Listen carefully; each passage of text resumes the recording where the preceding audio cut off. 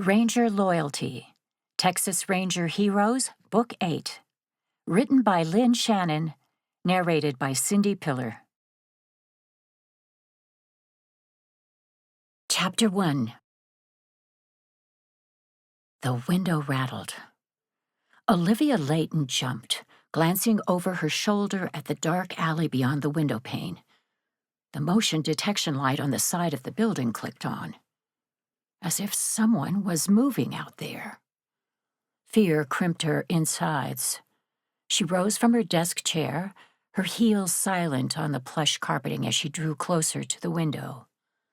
Weak yellow lighting spilled from overhead. It illuminated the pavement directly outside, but cast long shadows near the dumpster. Shadows big enough to hide a person in.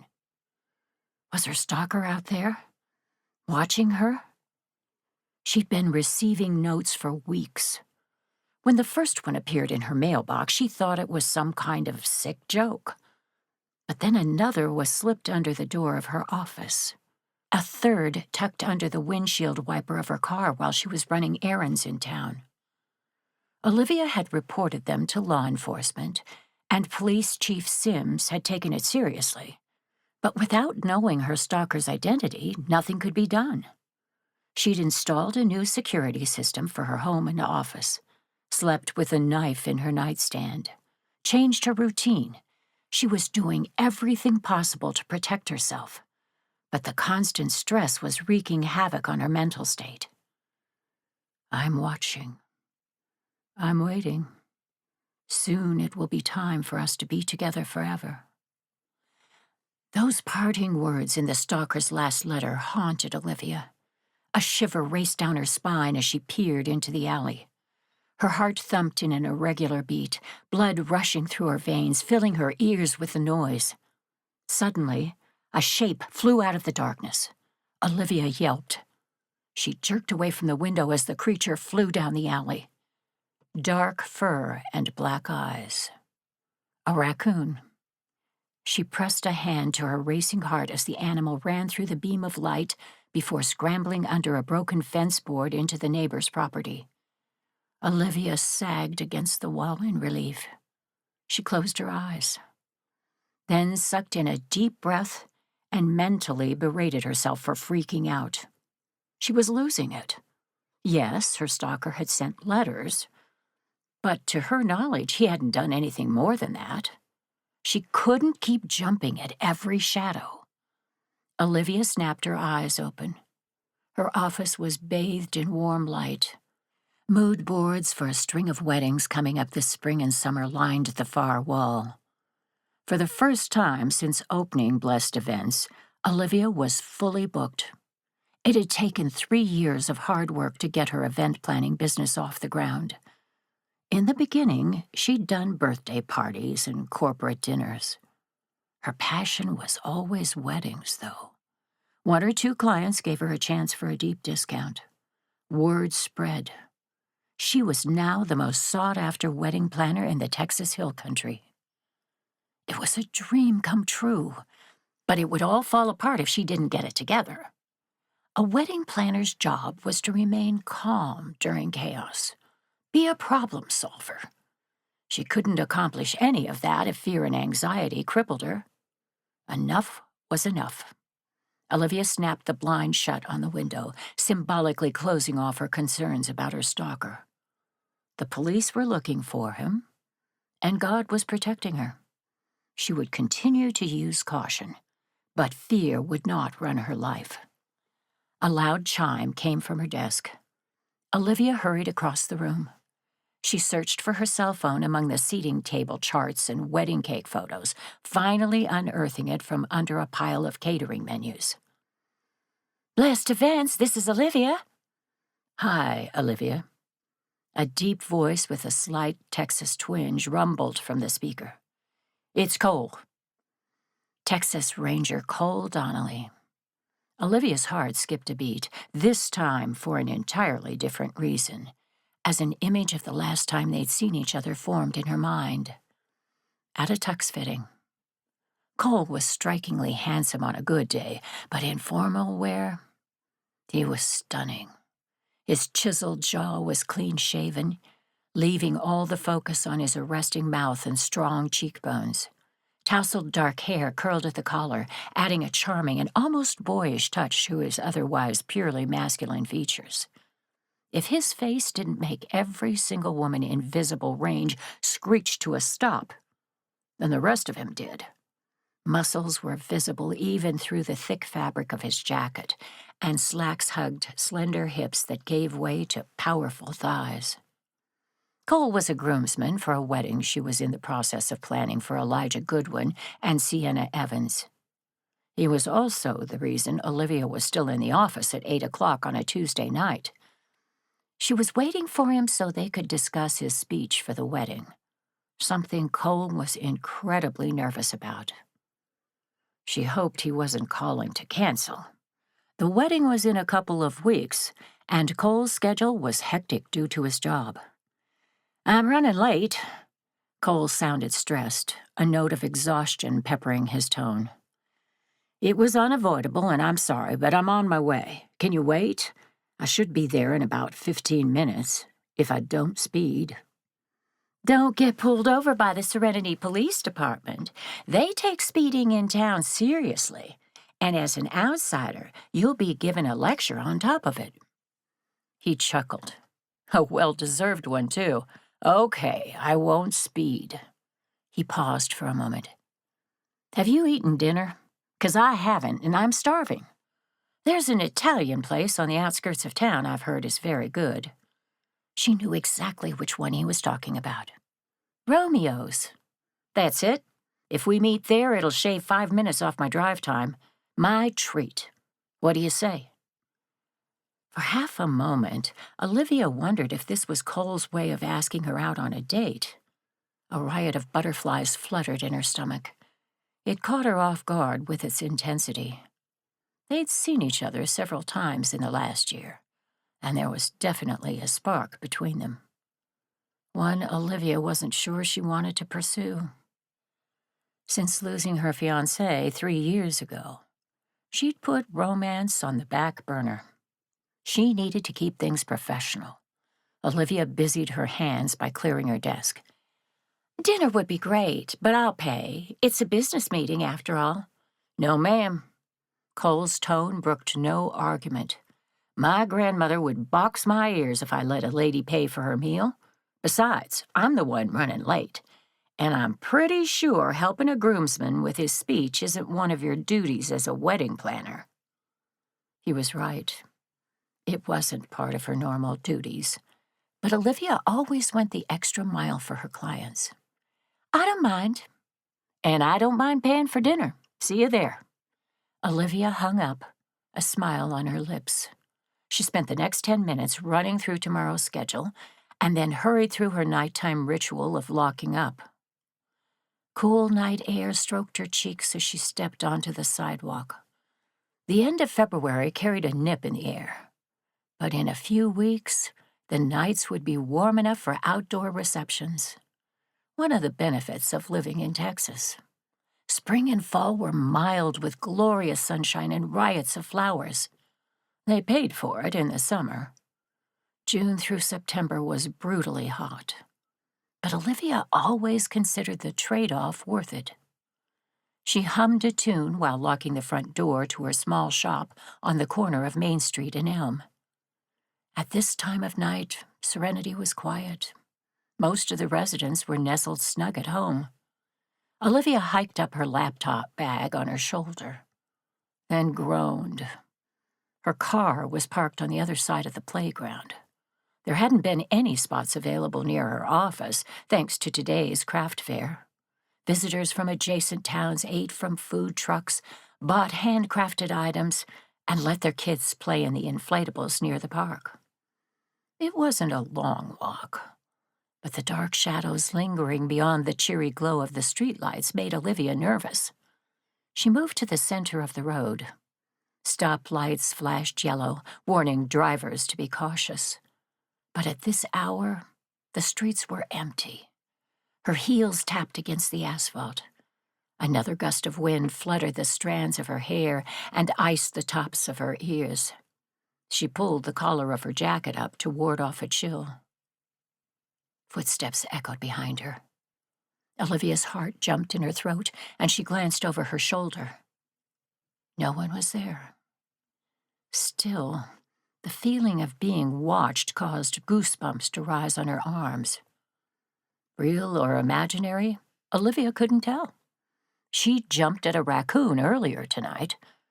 Her instincts weren't finely tuned. Still, she slipped a key between her fingers as a makeshift weapon and picked up her pace as the park came into view. Her car was just on the other side. The swings rocked on the playground, as if pushed by invisible hands.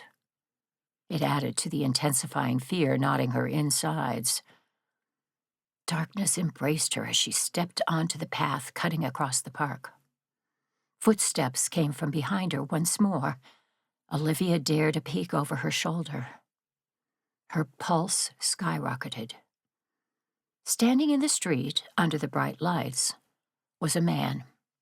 His face was shrouded, hidden by the hoodie pulled over his head. Her stalker? No, it couldn't be. Her mind rejected it even as horror sank into her with icy claws. Olivia broke into a run. Her laptop bag bounced against her hip. The thunderous sound of her own racing pulse blocked out everything else, but she could feel him, closing in. Her SUV came into view and she dared another peek over her shoulder. He was in the park, less than a dozen yards away. She tripped. Olivia's hands immediately shot out to break her fall. The keys in her left hand jabbed the delicate skin of her palm as they collided with the ground. The laptop bag slid from her shoulder into the grass. Hysteria sent her scrambling to her feet. She left her computer where it was. Getting away was all that mattered. Her breath came in rapid gulps as her anxiety heightened. She was going to have a panic attack. "Sweetheart, don't run." His voice came from right behind her. It was smooth and haunting with just the barest hint of a southern accent. Bile rose in her throat. Her fingers shook so hard Olivia couldn't hit the button to unlock her vehicle. The headlights flashed as the car finally responded to her desperate demand. She flung the driver's side door open and clambered inside, slamming the locks closed again immediately. Her gaze shot to the park beyond the windshield. He was there, still standing in the shadows. Olivia struggled to shove the keys in the ignition. Sweat gathered on her brow and her heart beat like a drum against her ribcage. She couldn't breathe. The terror and panic were all consuming, almost debilitating. The key finally slipped into the ignition and Olivia twisted it to start the engine. Nothing happened. No! Shock stole the last of her breath. She tried to start the car again, but the engine didn't make a sound. Olivia glanced out the windshield. The shadowy figure was closing in. Fresh anxiety coursed through her as a horrifying thought burst into her mind. Maybe he'd done this to her car, disabled it so she couldn't get away. Olivia yanked her cell phone from her pocket, intending to call the police, but in her panic dialed the last person who'd called her. Cole answered on the first ring. "He's after me." The words spilled from her mouth in a frantic rush. "I can't start my car, and he's here." "Who?" "A man." Tears pricked her eyes. He'd come for her, just as he promised. "Someone's been sending me letters, a stalker." If he was surprised by her revelation, Cole didn't waste time remarking on it. "Where are you?" "Henderson Park, the west side." Her gaze shot to the grassy area in front of her vehicle. The figure was gone. She twisted in her seat, trying to figure out where he went, but there was no sign of him. A fresh burst of terror flooded her veins. "Cole, I can't see him. He was right in front of me, but now he's gone." Had she imagined him? "Listen to me." Cole's tone was authoritative. "I'm 3 minutes away. Are your doors locked?" "Yes." Olivia double-checked them with trembling fingers. Her gaze swept across the park once more, but there was no sign of the shadowy figure. Where had he gone? What kind of game was he playing? As terrifying as it was to have him chasing her, this disappearance act was more frightening. She was trapped in her vehicle without a weapon, and with no idea where the danger was. Lord, please help me. Put me on speaker and try to start your car again, Cole ordered. Shakes overtook her body, but Olivia got the call on speaker. She reached for the key still hanging in the ignition. Maybe the SUV would start now that she wasn't in a panic. Then something shifted in the corner of Olivia's vision. Her head swiveled. A shapeless face appeared in the driver's side window, right next to her, dark eyes boring into hers. She screamed. Chapter 2. Cole's heart rate spiked. Olivia's scream was blood-curdling and filled with terror. Then it abruptly cut off as the call dropped. Olivia! He hit redial on his Bluetooth system and her phone rang, but she didn't answer. Cole pushed the gas pedal to the floor. Trees whipped by as his truck flew down the dark county road. Serenity was a short distance away, 2 minutes tops. But a lot could happen in 2 minutes. He knew from personal experience. His parents died in a heartbeat. One moment there, the next gone. Killed in a motor vehicle accident during a heated argument. He'd been in the back seat and had nearly died, too. Cole dialed Olivia again. Still no answer. Using voice commands, he ordered his phone to call the Serenity Police Department. He identified himself to dispatch and explained the situation in clipped tones. She assured him officers were en route. Unfortunately, they were on patrol, and it would take 15 minutes to respond. Cole was the closest law enforcement officer. He gripped the steering wheel until it hurt. He'd been to Serenity once before, just passing through, and knew the park was on the opposite side of town. The seconds clawed at him. They churned his insides and made him want to scream. His grandmother would have told him to pray. Nana's faith was bone deep, and she'd instilled that same sense of belonging in Cole. Her words of wisdom replayed in his head, as they often did in times of worry. When you've done all you can and you feel hopeless, that's when you need prayer the most. The gas pedal was pushed to the floor. He'd called for backup. Nothing else could be done, so Cole followed his Nana's advice and sent up a winged prayer toward heaven. The weight of responsibility pressed down on his shoulders, his duty as a Texas Ranger made more potent by the fact that he knew Olivia. They weren't friends, more like acquaintances, but she'd impressed him with her quick wit and willingness to go the extra mile. She was also stunningly gorgeous. More than one of his fellow Rangers had commented that Cole and Olivia would make a great couple. He'd ignored them. After witnessing the downfall of his parents' marriage, he avoided commitment with every fiber of his being. Cole blew past the courthouse and the police station on the outskirts of town. The flashing turret lights mounted on the roof of his official state vehicle announced his presence to anyone on the road. Picturesque shops and quaint restaurants lined both sides of the wide street. His focus narrowed to the park up ahead. Olivia's SUV sat at the far end of the parking lot, the driver's side door facing the playground. Cole shoved his own truck into park while simultaneously reaching for his handgun. His fingers wrapped around the grip, the weapon as familiar as the worn cowboy boots on his feet. There was no sign of Olivia or her attacker. It was likely they were on the other side of the vehicle, near the driver's side door. From his position, Cole didn't have a visual. On silent footsteps, gun leading the way, he approached. Embedded training slowed his movements even as every cell in his body screamed to hurry. It was reckless to run headlong into an unknown situation. Getting himself shot or killed wouldn't help Olivia. Wind whipped through the trees, scattering leaves. The frigid cold snaked down the collar of his shirt. Cole barely felt it as he slid up to the rear of Olivia's SUV and peeked around the corner. His breath caught. The driver's side door of the vehicle was open, the interior light illuminating the empty seat and the surrounding area. Glass sparkled on the asphalt. The window was busted. The attacker had likely broken it in order to open the door and drag Olivia out.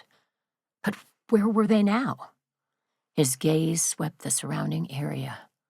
The nearby street was empty, as was the playground. Could she be inside the vehicle? Dead? It wouldn't have taken long to shoot her. Heart pounding, Cole eased closer. Olivia's cell phone came into view, resting on the floorboard. More glass littered the seat and the console. But no blood. A momentary blip of relief was shattered by a muffled scream. He spun. His gaze scanned the park, but the weak streetlights didn't reach the far side. Branches from the ancient oak trees created long shadows big enough to hide an army of men. Walking trails from this area of the park led into a nature preserve with a lake and more picnic areas.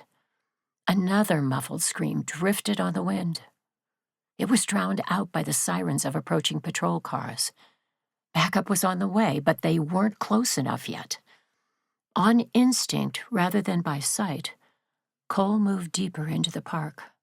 Scattered leaves drifted across the grass with every gust of wind. Darkness encased him. Self-preservation urged him back. He ignored it. Fear was a tool, but it could also be deadly. It could cause a man to hesitate when he should act, or retreat when he should move forward. Cole had learned a long time ago to disregard his emotions, to maintain control at all times. There, shadow shifted to his left. Cole silently moved in that direction, and two people took shape. A man wearing all black and something over his face dragged Olivia closer to the walking trails that led into the nature preserve. "Police!" Cole pointed his weapon at the attacker. "Freeze!"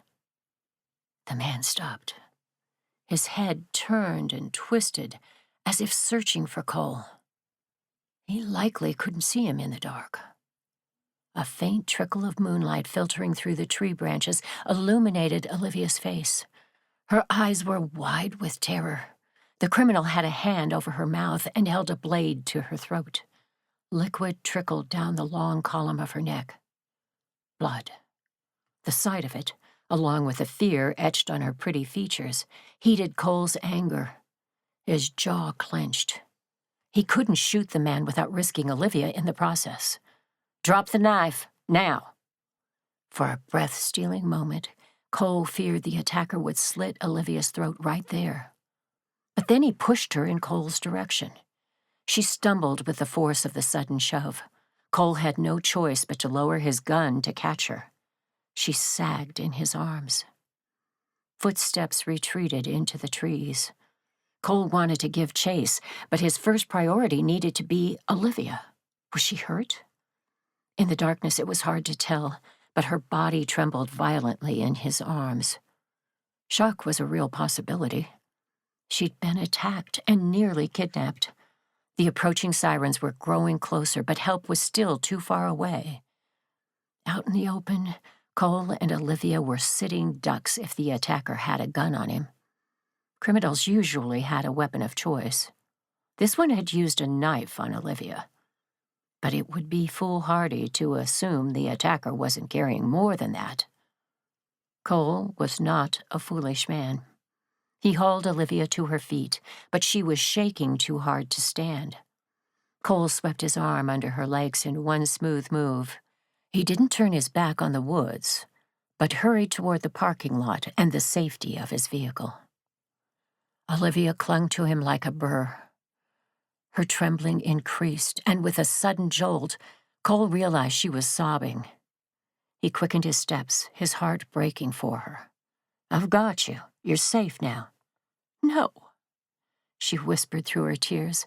"I'm not." Chapter 3. The Serenity Police Department was a tiny clapboard building across the street from a coffee shop. The tile flooring was chipped, and the walls were painted an industrial gray, but every surface gleamed with cleanliness. A lone officer manned the front desk. 5 cubicles served as workstations for officers when they weren't on patrol. An interview room, a kitchen, and the police chief's office completed the first floor. The second was used for storage. Cole nursed a surprisingly decent cup of coffee and waited for Olivia's interview to be over. Per regulation, they'd given their statements separately. Police Chief Maxwell Sims promised a full update once he had all the information. The 2 patrol officers on duty were currently searching for the suspect, along with deputies from the county sheriff's office. But there wasn't much to go on. Neither Cole nor Olivia had gotten a good look at the culprit. The bells over the front door jingled. Texas Ranger Eli Goodwin strolled in. He wore the standard uniform, a white button-down shirt and khakis, but had forgone the usual cowboy hat. His neatly cropped hair was still damp from a recent shower, and he hadn't bothered to shave. Cole's phone call had likely roused him from sleep. They'd been working a high-profile double homicide for the last several days. The case was over now, but it had meant late nights and early mornings. Shut-eye had been a luxury. "Aren't you supposed to be on vacation?" Eli demanded in lieu of a greeting as he approached. Cole flashed him a grin. "Not until tomorrow." He was heading to Corpus Christi to visit his grandmother, who he hadn't seen since before Christmas. 2 weeks of home cooking, decent sleep, and a list of handyman repairs awaited him. "In 12 hours, I'll be out of your hair." Eli rolled his eyes.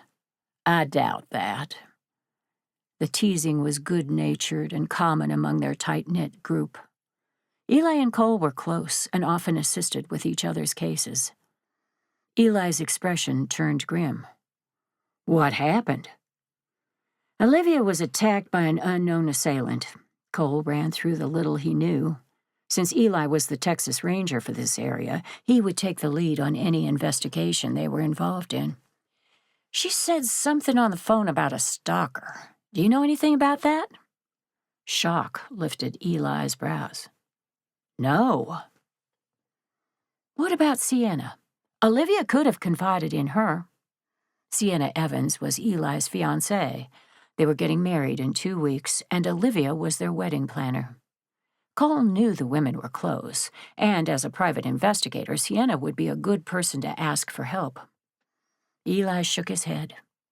Sienna noticed Olivia was stressed, but when she asked her about it, Olivia insisted everything was fine.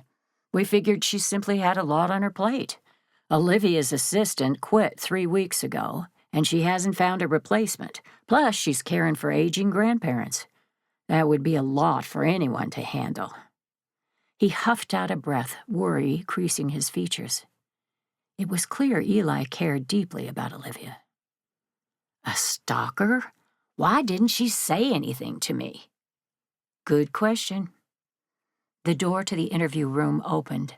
Police Chief Maxwell Sims filled the doorway. Nearly 60, he had the short, stocky build of an NFL punt returner. His black hair was nearly gray. It contrasted with his sepia-colored skin and black eyes. Faint lines creased the skin on his forehead, and a scar dragged the left side of his mouth down. Cole had never worked with the chief, but he'd heard good things from Eli. The chief greeted Eli with a handshake before turning his attention to Cole. "I'm done taking Olivia's statement. If you don't mind, I'd like to speak to you two in private. Let's go into my office. It'll be more comfortable there." Cole nodded, his gaze immediately latching on to Olivia as she exited the interview room. Her hair was mussed, caramel-colored strands released from the twist at the back of her neck during the fight with the attacker. She'd also lost her high heels during the struggle. Someone, probably the grandmotherly receptionist manning the front desk, had provided her with a set of flats. A cut marred the creamy skin along the column of her throat, and tear tracks streaked her cheeks. His chest squeezed tight. Without thinking, he closed the distance between them. "Are you okay?" Her chin trembled, but she straightened her shoulders and nodded. "I'm okay." Liquid warmth filled her sky-blue eyes as she met Cole's gaze. "Thanks to you." She surprised him by stepping forward and wrapping her arms around his waist for a hug. Cole stiffened for a heartbeat, unaccustomed to such easy affection from someone other than his grandmother. Then he embraced her back. The scent of her perfume, something floral and intoxicating, teased his senses. Without the high heels, Olivia only came up to his shoulder. Her frame fit perfectly against his, causing a jumble of conflicting emotions to war within him. Gratitude that she was safe joined forces with a desire to protect her. And, overlaid on top, were blaring alarm bells. An internal warning system to keep Olivia at arm's length for his own self-preservation. He released her and backed away. "Can I call someone for you? A family member?" "No." She tucked a lock of hair behind her ear. "My grandparents are visiting friends in Florida until tomorrow. Chief Sims offered to give me a ride home since my vehicle was part of a crime scene." Cole didn't like thinking about the ways tonight might have gone if Olivia hadn't accidentally called him. He rocked back on his heels. "I should go speak to the chief, then, so he can escort you home. Be back in a few minutes." "Of course." Cole turned and went into the glass-walled office. Chief Sims was already stationed behind his desk. Eli folded his lean frame into one of the visitors' chairs. Cole elected to stand.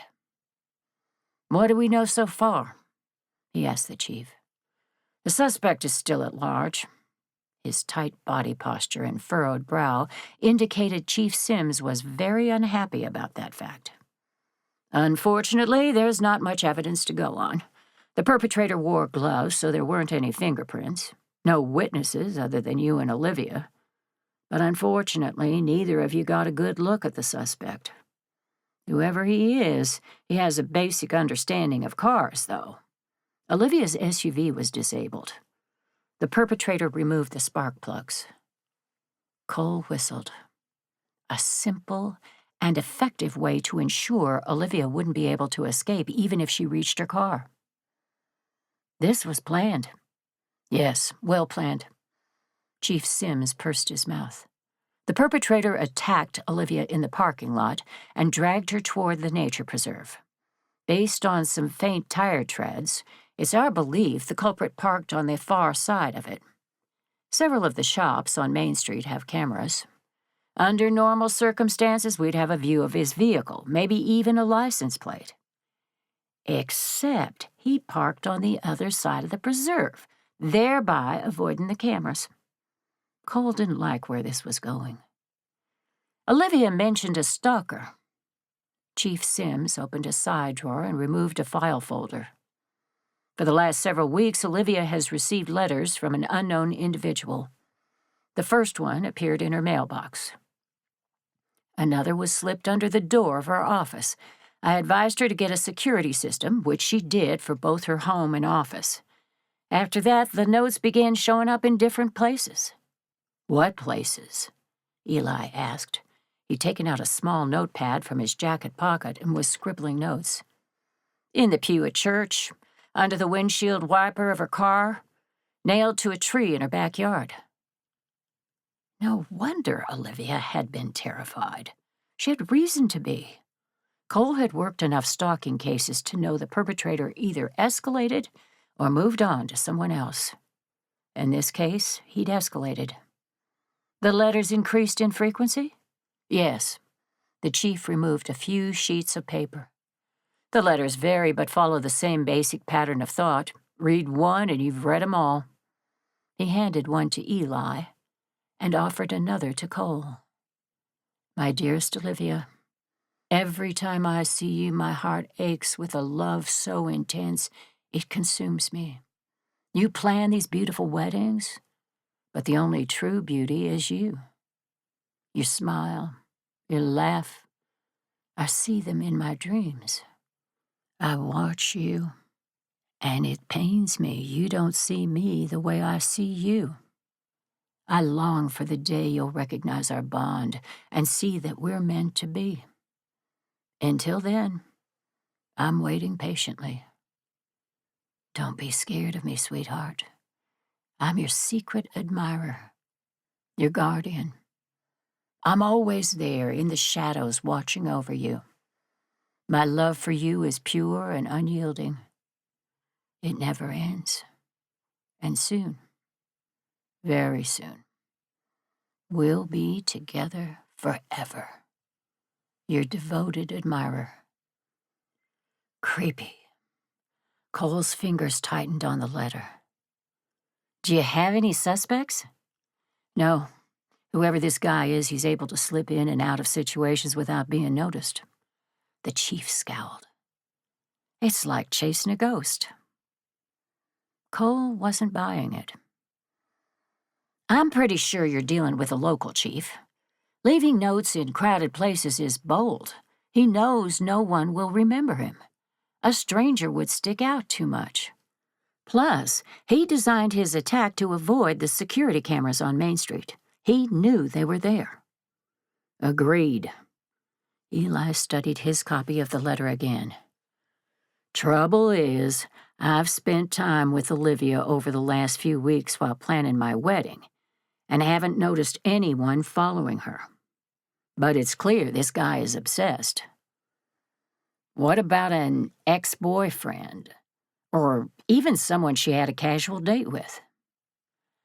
The chief shook his head. There's no one. Olivia lost her fiancé 3 years ago in a freak accident. His gaze drifted to the glass on his left. Olivia was pacing the length of the bullpen, her arms wrapped around her midsection. Aaron was a firefighter, a good man. He was highly allergic to bees and disturbed a hive in his backyard shed. Neighbor found him dead inside the house a few hours later. He'd been stung over 30 times. Good grief. Judging from the stunned look on Eli's face, he hadn't known about Olivia's fiancé either. Cole was taken aback by the devastating loss Olivia had suffered. And now she was being stalked by a man bent on terrorizing her. Do you have any suspects at all? Not one. I've taken this case seriously from the get-go. Questioned witnesses, increased patrols in Olivia's neighborhood, and paid a visit to any parolee living in my town that has a record for harassing a female. It's gotten us nowhere. The sheriff's department normally helps on cases like these, but they're stretched thin chasing drug dealers and murderers. I'd like to offer my assistance, Chief. Eli frowned. Honestly, I would have volunteered sooner, but I didn't know Olivia was facing this kind of trouble. She didn't say anything about it. I specifically asked her not to mention it to anyone. Cole was shocked by the lawman's approach. Why? Because if word got out that a stalker was hunting a member of our community, there would be non-stop coverage. Olivia would be hounded for information from the townsfolk. Rumor and innuendo would run amok. It would hinder my investigation, not make it easier. A burst of anger shot through Cole. He opened his mouth to retort the police chief's logic, but Chief Sims held up a hand to ward him off. Hold on there, son. I can see the judgment in your eyes, but until tonight, there's been no indication the man stalking her is violent.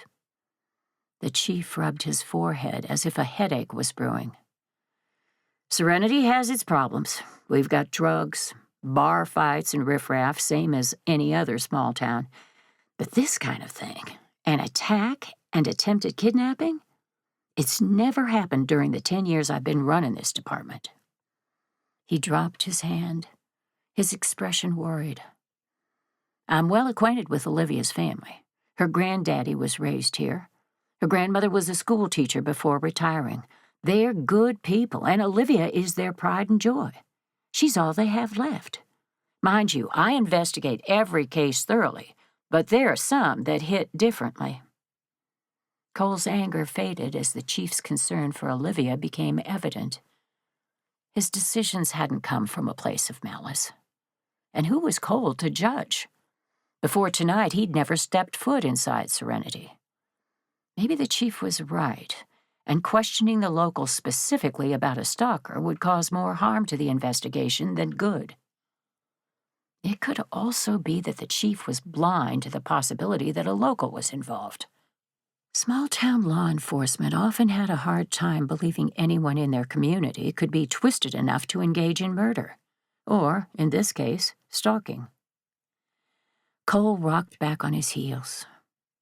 I don't often speak for the entirety of Company A, but I second what Eli said. The Rangers would be happy to assist in this investigation. Chief Sims gave him a grateful look. I'd appreciate any help y'all can provide. Excellent. Eli gestured for the file. The Texas Rangers provided assistance to local law enforcement, but except for a few select instances, they had to be invited onto the case. Chief Sims' request made it official. I'll go over everything you have so far. We'll also have the crime lab put a rush on any evidence collected from tonight's attack. Hopefully we'll develop a new lead. He glanced at Cole. Would you mind taking Olivia home? Eli wanted Cole to question her. A good idea, since it was likely whoever was behind this was someone Olivia knew. They needed to identify him as soon as possible. Based on tonight's attack, the stalker was getting bolder. It wasn't a question of if he would attack again. It was a matter of when. Chapter 4. Olivia couldn't stop trembling. Months of living in fear coupled with the attack left her exhausted and uncertain. She was being hunted, and the man was still out there. Darkness pressed against the windows of Cole's truck. Olivia buried herself deeper into the passenger seat and absently touched the nick at her neck. She could still feel the blade pressed against her throat, the attacker's hand over her mouth, silencing her screams. He'd broken the window on her SUV before dragging her from the vehicle. Olivia had fought, but not even the skills she'd picked up from a self-defense course had prepared her for the attacker's brute strength. He'd overpowered her easily. It was terrifying to realize just how ill-equipped she was to protect herself. Are you warm enough? Cole's voice cut through her train of thought, and it took Olivia a moment to process his question. She lowered her hand from her throat. Every vent in the truck was aimed in her direction, warm air blowing across her skin. But it didn't remove the chill deep in her bones. She doubted anything would. Not while her stalker remained free. Olivia twisted her fingers together and willed herself to stop shaking. I'm okay. She glanced at him out of the corner of her eye. His gaze was fixed on the dark country road, his shoulders relaxed, one capable hand manning the steering wheel, the other casually resting on the console between them. Before tonight, they'd been acquaintances. Now, from this day forward, Cole was forever a part of her. He'd saved her life. It was a weird feeling, especially since he was little more than a stranger. She struggled to come up with something to say. Normally, Olivia was good at making small talk, but after tonight's events, she didn't have it in her. Fortunately, Cole seemed unaffected by the quiet. The truck's tires hummed against the asphalt. Olivia's head was pounding. She removed the bobby pins from her twist, freeing her hair to relieve some of the pressure, before resting against the seat and closing her eyes. The truck slowed. Olivia winced at the harsh fluorescent lighting pouring through the windshield. This wasn't home. Where are we? Jack's Burger Joint? Cole pulled into a parking spot and then turned to face her. We didn't eat dinner. I figured you might be hungry. If not, Say the word and I'll take you straight home." Her stomach lurched and rumbled as the enticing aroma of French fries ignited hunger pains. Breakfast was a long time ago, and she'd worked through lunch. Food would ease her headache, too. Olivia reached for the seatbelt release. "A burger would be great." Cole's lips lifted in a heart-stopping grin. He exited the truck, circling around to open her door for her. Olivia tried not to wince as she used the running board to get out of the truck. Every muscle in her body hurt from struggling against her attacker. She'd be sore tomorrow. The bell over the door jingled as they entered the all-night diner. Red and white striped booths lined the walls and silver-rimmed tables crowded the center. Most of the seats were empty. A waitress wearing an apron over her jeans and t-shirt instructed them to sit where they pleased. Cole claimed a table with a view of the entire room. "This all right?" "Fine." She dropped to a chair. Her stomach rumbled loud enough to be heard by the kitchen staff. She blushed and pressed a hand to her midsection. "I'm starving and didn't even realize it." He chuckled and passed her a menu. "Have you eaten here before?" "Many times. This is one of my grandpa's favorite restaurants. The burgers are great. So are the chicken wraps." Olivia didn't bother opening the menu. She wanted a cheeseburger with a works and fries, along with a soft drink. Maybe even an ice cream sundae for dessert. The thought brought a wistful smile to her face. "When I was a teen, Grandpa and I would come here and order ice cream sundaes first. Then we'd eat dinner. Grandpa would say it was okay to break the rules now and then, as long as no one got hurt in the process." Wise words. Cole studied her over his menu. "Are you a rule follower?" "I am now. I wasn't as much back then." Olivia had nearly failed out of high school. "I lost my parents one after the other. Mom died of cancer. Dad had a heart attack a month later. People told me it was from a broken heart. Probably true. He loved my mom something fierce. When I came to live with my grandparents, I was grieving and acted out. It took time and a lot of patience. But with my grandparents' support, I got through it." "They sound like wonderful people." "They're the best." She tilted her head. "What about you? Have any family nearby?" "Nana, my paternal grandmother, lives in Corpus Christi." He hesitated, and for a moment Olivia thought that was the only answer she was going to get. Then he said, "My parents died in a car accident when I was 8. Nana raised me." "I'm sorry. You must miss them." She missed her own parents. Deeply. Grandpa and Granny were amazing. Olivia never wanted for love and affection, but there were times she wondered what her parents would think of her decisions. Would they be proud of her? She hoped so. "What's your grandmother like?" His lips turned up at the corners. "A firecracker. She's a petite little thing with a backbone of steel and eyes in the back of her head. Nana never took a lick of nonsense from me." His gaze turned distant. But underneath all that hardness was a warm and caring person. She helped me through a lot after my parents died. More than I can put words to. "I'm glad you had someone." Olivia laid a hand on his arm. She'd always been an affectionate person, a byproduct of being raised by her big-hearted grandmother. There wasn't a person in the world Granny didn't hug in greeting.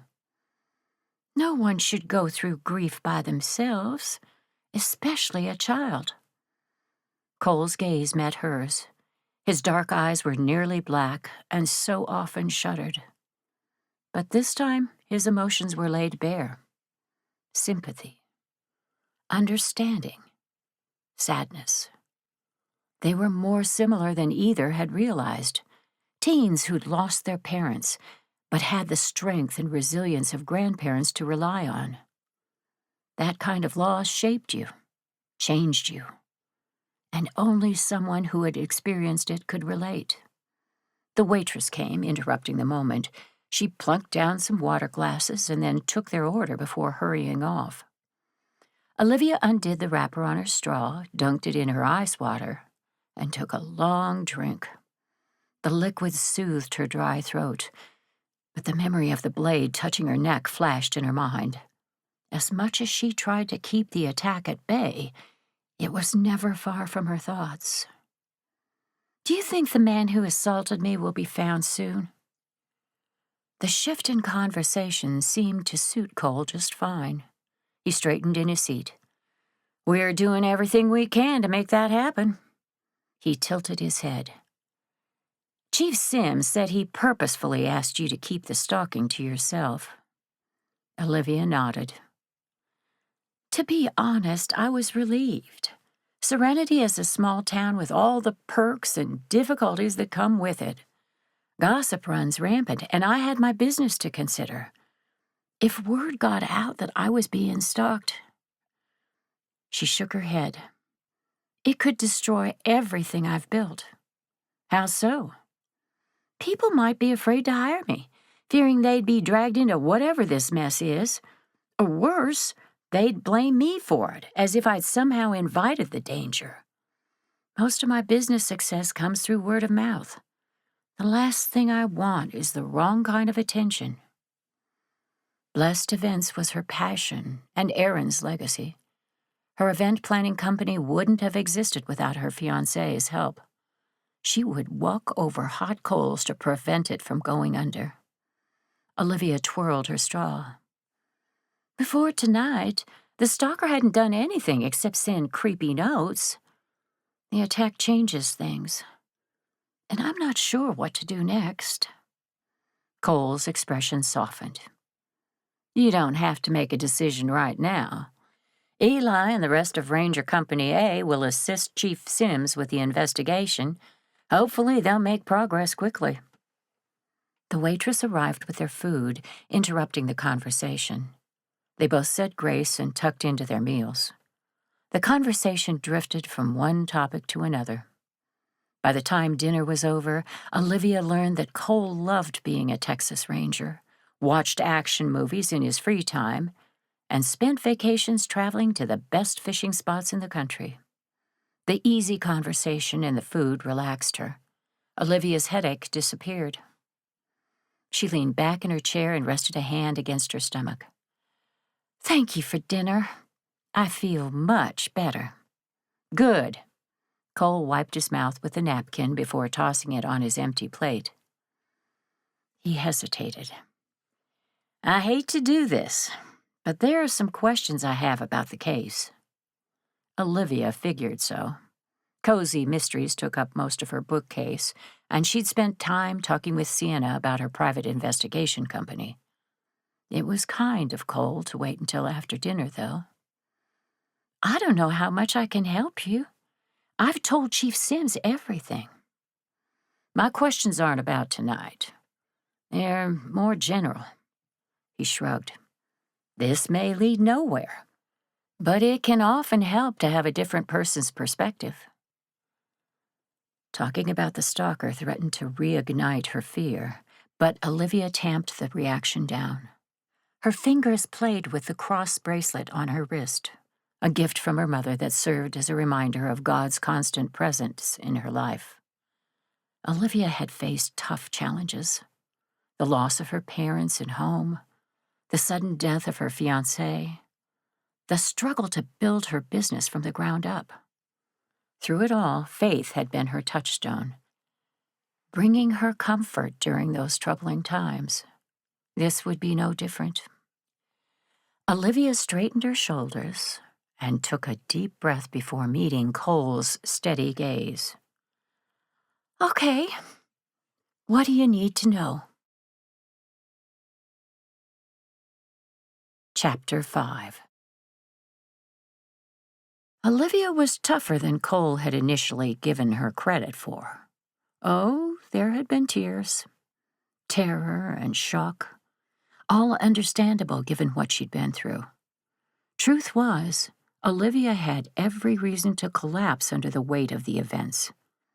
Instead, she faced them head-on with a determination and resolve that was impressive. There was a core of steel behind that beautiful face. Perhaps it had something to do with God. Olivia seemed to draw strength from playing with the delicate cross bracelet on her wrist. It reminded Cole of his beloved grandmother. Nana had carried a rosary with her at all times. When troubled, she'd pull it from her purse or the pocket hidden in her soft dress and run gnarled fingers over the beads. The practiced movements always brought her comfort. Cole was envious of the depth of their faith. He believed, he prayed, but so often God seemed far away, untouchable. Not the loving and caring father who provided strength in times of need. The level of trust Nana, and it seemed Olivia, put in the Lord wasn't something he could bring himself to do. Shoving the notion aside, Cole considered his line of questioning. He hated dragging Olivia through all of this again, but the investigation demanded it. Chief Sims mentioned you lost your fiancé a few years back. A shadow crossed her face. Aaron, he died a little over 3 years ago. Have you dated anyone since then, even casually? She shook her head, the caramel-colored strands running over her shoulders like a silky waterfall. No. Olivia released the bracelet she'd been playing with. After Aaron died, I was too grief-stricken. It's only been lately that I've entertained the notion of dating again. But growing my business has been the priority. I barely have time for my grandparents and my friends, let alone a relationship. Cole considered her answer. It matched what Chief Sims had told them, but it didn't necessarily button up the topic. One of the things Cole did frighteningly well was put himself in a perpetrator's shoes. He thought like a criminal, in this case, like a stalker. The man was obsessed with Olivia. He desired her, and that kind of connection didn't come from afar. His compulsion would drive him close to her. What about men you've gone out with, even just as friends? She frowned. I don't understand. You agreed to have dinner with me earlier. We both know it wasn't a date, just a friendly meal while we worked on my speech for the wedding. However, your stalker might misinterpret something benign as romantic. Her eyes widened with understanding. She once again fiddled with the cross pendant on her wrist. I plan weddings for a living. That puts me in contact with groomsmen, friends, family members. Even if I tried, I doubt I could remember every mild interaction. She was right. Any one of those men could have interpreted her kindness as flirtation. Did any of the guys hit on you? Or ask you out? Olivia grimaced. It's possible. I brush that kind of thing off when I'm working. Professionalism is very important to me. Cole made a mental note to have Olivia review the weddings from the last 6 months in more detail. The stalking started 5 weeks ago. So if she interacted with her stalker, it was likely shortly before then. Do most of the couples you work for live in Serenity? When I was first starting out, yes. Now I'm getting referrals from 3 counties over. I've been forced to travel a lot for work, which is why it's been hard to make enough time for my grandparents and friends. That's only gotten more difficult since my assistant quit. Cole remembered Eli mentioning that at the police station. When did she quit? She gave him a pointed look. He quit 3 weeks ago. Your assistant was a man? Yes. Olivia's tone suggested she'd heard derogatory comments from people about that fact. David was one of the best assistants I've ever had. He worked for me for a year. But then he got engaged to his college sweetheart and moved back to Houston. I was sorry to see him go, but I know the long distance was draining for their relationship. Cole couldn't imagine spending his days as a wedding planner. He wasn't much for parties to begin with, but weddings, in particular, often seemed performative, especially since so many couples divorced a few years later. Others stayed together but were unhappy and constantly fighting, as was the case with his own parents. He'd been around happily married people. There were several in Company A. But Cole often wondered if those couples would still be together 30 years from now. It was hard to know. There were no guarantees, which is exactly why he avoided commitment entirely. Shoving those thoughts aside, he focused on the issue at hand. What was your relationship with David like?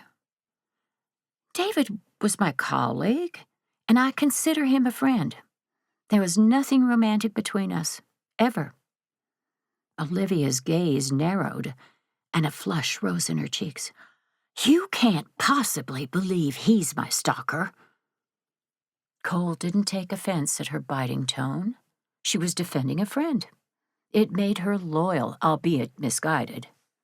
He'd learned a long time ago that everyone had secrets, and many were very good at hiding their true selves from others, including people who loved and cared for them. As far as I'm concerned, we need to consider everyone a suspect, including David. She arched a brow. Are you going to accuse my pastor, too? What about my elderly neighbor next door? He shrugged. If I have to. Cole met her heated gaze with his own. I'll do whatever is necessary to sort this out. The determination coursing through him must have been reflected in his expression, because Olivia released a breath and her shoulders dropped. She rubbed her forehead. I'm sorry. Of course, you're only trying to help. She sighed. I don't want to believe that whoever is behind this is someone I know well. Sympathy stabbed at him. Cole had been accused of letting persistence run roughshod over people's feelings before. Last year, he nearly lost Eli as a friend by accusing Sienna of lying about a murder case. It turned out she was telling the truth. After apologizing, Cole and Eli had smoothed things over, but the painful lesson lingered. He couldn't let his naturally suspicious nature color a case. Sometimes things were just what they seemed to be. Maybe Olivia was right, and David was a true friend. Time, and an investigation, would reveal that. But until there was a reason to doubt Olivia's impressions, Cole should be gentler in his approach. No, I'm sorry. I shouldn't have pushed so hard. She gave him a weak smile. Can we finish this conversation tomorrow? I'm tired. Of course. He picked up the bill. It's been a long night. Let's get you home. Cole settled up with the cashier. The night air was frosty as they exited the restaurant. His gaze scanned the parking lot, senses on high alert for any sign of danger. But nothing stirred. Still, he wouldn't let down his guard. Not for a moment. Olivia was quiet during the short drive to her home. Cole sensed she was pondering their conversation. He gave her the space to think. His own thoughts were a jumble and needed sorting out. Days of little sleep had left his emotions on edge. That was the only explanation for this increasing sense of awareness when it came to the beautiful woman sitting next to him. Her perfume teased his senses, and he wrestled with the urge to take her hand, to comfort her, as she'd so easily done to him in the diner when they discussed his parents. Cole rarely talked about his family. The words had come easily with Olivia, though, probably because she'd spoken openly about her own loss. There was a connection there. But it went deeper than that. The kindness she demonstrated, the easy affection, it did something to him. Something scary and yet captivating all at the same time. Cole didn't know whether to run from her or lean closer. Dangerous thoughts.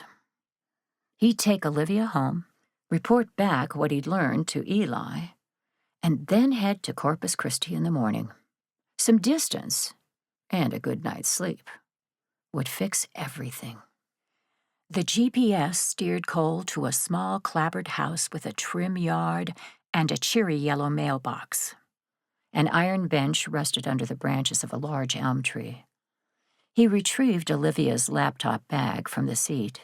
Chief Sims had returned it to her after she dropped it running from the attacker, and circled the vehicle to open her door. She winced slightly while getting down. Cole took her elbow. "I'll walk you to the door." "Actually, I need to check my grandparents' mailbox first." She gestured to the house across the street. "I meant to do it yesterday and forgot. I'll go. Wait here." He crossed the street to savor the steps, since it was clear she was in pain. Her grandparents lived in a custom-built home with charming shutters and a 2-car garage with an added storage space on top. The mailbox squeaked when he opened it. Flyers and envelopes were stuffed inside. Cole freed the items. An owl hooted overhead. The hair on the back of Cole's neck rose, and he turned. Olivia was standing at the end of the driveway, the moonlight painting her beauty with an ephemeral glow. The rest of the street was silent. Yet Cole couldn't shake the notion that he was being watched. No, not him. Olivia. Mentally cursing himself for not taking her straight inside before getting the mail, Cole closed the distance between them on long strides. "Here's the mail." He handed the stack to her before taking her elbow again and guiding her up the walkway. His gaze shifted right and left. Nothing stirred. Cole wondered if he was simply imagining things. "Is that an apartment over your grandparents' garage?" Olivia nodded, removing her keys from her jacket pocket. "They built it years ago and rented out for extra money." "Anyone living in it now?" "No. David was the last person to live there. He moved back to Houston a few weeks ago." Cole glanced over his shoulder at the darkened windows. He'd do a perimeter check. It was possible someone had broken into the apartment while Olivia's grandparents were away. Beside him, Olivia inhaled sharply. Cole's attention immediately went to her, and then the door. "What is it?" "The door was unlocked," she trembled, "and my alarm isn't beeping like it should." Cole's hand flew to his weapon. He was tempted to go inside and search the house, but his primary objective was keeping Olivia safe. Without a word, he gestured for her to move behind him. Together, as one unit, they backed away from the house toward his truck. He needed to get her out of here before the stalker made his next move. Chapter 6. The next morning, Olivia added a generous amount of hazelnut creamer to her coffee. She'd barely slept a wink last night. After escaping in Cole's truck, Chief Sims responded to check Olivia's home. Someone had broken in, but nothing was touched. Her safety compromised, she'd stayed at her grandparents' house in the guest bedroom last night. Exhaustion and stress threatened to pull her back to bed, but hiding under the covers wasn't an option. Instead, she'd use coffee and sugar to get through the day. She stood on her tiptoes to reach the extra plates at the top of her grandmother's cabinet. Warmth at her back alerted her to Cole's presence 1 second before a set of powerful hands took the plates away from her. "Let me help with those." She met his dark-eyed gaze, and her heart skipped a beat. Cole hadn't left her side since the attack in the park. Last night, he'd stayed in the apartment over the garage and kept watch on the property. Something Olivia was grateful for. The break-in at her house had left her shaken and feeling vulnerable. Knowing he was nearby kept the worst of her fears at bay. Today he was dressed in a freshly pressed light blue shirt and khakis. His firm jaw was clean-shaven. According to Cole, rangers were often called out to crime scenes unexpectedly. He kept an emergency bag with clothes and other toiletries in his vehicle. Cole carried the plates to the table. Olivia picked up her mug again and took a long sip of coffee, willing the caffeine into her system. Based on my experience, the intruder used a wireless jammer to disarm Olivia's security system. Eli scowled, his dark brows drawing down over his eyes. Unfortunately, they're surprisingly easy to purchase online. Sienna Evans was nestled in the breakfast nook next to her fiancé. Her hair was a tangle of curls, and she was dressed comfortably in jeans and a soft sweater that highlighted the pink color in her cheeks. Concern and sympathy warmed her expression as Olivia claimed a seat at the table. The private investigator was no stranger to having her life threatened. Last year, she'd nearly been killed. Olivia selected a bear claw from the box of pastries in the center of the table. It doesn't make sense. Why break into my house at all? He didn't steal anything. Didn't leave a note. Cole and Eli shared a look. Olivia wiped icing off her fingers, her stomach sinking. What? Sienna was the one who answered, her tone gentle. He was probably lying in wait for you, Liv. Her words were like an icy bucket of sludge. Olivia gripped the paper napkin hard enough to turn her knuckles white. She didn't want to believe her friend. But it was a logical conclusion. If sleep hadn't robbed her of brain cells, she might have figured it out on her own. Her gaze swung to Cole. He was there when we arrived? That's my suspicion. Cole had selected a blueberry muffin from the box, but it sat untouched on his plate. He must have booked it after we left, because when Chief Sims arrived to sweep the house, it was empty. There's another possibility. Eli gestured for the orange juice, and Sienna passed it to him. The stalker may have simply broken into the house to scare Olivia, to demonstrate that her security system was ineffective. I'm sure when Cole arrived in the park and Olivia escaped, he was angry. Breaking into the house reasserts his control. Olivia didn't know which option was worse. Did it even matter? Whoever was after her had invaded her privacy and threatened her life. Fear tangled with anger. I need to get a better security system, one that can't be bypassed with a wireless jammer. I know a company that can help with that. Sienna broke off a piece of her scone. We can install one in your grandparents' home, too. In the meantime, we need to ensure your safety. How? You could go away for a while, Cole suggested. Your grandparents are in Florida on vacation. Join them. She'd tossed and turned all night considering her options. None of them were good, but leaving was too costly. I can't do that. I have commitments, a business to run. His brows arched. You're going to plan weddings with a stalker chasing you? I've been doing it for the last 5 weeks, thank you very much. Her cheeks heated, and although she knew her tone was snappy, exhaustion and stress prevented her from reeling it in. I can't simply pack up and leave on vacation. I signed contracts with my clients, and there are penalties for breaking them. This man, whoever he is, has stolen my sense of safety. I refuse to allow him to destroy the business I've built for the last 3 years. Her argument struck a chord with Cole, because a flush crept up his neck and his mouth opened as if he was preparing to give her a lecture of his own. Sienna held up a hand before he could get a word out, though. Olivia's right. Right now, we don't have a clear suspect. What about David, her old assistant? Guy checks out. Eli took a sip of his coffee. Houston Police Department officer spoke to David this morning. He was at home with his mom all night. She confirmed it. Like I said, no clear suspect, Sienna continued, as if she'd never been interrupted.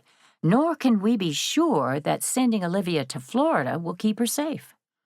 Her stalker may simply follow her there, and then she'll be on her own with her grandparents. At least here she has people who can help protect her. Cole's mouth snapped closed, and he sat back in his seat. So, what do you suggest?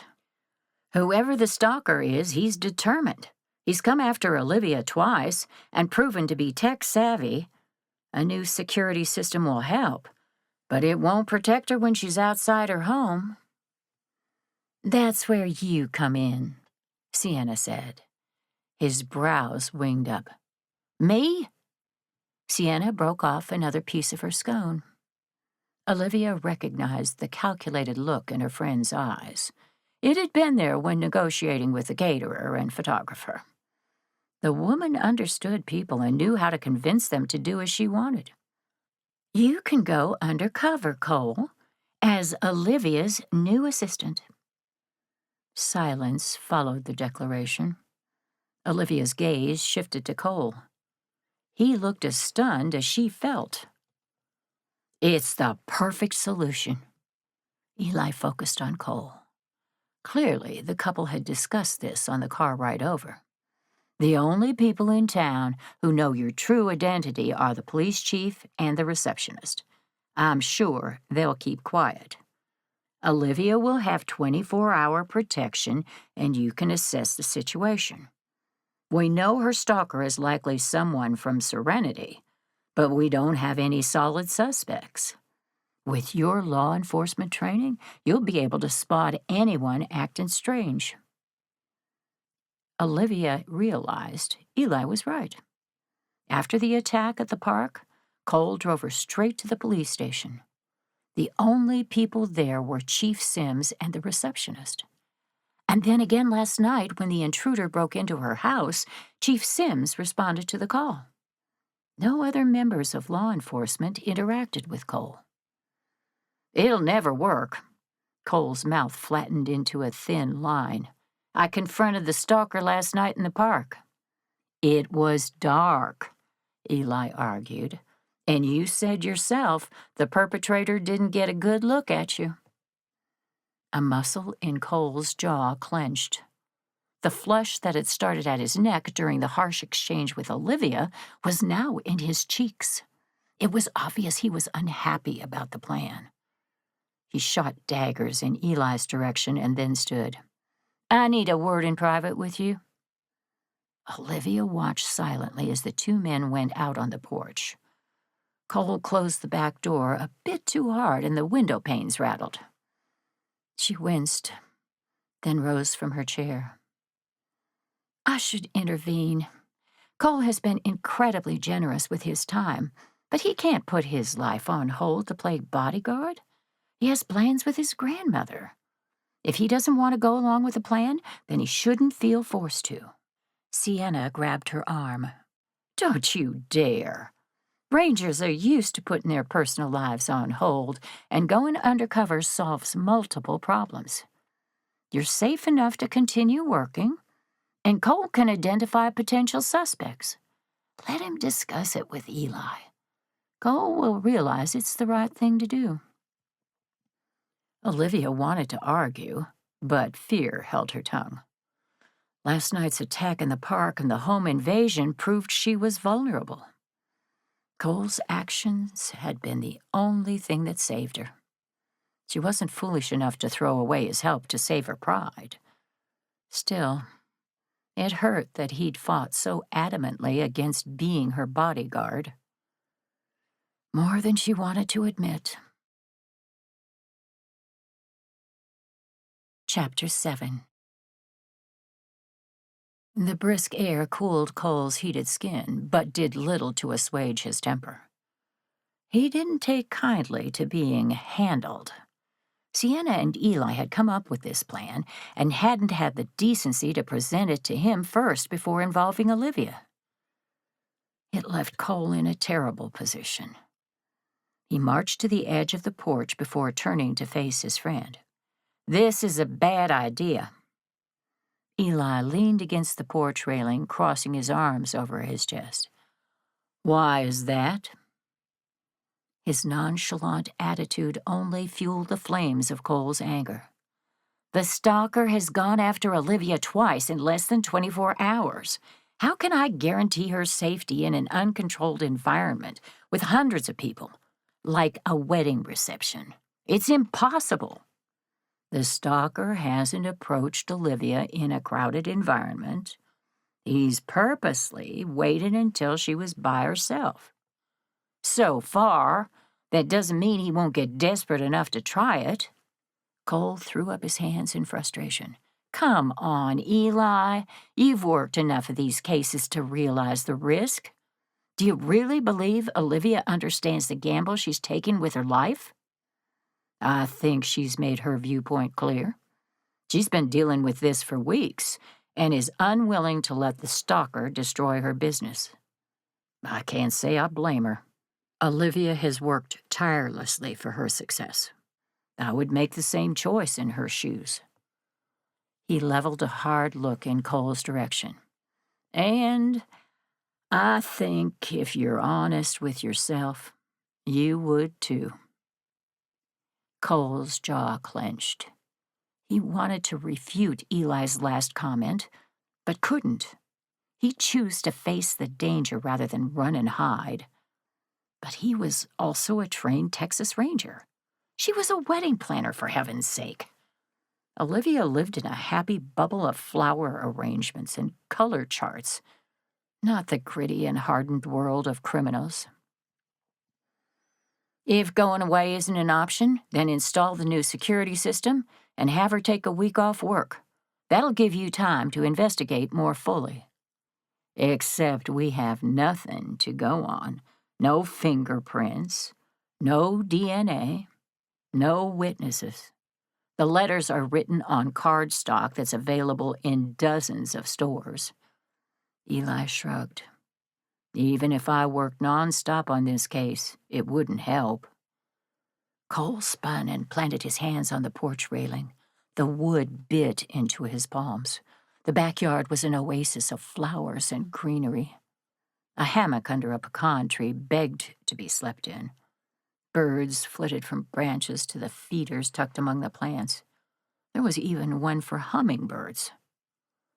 He drew in a breath, searching for a rational argument among the turbulent thoughts running amok in his mind. This wasn't like him. Emotional and uncertain. But the idea of Olivia placing herself in danger twisted him into knots. He didn't want her to get hurt, and he was terrified he wouldn't be able to keep her safe. Eli sighed.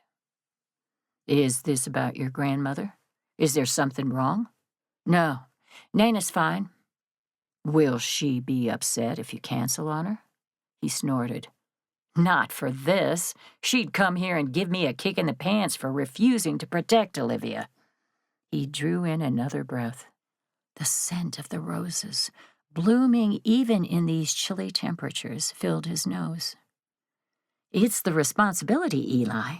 Working a case is one thing, but being Olivia's bodyguard? That's something else entirely. I don't want to screw up." His friend was quiet for a long moment. "I get that. When Sienna's life was threatened, I was terrified things would spiral out of control. But then I realized it didn't matter. The stubborn woman was going to go after the killer whether I was by her side or not. At least if I was with her, she had someone watching her back." Cole remembered Eli's dedication. At the time, he'd considered it foolhardy. Now he realized how admirable it was. So, you're saying Olivia is going to work, regardless. I might as well be there to protect her. She's made up her mind. Given the circumstances, I don't think it's an unreasonable decision. If things change, we can adjust the plan. This isn't written in stone. Eli was right. Olivia wasn't being irrational, and it wasn't his job to hold her hostage in her own home.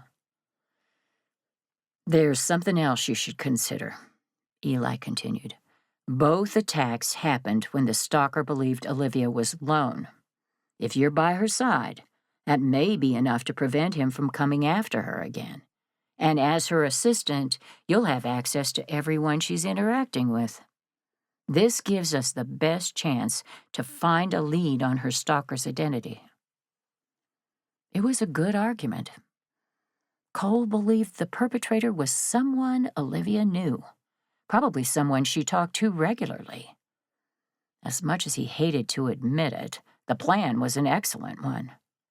And honestly, could he really walk away? If Olivia got hurt because he refused to protect her, Cole would never forgive himself. Decision made, he began strategizing a plan. Lieutenant Rodriguez needs to be informed. Their boss wouldn't take kindly to being kept out of the loop. Lieutenant Vicky Rodriguez ran Company A with a no-nonsense attitude that permeated their entire unit. She was strict when necessary, but had a heart of gold. Every one of the Rangers respected her.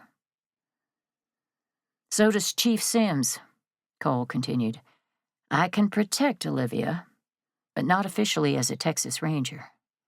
This has to be done on my own time.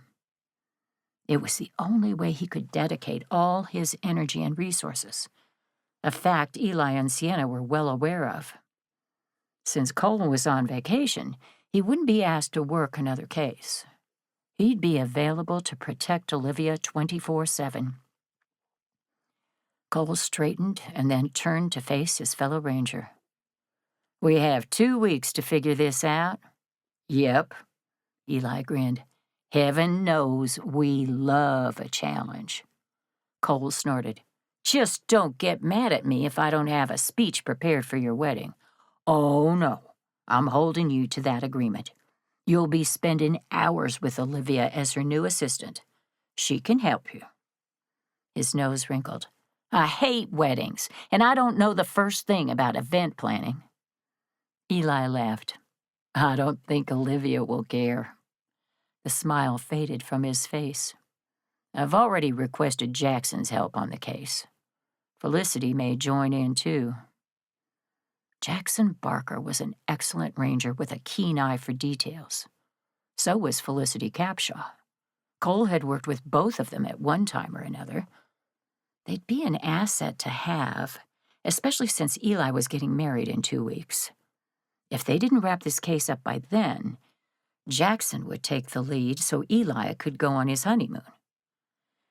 I can live in the garage apartment above her grandparents and keep an eye on her when we aren't working, Cole said. I would suggest Olivia stay with her grandparents. They come back from their vacation today. This guy has been very careful, and he seems worried about getting caught. Having more people around her may serve an extra layer of protection. Cole nodded. Even as fresh worry crowded his mind, he'd be with Olivia 24/7, potentially for weeks. An uncomfortable proposition given the intense hum of attraction riding under the surface of their interactions. He liked her, more than he wanted to, and that was dangerous, especially now that he was charged with protecting her. Distractions could prove deadly. He needed to make sure his head was clear, which meant locking down these emotions. It was something Cole had experience with. During his parents' turbulent marriage, he drifted through the house like a ghost, doing his best to avoid triggering another bout of screaming. Wants and needs didn't matter. His feelings didn't matter. All that mattered was surviving the war zone. It had taken years, along with therapy and prayer, to heal those wounds after his parents' death.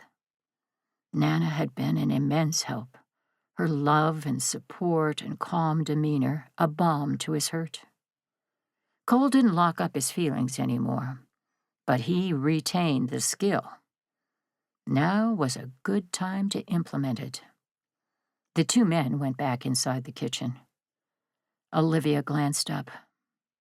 She'd schooled her features into a mask of indifference, but Cole saw the hope in her eyes. Any doubts about his decision evaporated. He couldn't leave her alone to face this. For better or worse, he was in this. He unpinned the ranger badge from his shirt and then held out his hand to Olivia. "Hi, I'm Cole, your new assistant." She hesitated, and then her lips curved into a smile. "Welcome to the team." As Olivia's hand slid into his, a spark coursed straight through him. Cole was annoyed that he hadn't managed to avoid the reaction. "Lock it down, Donnelly."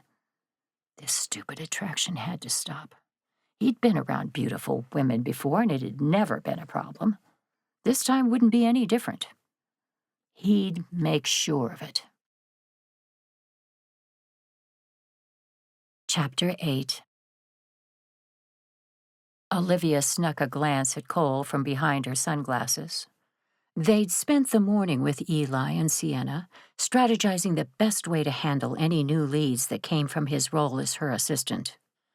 Whatever objections Cole had to the plan prior to his talk with Eli seemed to have dissipated. He'd spoken to his boss. Chief Sims had also been informed and given his approval. Everything was set to go. So why did she feel so nervous? Probably because lying didn't come easily to her. As Cole's truck turned onto Main Street and Olivia's office came into view, her pulse jumped. "My secretary, Susan, is a real sweetheart, but she's also a gossip. Make sure you stick to the story we came up with, and don't get offended if she grills you about your family and other personal stuff." "Relax, Olivia. I know how to handle myself." She flicked another glance in his direction and snorted. "You know how to handle murderers and homegrown terrorists. I seriously doubt you know how to manage a seating chart or an interfering mother-in-law." His lips curved up. "You got me there. But I'm not an ogre you've let out of his cage. I can be charming when the need arises. Besides, being new to the event planning business is part of my cover story. No one will expect me to know how to handle those things." "True, but—" She drummed her nails on the door, considering her options. Cole was a strong-willed lawman used to calling the shots. While Olivia understood his role was to flush out her stalker, she didn't want him forcefully questioning her clients and causing issues in the process. "I'm worried." She needed to tell him, to explain just why blessed events meant so much to her. Olivia stopped drumming her nails abruptly. "I've poured everything I have into the business, and not just because it's mine, it's—" A lump formed in her throat. "Aaron gifted blessed events to me." Cole pulled into a parking spot near her office and shoved the truck into gear before turning to face her. "I don't understand. I thought Aaron was a firefighter." "He was." She took a breath to steady her emotions, her attention drifting to the small shop with her company logo in the window. "Blessed Events was my dream, one I discussed with him the entire time we were dating. After we got engaged, and unknown to me, Aaron hired a lawyer to draw up the business paperwork. I was the owner, but he poured most of his life savings into the business bank account." A tear made its way down her cheek, and Olivia swiped at it. She'd cried so much in the months after Aaron died. But grief was a strange thing. It lay hidden inside until a memory unleashed it. And then, suddenly, the pain was as fierce and as fresh as ever. It was my wedding present. Aaron intended to gift it early, but he never got the chance to. Because he died? She nodded. The day after he passed, the lawyer called me into his office and explained everything. I was shocked. But after the heartbreak wore off, I became determined to make blessed events a success. Olivia swiped at another tear. Aaron believed in me. I didn't want to let him down. Thinking about those days brought back a wave of memories. Aaron's funeral had been attended by the entire town. And then, in the parking lot after the event, Olivia had an encounter with Aaron's younger brother, Justin. He'd found out about the money Aaron left to her and was furious. Despite her attempts to explain, Justin had reacted with violence. He'd assaulted her in the parking lot. Officers arrested him and uncovered a large amount of opioids, enough for a drug distribution charge. Justin was currently serving out a 15-year sentence. Cole sat back in his seat and blew out a breath. Aaron sounds like a wonderful guy. It must have been very difficult to lose him. It was. I wanted to hide away from the world, but couldn't. So I kept putting one foot in front of the other until things weren't so bleak. Olivia turned to face him. I need you to understand. I'm protective of my business because it's my livelihood, yes. But it's more than that. It's the last gift Aaron ever gave me. I know you believe my stalker is someone I know, and you have a job to do. But discretion is important. He was silent, his gaze fixed on the happenings beyond the windshield. Foot traffic was light.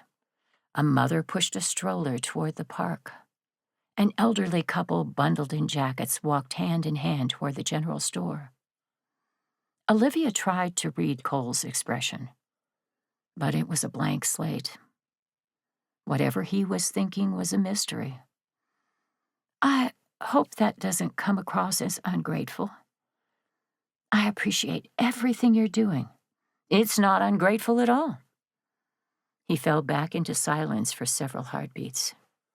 Then he turned to face her.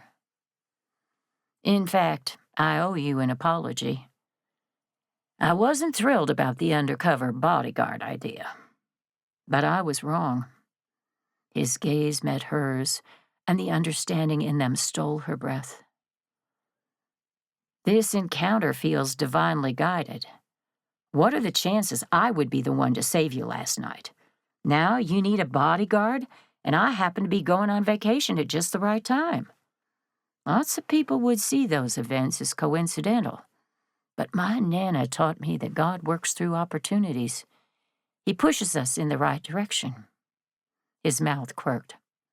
I'm not very good at listening sometimes. She was touched by his vulnerability. Olivia had wrestled with her own faith from time to time. Following God's guidance didn't always come easily. Well, to be fair, you're giving up time with your grandmother and much-needed rest. I'd probably have a few words with God about that, too. He laughed. The sound was a deep rumble, and his broad smile was endearing. She liked it. Cole's expression grew serious again. Keeping you safe is my top priority. That won't change. But I promise to use as much discretion as I can. However, a situation may occur that requires immediate action. You have to listen and do as I say without question.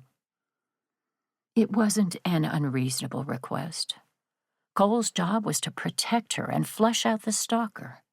If he thought there was danger, she needed to rely on his training. Olivia nodded. That's fair. Good. Then it's a deal. Thank you. She placed a hand on his forearm, the hard muscles firm against her palm. Heat from his skin seeped through his shirt sleeve. I truly appreciate everything you're doing to protect me, especially since you gave up vacation time with your grandmother. Nana will understand. It's not the first time I've had to cancel on her. Cole placed his hand over hers. The strong fingers encased her smaller ones, making Olivia feel dainty and feminine. Warmth slid up her arm into her belly. Butterflies ignited as a heat crept into her cheeks. I'm glad I'm here to help. We'll catch this guy, Olivia. In the meantime, we'll have plenty of opportunities to work on my speech for Eli's wedding. A laugh bubbled up. That's true. He squeezed her hand and then released it. Ready to do this? She nodded, feeling like a pile of bricks had been lifted from her shoulders. Her stalker was still out there somewhere. But for the first time since this entire thing began, Olivia was hopeful. Those positive vibes continued as they crossed Main Street. The sunshine was warm on Olivia's hair and the air was scented with sugar from the bakery. Mr. Kemp, the town barber, waved in greeting from the doorway of his shop 3 doors down. Olivia waved back. Friendly town. Cole also lifted his hand in a greeting to Mr. Kemp. I can see why you enjoy living here. My recent troubles aside, Serenity is a great place to be. The townsfolk take care of each other. She entered blessed events. The front room had a desk for her secretary and a waiting area for clients. Matching love seats were arranged around a coffee table loaded with wedding magazines. Fresh flowers scented the air. Morning! Susan Reynolds rose from her white desk chair. Bangles on her wrist jangled and her long dress fluttered around her legs as she circled the desk. Her curly hair hit just above the shoulders and framed her heart-shaped face. She grabbed a stack of message slips and handed them to Olivia. There's nothing urgent in there, but you should return those calls before lunch. You've got back-to-back meetings with new clients this afternoon. I need you to look over the Clemming budget, and there are 6 invoices on your desk for review. Oh, and you have a cake tasting at 5. The day was off to a jump start. Thanks for taking care of everything this morning. Olivia hadn't told Susan about the creepy messages or the attack from last night. Chief Sims wanted to continue keeping things as quiet as possible for now. Eli concurred, especially since Cole was working undercover. The fewer questions about his sudden appearance, the better. Olivia felt uneasy about the decision since Susan worked for her, but Chief Sims assured her it was the correct way to handle the situation. Gossip and rumors could alert the stalker to their plan, which might cause him to go into hiding or escalate in a panic. Neither would be good. Olivia gestured to Cole. Susan, I'd like you to meet Cole Donnelly. He's the new assistant I hired yesterday. Welcome. Susan's gaze seemed to assess Cole in a flash, and judging from her broad smile, she liked him. A relief. Susan had never been a fan of Olivia's former assistant, David. They'd been too different. Susan was 30 and married. Her husband worked construction, and they hung out with a blue-collar crowd. She prided herself on organization and tidiness. David was mid-20s from a wealthy background and single. He'd been artistic, messy, and a touch snobbish. Eventually, they'd formed a cordial working relationship. But it had taken time. Pleasure to meet you, ma'am. Cole tipped his cowboy hat in her direction. Olivia said the office couldn't run without you. I worked in a hotel in Galveston before this, so I'm new to the wedding planning business. I hope you won't hold it against me if it takes some time to learn the ropes. Nonsense. You have a smart look about you, cowboy. I'm sure we'll get along fine. Susan flashed him a brilliant smile. It wasn't flirty, more endearing, like he was the long-lost brother she dreamed of. "Olivia mentioned you're a good friend of Elijah Goodwin." "Yes, ma'am. We go way back." They'd stuck as close to the truth as possible when creating Cole's cover story. Olivia watched as the two continued to talk. Susan was normally tough as nails and suspicious of newcomers. Cole proved to be an exception. True to his word, he charmed her. Or maybe it was the connection to Elijah and Sienna that convinced Susan to give Cole a chance. She adored the couple as much as Olivia did. Leaving them to their conversation, Olivia went to her office. The walls were painted a pale lavender. A stack of mail and invoices rested on the corner of her glass-topped desk. She opened her laptop to power it up before shuffling through the bills. "You're right." Cole appeared in the doorway. He glanced over his shoulder and lowered his voice. "Susan grilled me about my family." Olivia chuckled. "I warned you." She gestured to the desk on the other side of the office. It was equipped with a PC, a phone, and a comfy leather chair. "That's yours." "Perfect." He assessed the mood boards leaning against the wall. "I'll need a list of your clients." "To learn about them? Or to do a background check?" He flashed her a charming smile. "Both." His nose wrinkled. "It's illegal to access law enforcement databases for personal purposes, and since I'm working this case on my own time, I have to be creative. But you'd be surprised what can be dug up using public resources and social media. If I find anyone suspicious, I'll turn the name over to Eli, and he'll do an official background check." Olivia prayed Cole wouldn't find anyone suspicious among her clients. The thought that one of them was stalking her, a shudder rippled down her spine. "I'll have Susan get you a list." A manila envelope in the stack of mail caught her attention. Her name was scrawled across it, but there were no stamps. It hadn't been mailed. She picked it up, feeling the weight and unusual shape at the bottom. One of her clients was supposed to drop off a sample of the decorations she wanted for the reception table centerpieces. This must be it. She unsealed the back flap and glanced inside the envelope. Confusion gave way to horror as she realized what was staring back at her. Chapter 9. Cole's stomach turned as Chief Sims lifted the dead mouse out of the envelope. A noose had been tied around the rodent's neck. The body was stiff, indicating it had been dead for a while. It was his first good look at the stalker's handiwork.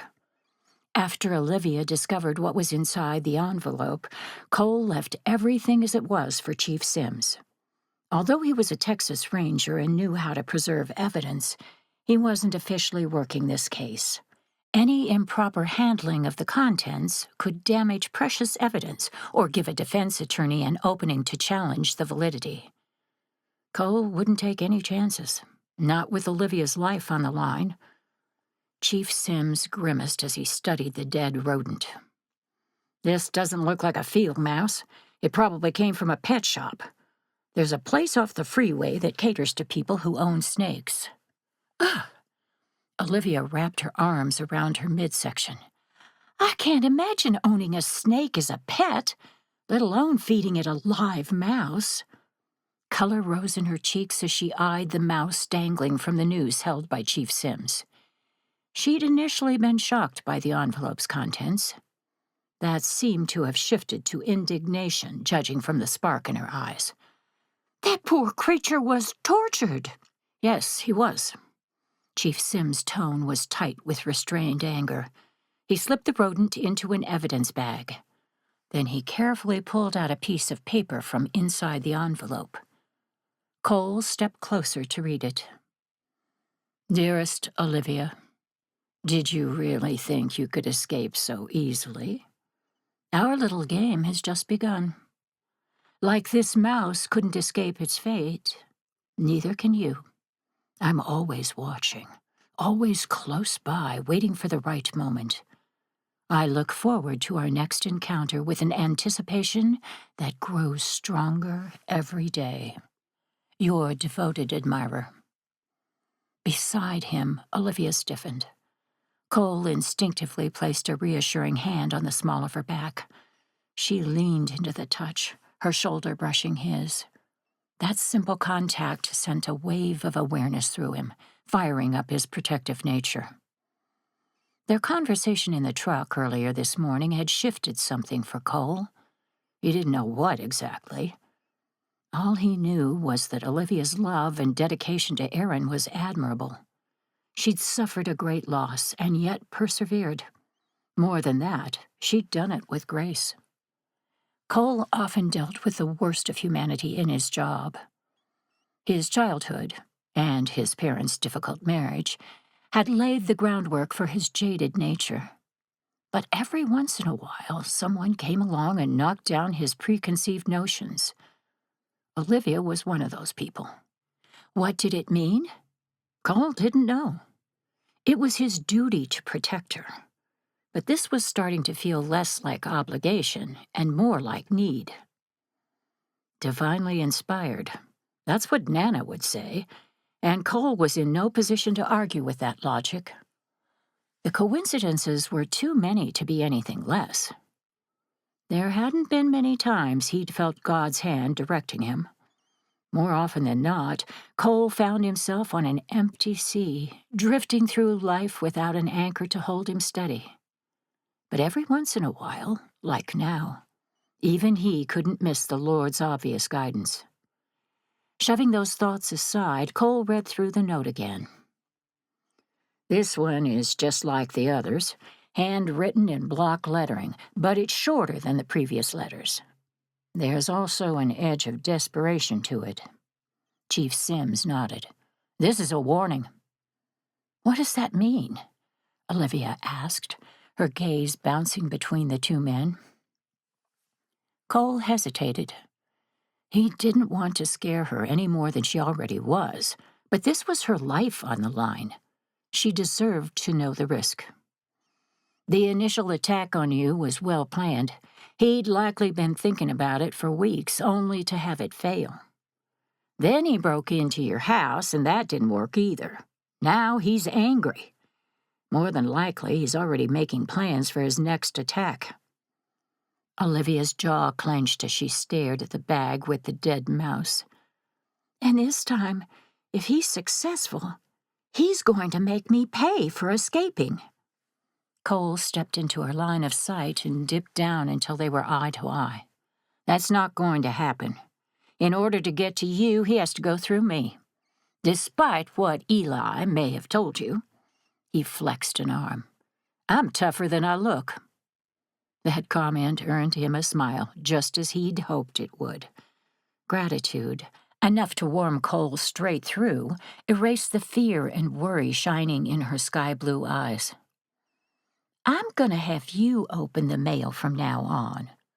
Good idea. I'm not scared of a dead mouse. She lifted a brow. What about a live one? Let's not talk about that. She smothered a laugh. All joking aside, Cole had already decided he'd be opening the mail from now on. If only to spare Olivia the ordeal of coming across another ugly message. Whatever happened, she wasn't in this by herself. And Cole had no intention of letting anyone harm her. Chief Sims tucked the letter into another evidence bag. When was this delivered? According to Susan, it was dropped off by Mr. Kemp, the barber, just after 9 this morning. The mirth left Olivia's expression as quickly as it had appeared. Someone put the envelope in his mail slot after closing yesterday, or in the early morning hours. Cole pointed to Olivia's name scrawled on the front. Mr. Kemp saw the envelope wasn't addressed to him and figured someone had simply mixed up the stores. He brought it over. I reviewed the surveillance footage from Olivia's cameras, and it confirmed Susan's story. He extended a USB drive toward the chief. "I took the liberty of making a copy for you." "Thanks." Chief Sims labeled another evidence bag and dropped the item inside. "Unfortunately, the barbershop doesn't have any security cameras, which is probably why the perpetrator delivered the envelope there instead of slipping it directly into Olivia's mail slot." The stalker was angry, but not enough to make a sloppy mistake. "It supports our theory that the stalker is a local. He knows which stores have cameras and which don't." The chief grunted. It was clear he didn't like the idea that someone from Serenity was involved. "Any progress on suspects?" "Not yet, but I haven't dug into any of Olivia's clients yet. Let me know if you find anything." Chief Sims picked up the evidence bags and then pegged both Cole and Olivia with a grandfatherly look. "Be careful, you two. I have a bad feeling about this." Cole didn't say it, but he shared the police chief's feelings. The stalker's note had put them on alert. This wasn't over. Not by a long shot. Chapter 10. The rest of the day flew by quickly. While Cole tackled background checks, Olivia wrangled her long to-do list. The work helped to distract her from the dead mouse and the creepy note. By the time they entered the Lone Star Sugar Shop for the last meeting of the day, she was running on fumes. The scent of buttery frosting caused her mouth to water. Olivia hummed in approval and took a deep breath. "I never tire of the smell of cake." "Who would?"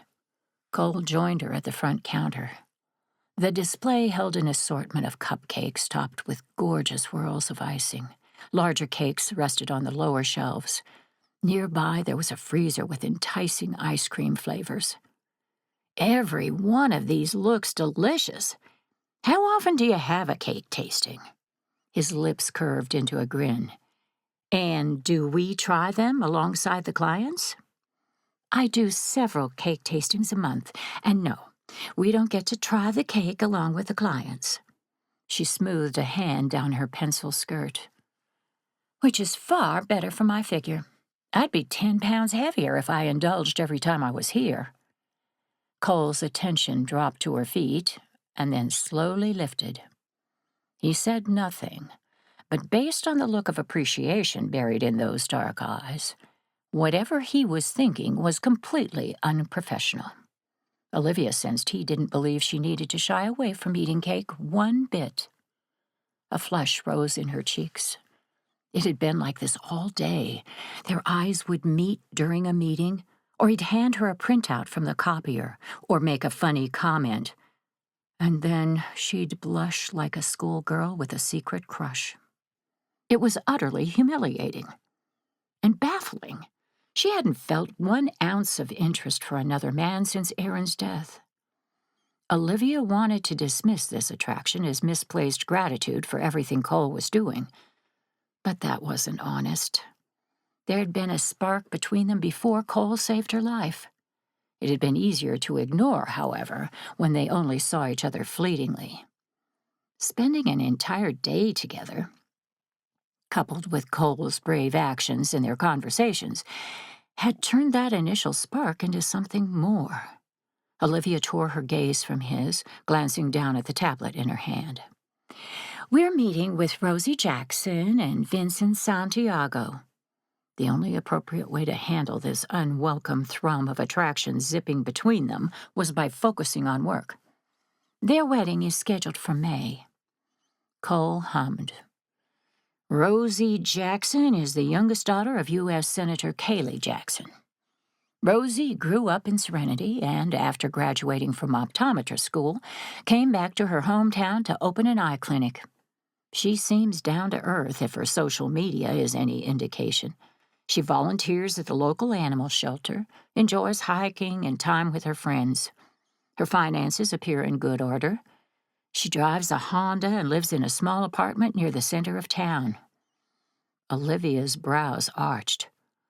"Wow, you were thorough in your background checks." As thorough as I can be without access to official records.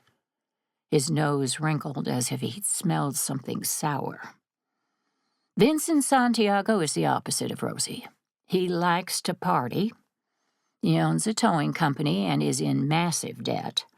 The only good thing I can say is that he doesn't have a criminal record. I can't imagine what Rosie sees in him, let alone why she'd marry him. Sometimes opposites attract. He snorted in derision. Sure, that's why so many marriages end in divorce. Before she could answer, the door to the shop opened. David Martinez, Olivia's former assistant, strolled in. His dirty blonde hair had recently been trimmed and stuck up in spikes that were meant to look effortless, but failed. His jeans were ripped along the knees, and his bright orange undershirt matched the flower tips on the loud Hawaiian button-down he'd thrown on top. An earring dangled from his left earlobe. The casual look was a far cry from the way Olivia normally saw him. As her assistant, he'd always worn business clothes and a discreet earring. This outfit, the bright colors and artistic style, fit his personality much better. Olivia smiled in greeting. David, how nice to see you. She gave him a sisterly hug. What are you doing in town? I was in the neighborhood visiting a friend, and I thought I'd take cupcakes to my mom. You know she loves red velvet. His bright blue eyes danced over her face. But I'm so glad I ran into you. The police questioned me the other day. They said you'd been attacked or something. Is everything okay? I'm fine. Guilt plagued her. David was her friend, and it bothered her he'd been questioned like a suspect. I'm sorry if they showed up out of the blue or caused you any trouble. The police don't have many leads. I got that feeling as well. They were asking if I knew of someone who'd want to hurt you. Of course, I told them no. Everyone I know loves you. David's gaze drifted to Cole, and a questioning look came into his eyes. Olivia quickly introduced the two men. They shook hands. Pleasantries were exchanged, although the air seemed charged with an uncomfortable tension she couldn't quite place. Both Cole and David seemed to be assessing each other, and neither liked what they saw. The bakery door swung open again, and Rosie burst into the shop with a high dose of energy. We're late. I know we're late. It's all my fault. She was followed by a much more subdued Vincent, who affectionately watched as Rosie squealed and embraced David in a big hug. Are you going to join us for the cake tasting? David extracted himself, but his broad smile showed he didn't mind the attention. I'm afraid not. I've got a dinner date with my mom, and she'll be furious if I'm late. Olivia greeted her clients. Then she gestured toward Cole. Allow me to introduce my new assistant, Cole Donnelly. He'll be joining us for the cake tasting and will work with me on your wedding. Rosie pumped Cole's hand with excited energy. Nice to meet you. I'm Rosie. She stepped back and wrapped an arm around Vincent's waist. This is my fiancé, Vince. We don't share the same taste in cake flavors, so this meeting may not be a great first impression. Don't listen to Rosie. Vincent smiled ruefully. I've already resigned myself to eating vanilla cake, so there won't be a lick of fighting. Cole chuckled as he shook Vincent's proffered hand. Pleasure to meet you. The table is set for the tasting. Olivia gestured toward a room in the back of the bakery. The baker will run through the flavors. I'll join you in just a moment. The happy couple moved in that direction, Rosie's giggles traveling as Vincent tickled her waist before they entered the back room. David shook his head. They're funny. Olivia agreed. She liked the couple and thought they were a good balance for each other. Different didn't always mean bad. Speaking of couples, how are you and Angie? David had quit his job and moved to Houston in order to be closer to his fiancée. Have you set a date for the wedding yet? She grinned. I know a good wedding planner. David's expression faltered as his gaze skittered from hers. Angie and I are going through a rough patch. I don't really want to talk about it. He shifted in his high-top sneakers. The move to Houston was supposed to help our relationship. I think it just made the cracks bigger. I'm sorry to hear that. Olivia kicked herself for asking in front of Cole. He drifted away and was engrossed in a text message on his phone. But she sensed it was all for show. He was hanging on every word. And David was a private person. She placed a hand on his arm. If you ever want to talk, I'm a phone call away. Thanks. David smiled, and then gave her a bear hug, nearly lifting Olivia off her feet. The unexpected embrace caught her off guard. They'd hugged in the past, but the affection had been sibling-like. This was far more intimate. His arm was like a vice around her waist, her chest pushed against his. His other hand played with the long strands of her hair. It made her uncomfortable, and she pushed against his chest to wriggle free. David immediately released her. Cole appeared at her side. She stepped back, putting some distance between herself and David, nearly tripping on her high heels in the process. Nerves gathered in her stomach. She had the urge to flee. Her mind flashed back to the night of the attack, the assailant's arm around her waist holding her in place. A sour taste filled her mouth. Cole put himself between Olivia and David. Either he'd sensed her distress, or he hadn't liked the hug. She couldn't tell, but was grateful for the protective move. David extended a hand toward Cole. Nice to meet you, man. Make sure you take care of Olivia. She pours a lot of herself into her clients and is a perfectionist, which can make her demanding to work for. David's gaze drifted toward Olivia. Warmth and affection shone in his expression. But there's no one better. She blinked. The flashback faded, leaving her weak-kneed. She was being ridiculous. David was her friend. Still, Olivia couldn't shake the need to put some distance between them. We should go, Cole. Vincent and Rosie are waiting for us. She nodded toward David, forcing a smile on her lips. It was nice to see you. All the best to your mom. Thanks. Olivia turned and headed for the tasting room. Cole caught up to her with long strides. You okay? His voice was pitched low enough only she could hear it. Olivia nodded slightly in response. She was fine. Or as fine as she could be. Cole didn't say anything more, but she knew he'd observed the entire interaction with a lawman's perspective. Doubts caused her to second-guess her initial rejection of David as a suspect. But that was silly, right? He had an alibi for the night she was attacked. Still, no amount of mental reassurance removed the knot in the center of her stomach. That hug had been wrong somehow. Olivia glanced over her shoulder. David stood in the center of the bakery, hands in his pockets, watching her. Their gazes met. And something in his expression made her blood run cold. Chapter 11.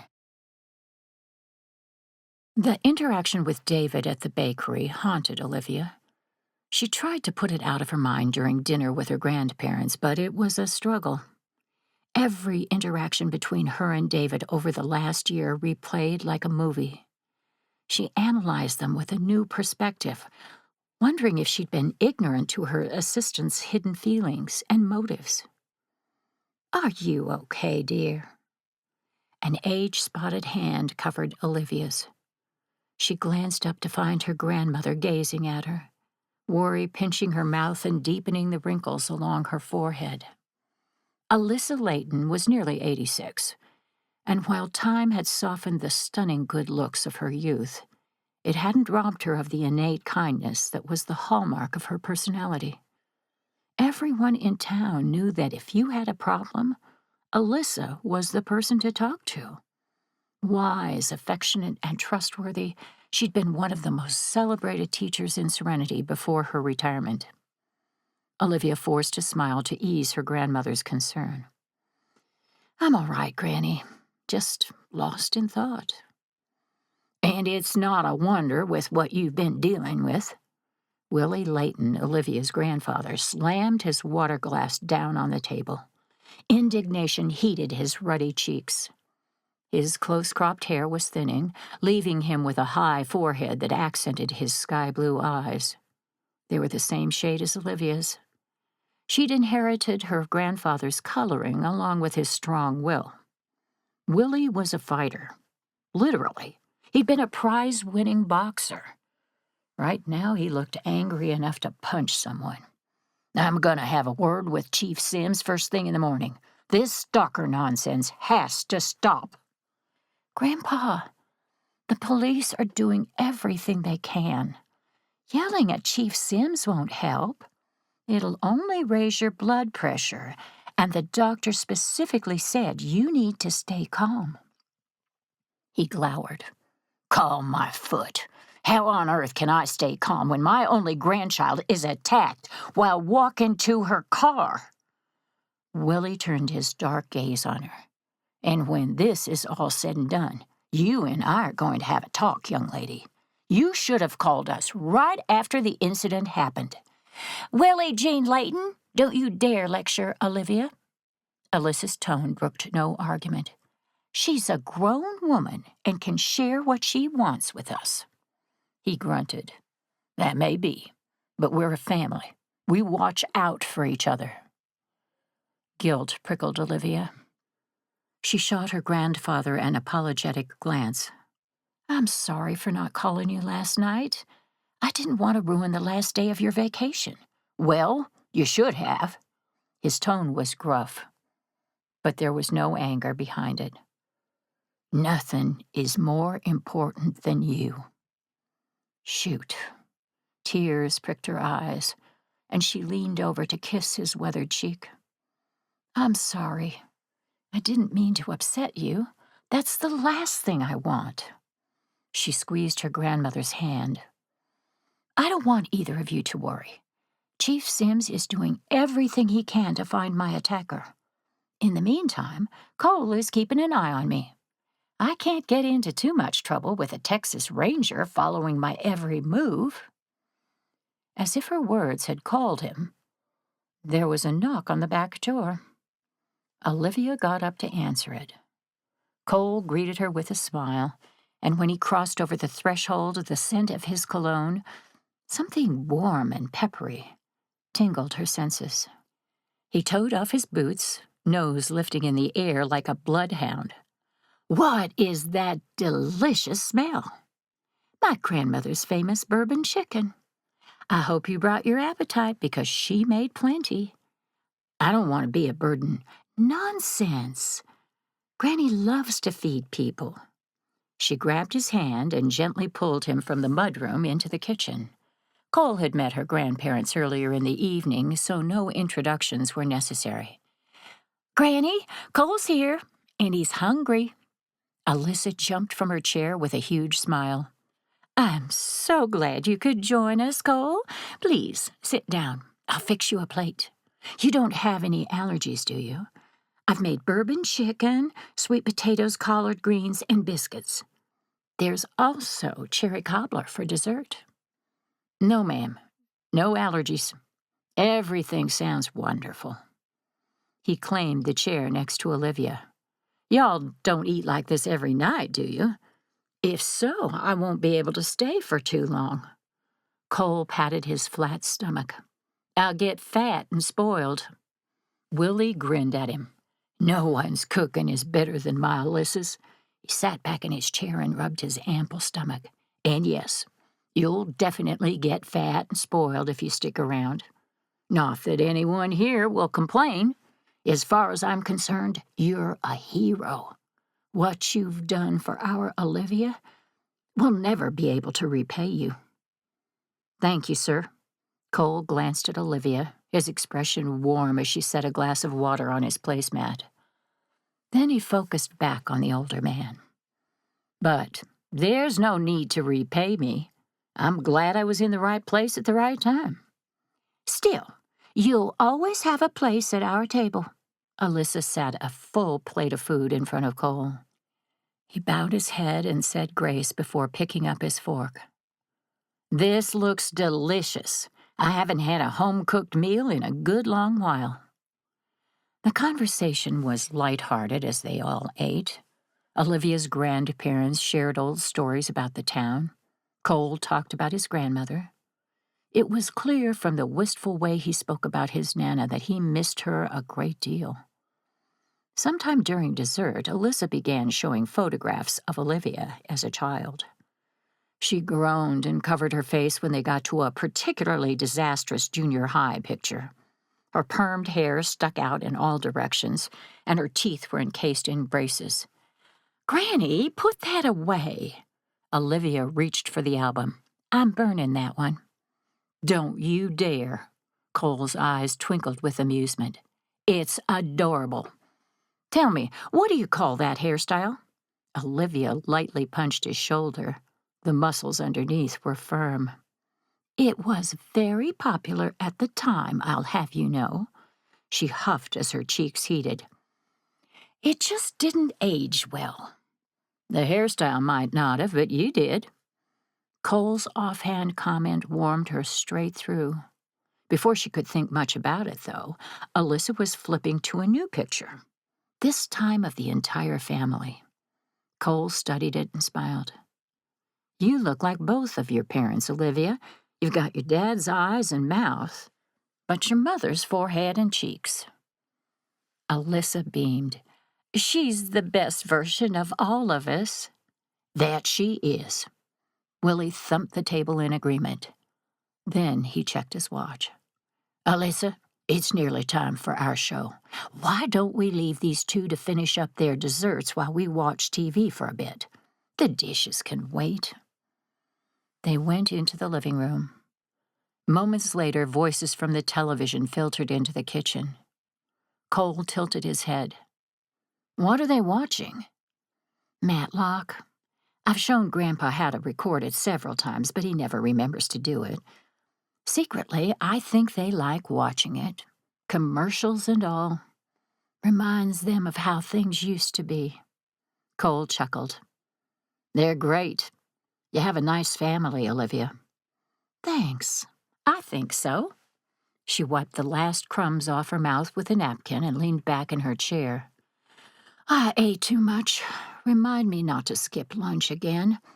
I turn into a ravenous monster at dinner time if I do." She rose from her chair and started clearing the table. Cole got up to help her, but she waved him down. "You're a guest." Her mouth quirked. "And a hero. I'll get a stern talking to if Granny comes in here and sees you doing the dishes." "Nonsense. I'm practically a member of the family." He winked. "Your grandpa said so." Olivia laughed. Together they cleared the table, and she filled the right side of the sink with soapy water. There was no dishwasher. Her grandmother insisted on doing them the old-fashioned way. Cole retrieved a towel from the nearby countertop. They settled into an easy routine with Olivia washing and Cole drying. It felt intimate and yet comfortable at the same time. As much as Olivia wanted to stay in this peaceful place, the incident with David wouldn't stop plaguing her. She scrubbed a glass. "When the Houston Police Department talked to David, they verified he had an alibi for the night I was attacked, right?" "He was supposedly with his mom. However, they could both be lying." That wasn't what she wanted to hear. Olivia bit her lip. "The way he hugged me in the bakery today, it was the first time he's ever done that. I keep thinking about our interactions over the year he worked for me, wondering if I missed something. Like maybe he had feelings for me and I never knew it. And then my mind spins in a circle because I could be misconstruing innocent encounters." "I don't think you're misconstruing anything." Cole stepped closer and gently removed the glass from her hands. That's clean. If you scrub it any more, it'll turn into sand. She blew out a breath, sending a strand of hair fluttering across her forehead. Then she turned to face him. So, you still think David could be my stalker? I think it's a possibility. He was polite when you introduced me as your assistant, but there was an undercurrent of jealousy. David was being territorial. I think that's what the hug was about. Rather than "I told you so" tone, Cole's voice was filled with sympathy. While we were at the bakery, I texted Eli and asked him to do a deeper background check on David. He called right before dinner. David was arrested in college for stalking his ex-girlfriend. The charges were dropped, but still, if he did it once, he could do it again. Olivia planted her palms on the counter. She was sick to her stomach. She felt, rather than saw, Cole come closer. A moment later, his firm and gentle hand cupped her nape. His fingers slid between the strands of her hair. Unlike when David touched her, Olivia felt no urge to pull away. In fact, it was the exact opposite. She was tempted to turn and bury her head in his broad chest. It's going to be okay, Olivia. Eli is currently looking for David's ex-girlfriend. In a day or two, we'll have more answers. I don't want this to be someone I know, someone I trust. I know. His voice was full of so much sympathy, it nearly cracked her. Olivia was used to relying on herself, had been doing it for a long time. She had her grandparents, yes, but rarely leaned on them. They worried too much about her as it was. She didn't want to make it worse. And Aaron? He'd been wonderful, but he'd always tried to fix the issue. He'd never simply supported her through it. She was so tired. Being strong every hour of every day was exhausting. And just once, she wanted to fall apart and know it was okay. Cole came closer. With a gentle tug, he pulled her into his arms. I know you're scared, but I've got you, Olivia. You're not alone. Those kind words, coupled with his gentle embrace, unleashed her tears. She stopped fighting them, instead wrapping her arms around Cole's waist and giving in to her desire to rest her head on his chest. His steady heartbeat thumped against her ear. He was warm, solid, strong and brave. Everything she needed to get through this. A loud blaring from her cell phone interrupted the moment. Olivia jolted. She stepped out of the sanctuary of Cole's arms and crossed the kitchen. An alert flashed on her screen. What is it? Cole asked. Any sense of safety fled, leaving nothing but fear in its place. It's an alert from my new security system. Someone's in my house. Chapter 12. Cole removed Olivia's cell phone from her white-knuckled grip as quickly as he could without hurting her. Urgency fueled his movements as he accessed the live feed from the cameras on her home. The screen from a rear bedroom window lay on the grass. A curtain panel, pulled through the broken pane by the wind, fluttered like a flag. Someone was inside the house. The stalker. He obviously wasn't aware that Olivia was staying with her grandparents across the street. Sienna had made good on her word, and a new security system was installed in Olivia's house this afternoon. It included the ability to control lights inside the house remotely. Cole had programmed it to turn on and off lamps in the living room and primary bedroom throughout the evening. Additionally, the alarm, when tripped, was also silent, thanks to a programmable setting. The intruder didn't know the security system had sent an alert to Olivia's phone. As far as he was concerned, no one knew about his presence inside the house. Keeping an eye on the cameras, Cole used his own phone to call the Serenity Police Department. He quickly identified himself and reported the intruder. Officers were en route, but it would take them 15 minutes to get there. Far too long. Frustration twisted Cole's insides. What would the stalker do once he realized Olivia wasn't home? Would he come across the street to her grandparents? It was a possibility. The stalker hadn't attempted to hurt anyone other than Olivia, but that was small comfort. As his desperation grew, so would the potential of harm to innocent bystanders. First things first, he needed to take precautions. Cole gently snagged Olivia's arm. "Let's go." He pulled her from the kitchen into the living room. Willie sat up in his recliner, sensing trouble. "What's the matter?" "Someone broke into Olivia's house. I need the three of you inside the primary bedroom closet. Now." Cole had planned for every contingency. The closet was an interior room with one way in and out. If the stalker decided to make his way across the street, he'd have to go through Cole in order to get to Olivia and her family. Willie helped Alyssa from her own recliner before hustling to the hall closet. He pulled a hard-sided case from the top shelf and quickly opened it, revealing a shotgun. The weapon was so clean it practically sparkled. Willie efficiently loaded the weapon. Determination glinted in his steely gaze. "No one is touching my girls. What do you need, Cole?" He hesitated. He desperately wanted to go after the stalker, to stop this now. But his first priority had to be Olivia. She'd taken her grandmother to the primary bedroom closet. For the moment, the women were safe. Cole checked the security camera on Olivia's cell phone. No change. The intruder was still inside. Hunting for his prey? Or did he have another plan in mind? "Officers are 15 minutes out."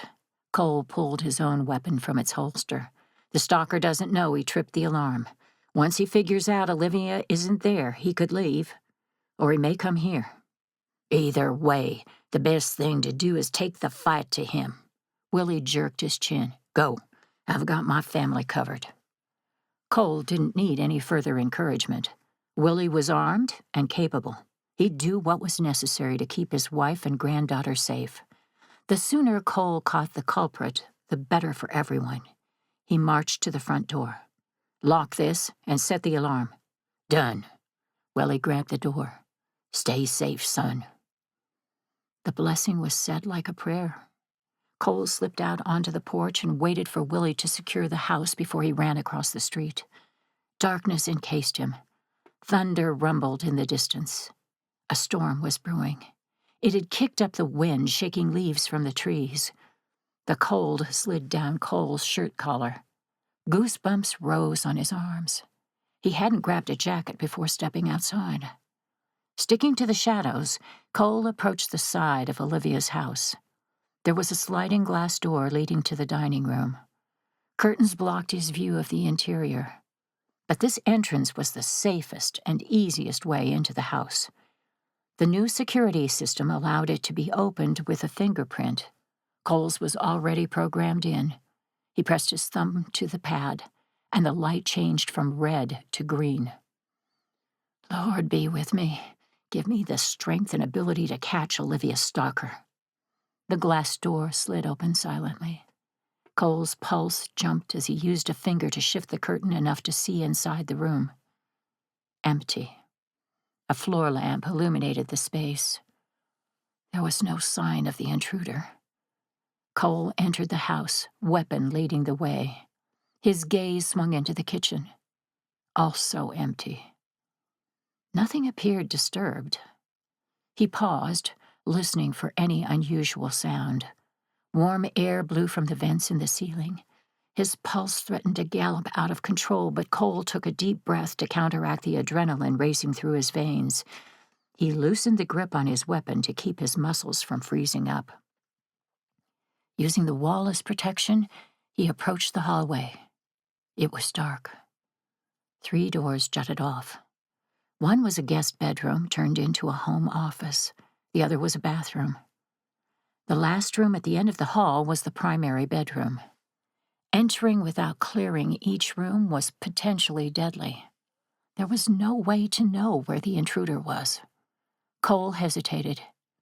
He wanted to catch Olivia's stalker with every cell in his body, but he'd already bucked against his training by entering the house alone. The smart thing to do was retreat and wait for the Serenity police officers, but they were still 10 minutes out, and likely were responding with lights and sirens on. The minute the intruder heard them, he'd take off. No. Catching this guy was the priority. There.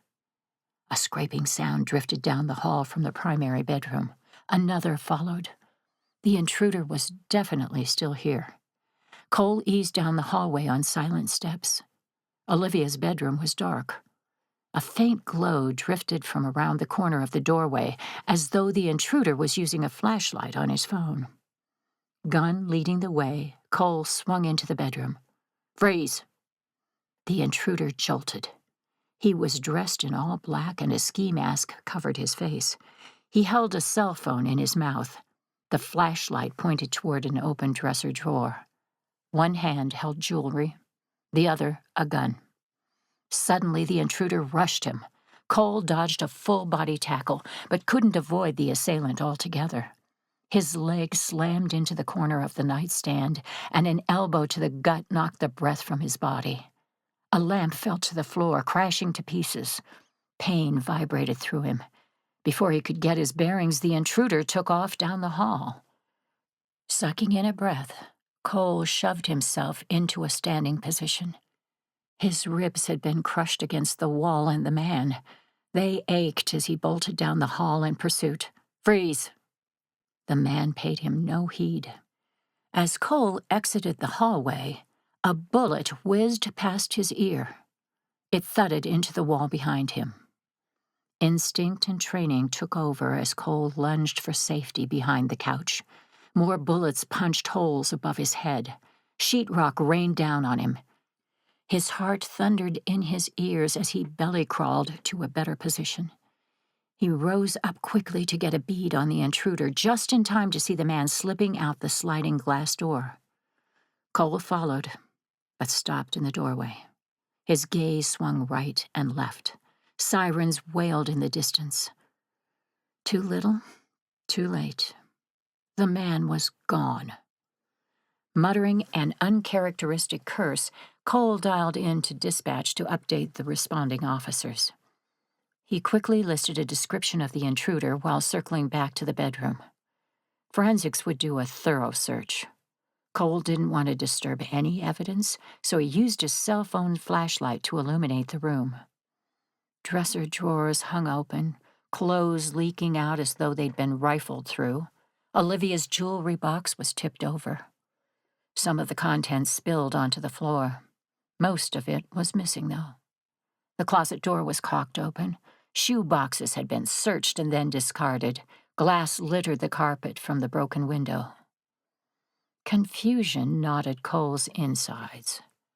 Was this a simple robbery? Had he been wrong to assume the break-in was connected to the threats against Olivia? He turned, and his heart stuttered. A butcher knife jutted from the center of Olivia's bed. Cole stepped closer, his anger growing as the words on the note secured by the blade were revealed by his flashlight. "Get rid of your new assistant. I don't like him.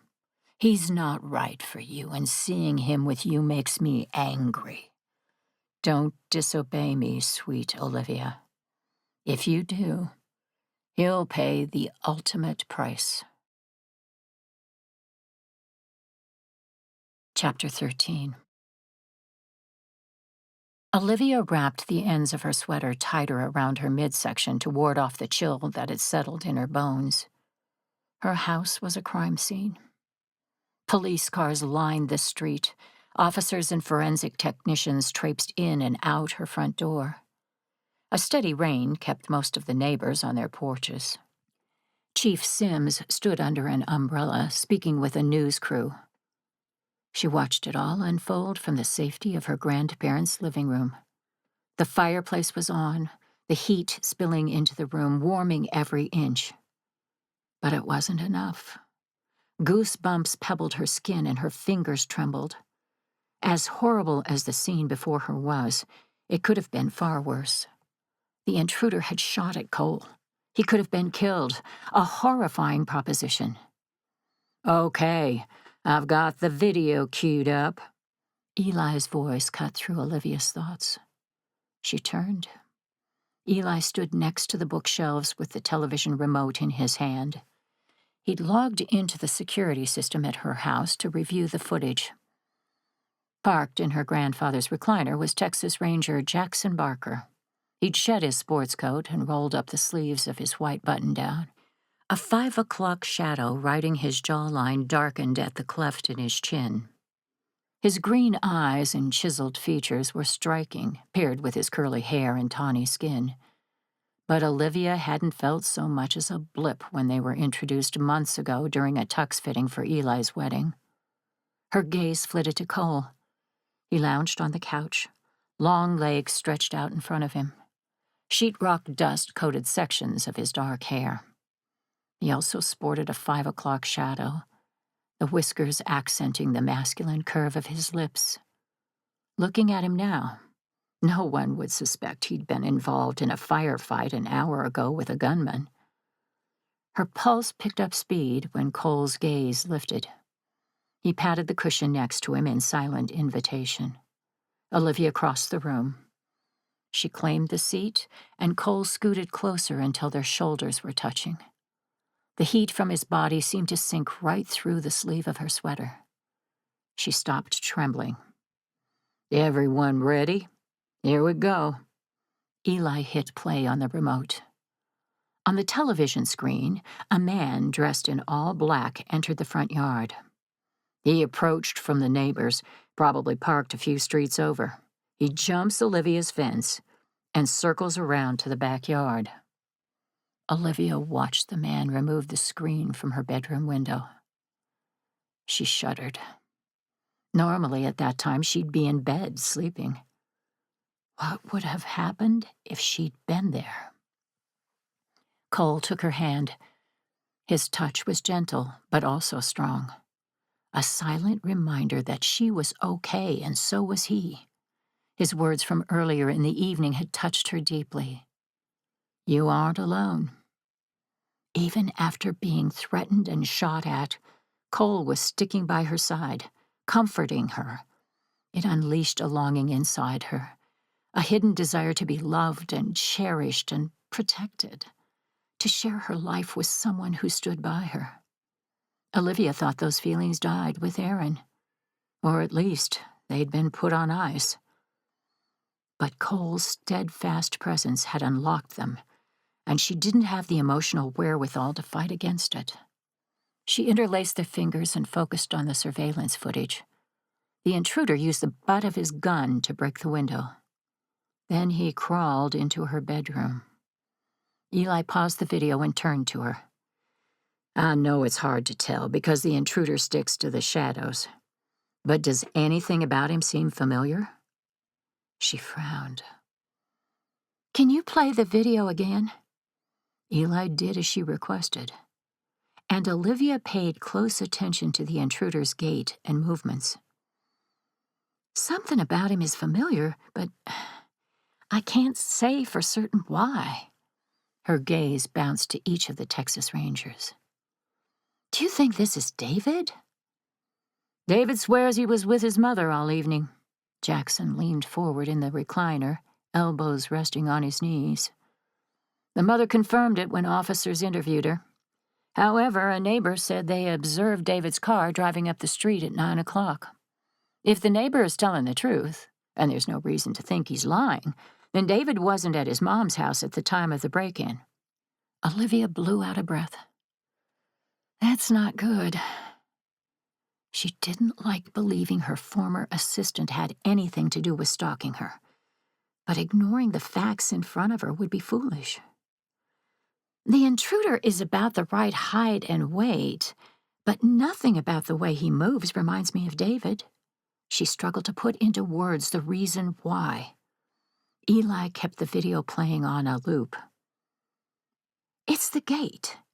David is long-legged and bounces when he walks. This guy is more contained in his movements. Could be nerves, Eli observed. Or we're barking up the wrong tree. I don't think it's a good idea to narrow our suspect list to David. I spoke to his ex-girlfriend from college, the one he was accused of stalking. According to her, David showed up at her dorm begging for a second chance after they broke up.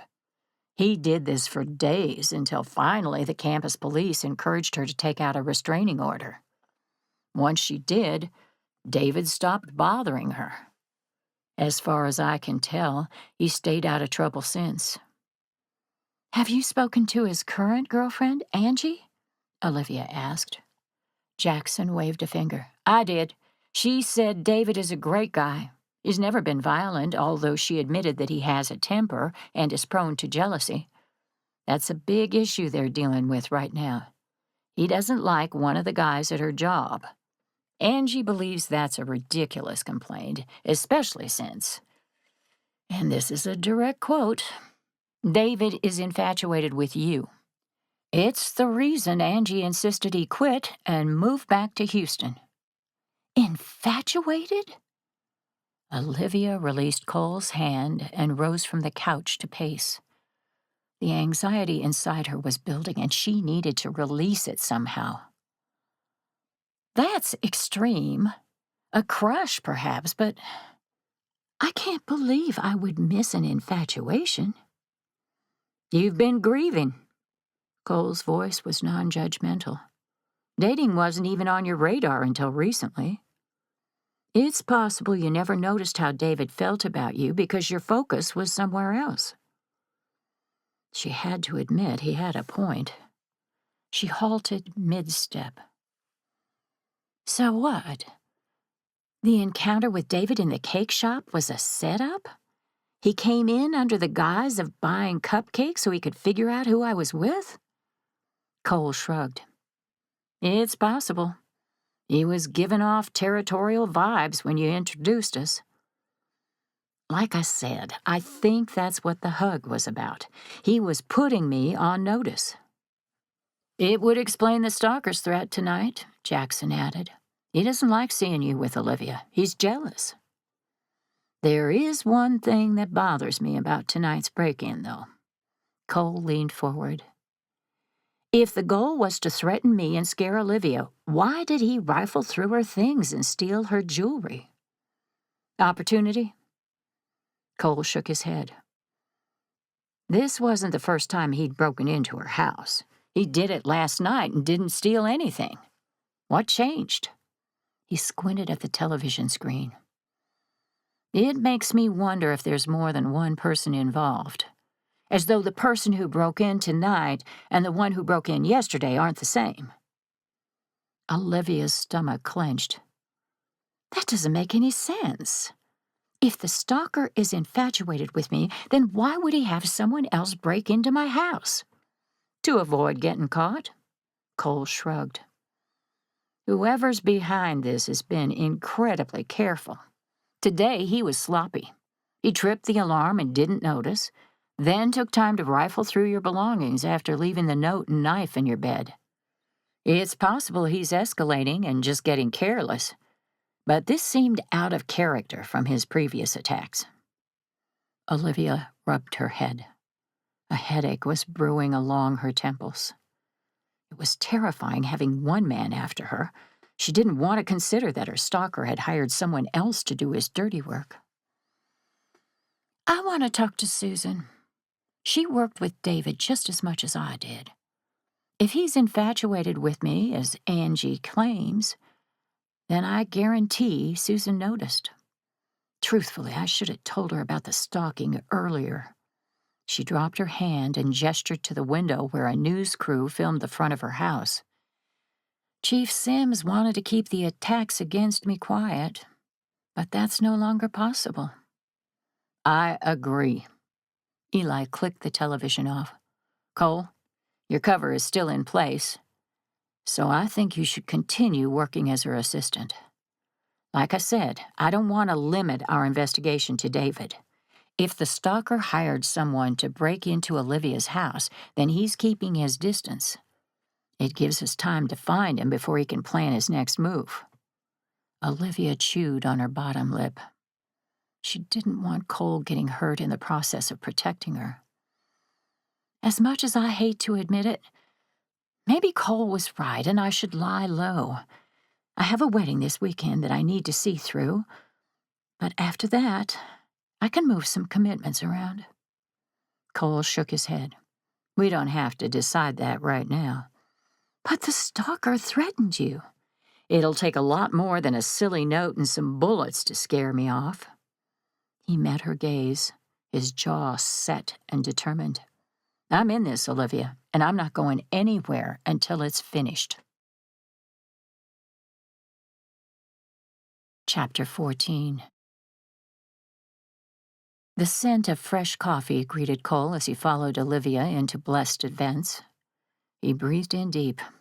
He'd already had 2 cups this morning with breakfast, but the caffeine had done little to ward off the exhaustion weighing him down. Months of working murder cases prior to taking on the role as Olivia's bodyguard had left him sleep-deprived. Susan wasn't behind her desk. A note stated she was running a quick errand and would be back soon. Cole beelined for the kitchen and poured 2 mugs of coffee. After adding hazelnut creamer to Olivia's, he brought it to her office. Her laptop was powering on.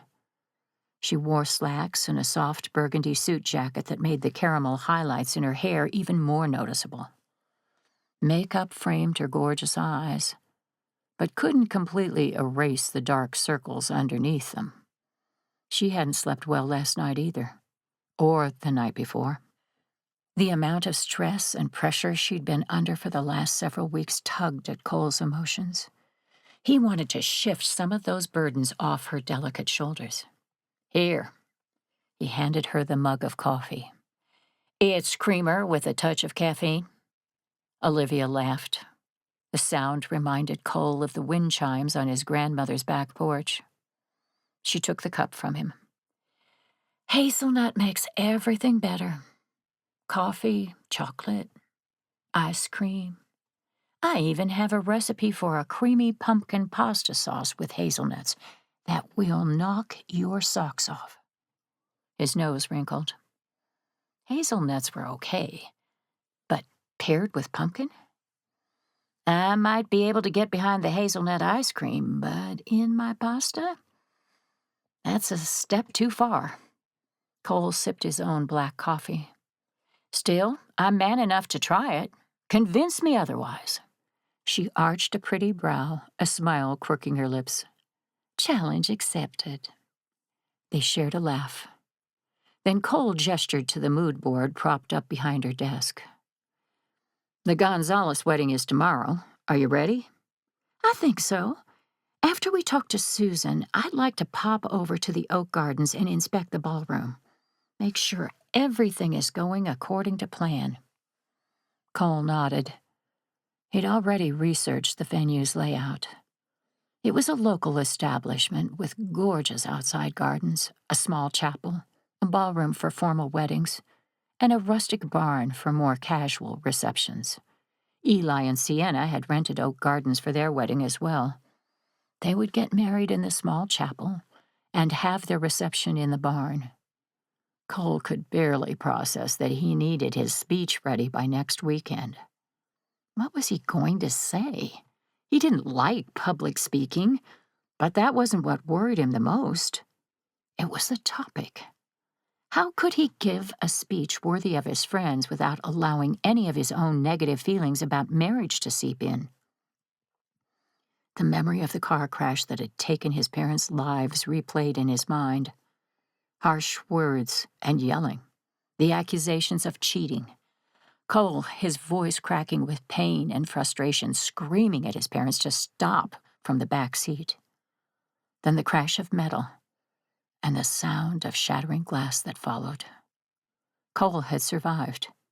His parents hadn't. And to this day, he blamed himself for distracting his dad by screaming. It had caused the accident. Earth to Cole. Olivia waved a hand in front of his face. "Are you okay? You were lost in thought." He blinked as the memory faded, leaving him hollowed out. "Sorry. I was thinking about my speech for Eli's wedding." Cole swallowed hard as the urge to tell Olivia about his past took root. He rarely discussed it, even with Nana. But something about Olivia's loving nature made him want to open up. "I'm honored Eli asked me to be a part of the wedding, but I'm the last person on earth who should give a speech about love and marriage." "Why is that?" Before Cole could answer, the bells over the entrance jingled. Susan strolled in. She'd wrangled her curls into a ponytail and carried a bag from the local pharmacy. She beelined right for Olivia and embraced her in a hug. "I'm so glad you're okay. The break-in at your house was all over the news this morning. Everyone in town is talking about it." Cole grimaced. He debated the wisdom of telling Susan about Olivia's stalker, but ultimately decided she was right. The woman was a busybody, but she was also observant.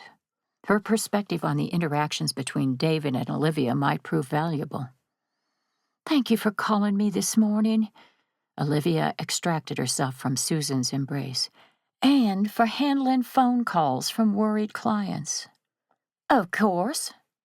Susan hurried back to the front desk, her voice trailing behind her. "Sorry about not being here when you arrived. My husband is having back trouble and demanded I get him some disposable heat packs." She tossed the bag on a chair and shed her coat. "Men, God forbid Mitch get his own things from the pharmacy." Olivia grimaced at Susan's caustic tone. "Has he seen a doctor about his back?" "Of course." Susan sighed with annoyance. "The doctor thinks Mitch strained his back on a construction site. They told him to take a few weeks off. My husband is currently lying around at home with his feet up, watching football day and night." "It must be serious if the doctor thinks he needs rest," Cole said. It also explained why Mitch asked Susan to pick up the items from the pharmacy. The shop was 5 stores down from Blessed Events. "I hope he feels better soon." "Me too. We have bills to pay, and I don't want to be the only one responsible for them." Susan returned to Olivia's office with a stack of messages in her hands.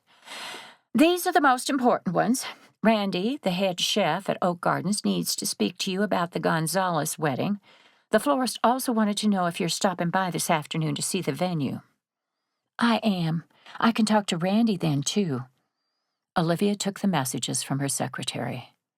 She flipped through them, and a lottery ticket dropped out. Susan scooped it up, a blush rising in her cheeks. "Oops, sorry about that. It must have gotten mixed in by mistake." "I thought you'd stopped playing the lottery." She shrugged in reply. "Do the police have any idea who broke into your house?" Susan's expression was one of concern, but it was clear from the gleam in her eye that she was interested in extracting as much information about the case as possible. "I know something serious has been going on for a while, but I became very concerned when Chief Sims was mysteriously in our offices the other day. You've been jumpy for weeks." Olivia gestured to the chair in front of her desk. "I'm sorry, Susan.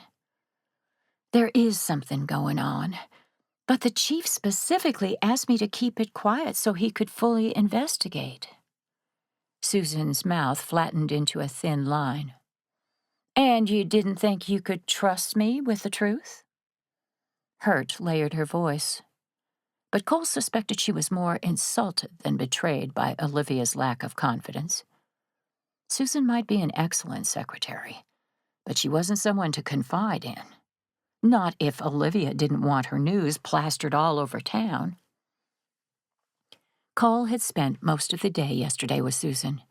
He'd probed her about various clients, and she'd told him everything from their shoe size to family feuds. Most of the information was harmless, but some of it was downright nasty. Cole fully understood why the chief wanted to keep Susan out of the loop. Regret and shame flooded Olivia's expression. She clearly hated that she'd hurt the other woman's feelings. "I'm sorry. It wasn't my decision." She folded her hands over her desk. "But circumstances have changed with the break-in. I've been receiving threatening notes for weeks from a stalker." Olivia explained everything, from the messages to the attacks. Susan listened without saying a word, her brow furrowed with what appeared to be concern. "And Chief Sims believes the person who broke into your house last night is the same one who's stalking you?" "Yes. The police believe David might be involved." Susan's mouth dropped open. She blinked. "David?" Her shock seemed genuine. Cole had asked Susan about David yesterday, and while she'd been eager to discuss clients, she'd been unusually tight-lipped about Olivia's former assistant. He'd found it strange at the time.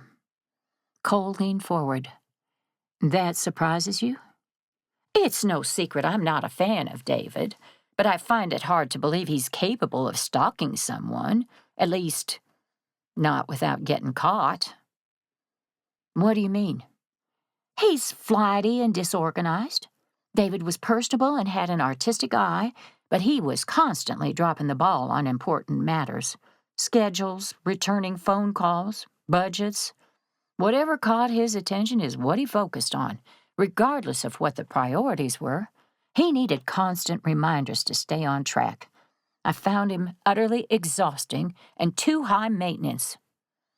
Cole considered Susan's observations. The stalker was controlled and measured. It didn't sound like David was either of those things. Eli's warning rang in his head. It would be silly to limit their investigation on one man. "Can you think of anyone who might be infatuated with Olivia?" "Infatuated?" Susan considered it for several heartbeats. "Actually, there is someone." "Who?" "The head chef at Oak Gardens." Olivia's mouth dropped open. "Randy Higgins is married." "Actually, he and his wife separated. About 6 months ago, he was asking about you specifically, whether you were dating anyone." Susan tilted her head. "I considered saying something a while ago, but you've been so negative about dating, I figured there was no point." Cole needed to tread carefully here. Showing an interest in Olivia was a far cry from stalking her. "What makes you think Randy is infatuated with Olivia? It sounds like he was simply trying to figure out if she was single." "That's what I thought at first, too. But then I caught him watching Olivia in secret while she was at Oak Gardens. He'd hide behind pillars so no one would notice, and couldn't take his eyes off her." Olivia gaped. "Why didn't you say anything before now?" Susan cast a derisive glance in her direction. "It seemed harmless at the time. Randy's always been an odd duck. Besides, I didn't know you were being stalked." Her lips flattened into a thin line as she leveled her gaze at Cole. "If you're looking for a suspect, I'd question Randy." Chapter 15. Oak Gardens was a beautiful wedding venue situated on several acres of rolling hills. Oak and pecan trees dotted the landscape, providing the perfect backdrop for photographs of the bride and groom. A small lake with a fountain shooting out of the center glittered in the sunshine. Entering the arched gates normally brought a smile to Olivia's face. Today, it only made the ball of nerves tighten in her stomach. She regretted having a second cup of coffee this morning.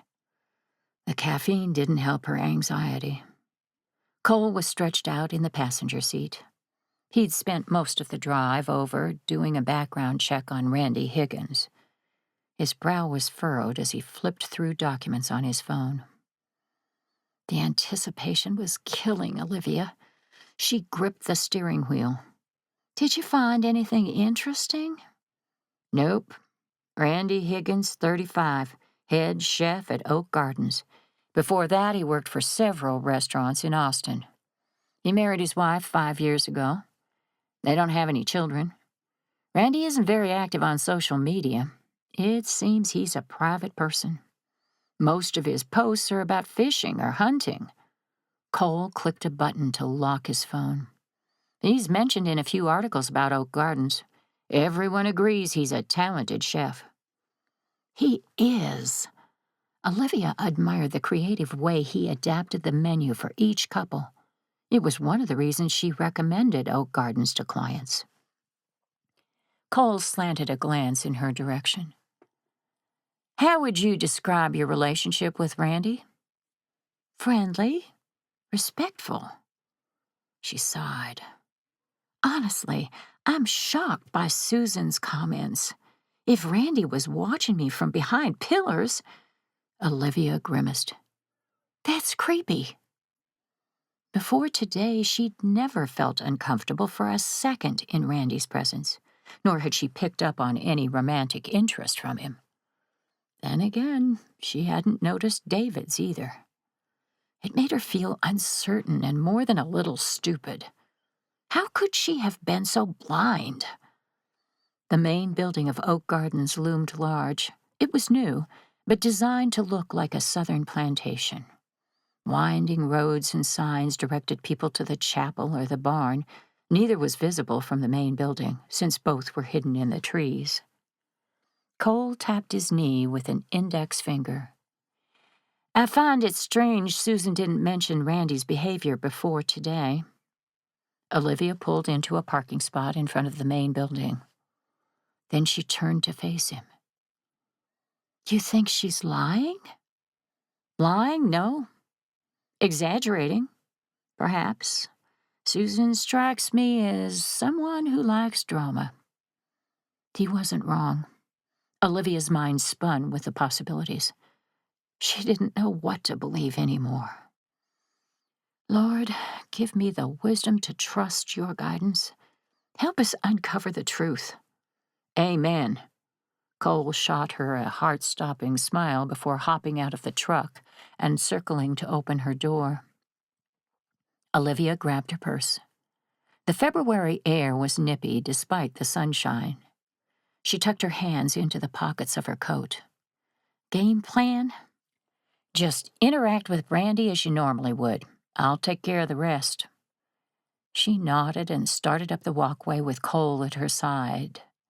Some of her nerves settled as he held open the door to the main building for her. Sometime in the last few days, the trust between them had grown. Spending so many hours together had cemented an easy friendship, one Olivia hoped would continue even after this case was solved. She peeked at Cole out of the corner of her eye as she crossed over the threshold into the lobby. The scent of his aftershave tickled her senses. Olivia's heart skipped a beat. Who was she kidding? There was more than friendship simmering under the surface of their relationship. But now wasn't the time to entertain anything romantic, not with a stalker lurking somewhere in the shadows. "I have to stop in the ballroom and check on the decor, but let's visit Randy first." Olivia turned down a hall, nodding at staff cleaning the carpets as she headed to the rear of the building. She found Randy in his office off the main kitchen. It was a cramped room, just big enough for a rickety desk and a few chairs. The printer whirred. "You have perfect timing," Randy grinned. A dimple appeared in his left cheek, making the smile boyish and disarming. Unruly, curly brown hair and round cheeks added to the effect. He wore a chef's jacket and dark jeans. Extra pounds around his midsection showed he liked to eat as much as cook. He waved Olivia and Cole into his office. "I'm going over the menu again for tomorrow's reception." "Susan said you had an issue." Olivia set her purse down in the chair but didn't bother sitting. "Oh, Randy, this is my new assistant, Cole." "Nice to meet you." Randy offered Cole an equally bright smile and shook his hand. Then he turned his attention back to Olivia. The bride wanted lamb sliders with crispy fried onions, but my supplier doesn't have the meat. Something about a lamb shortage this year. We can make beef sliders. He grabbed the paper from the printer.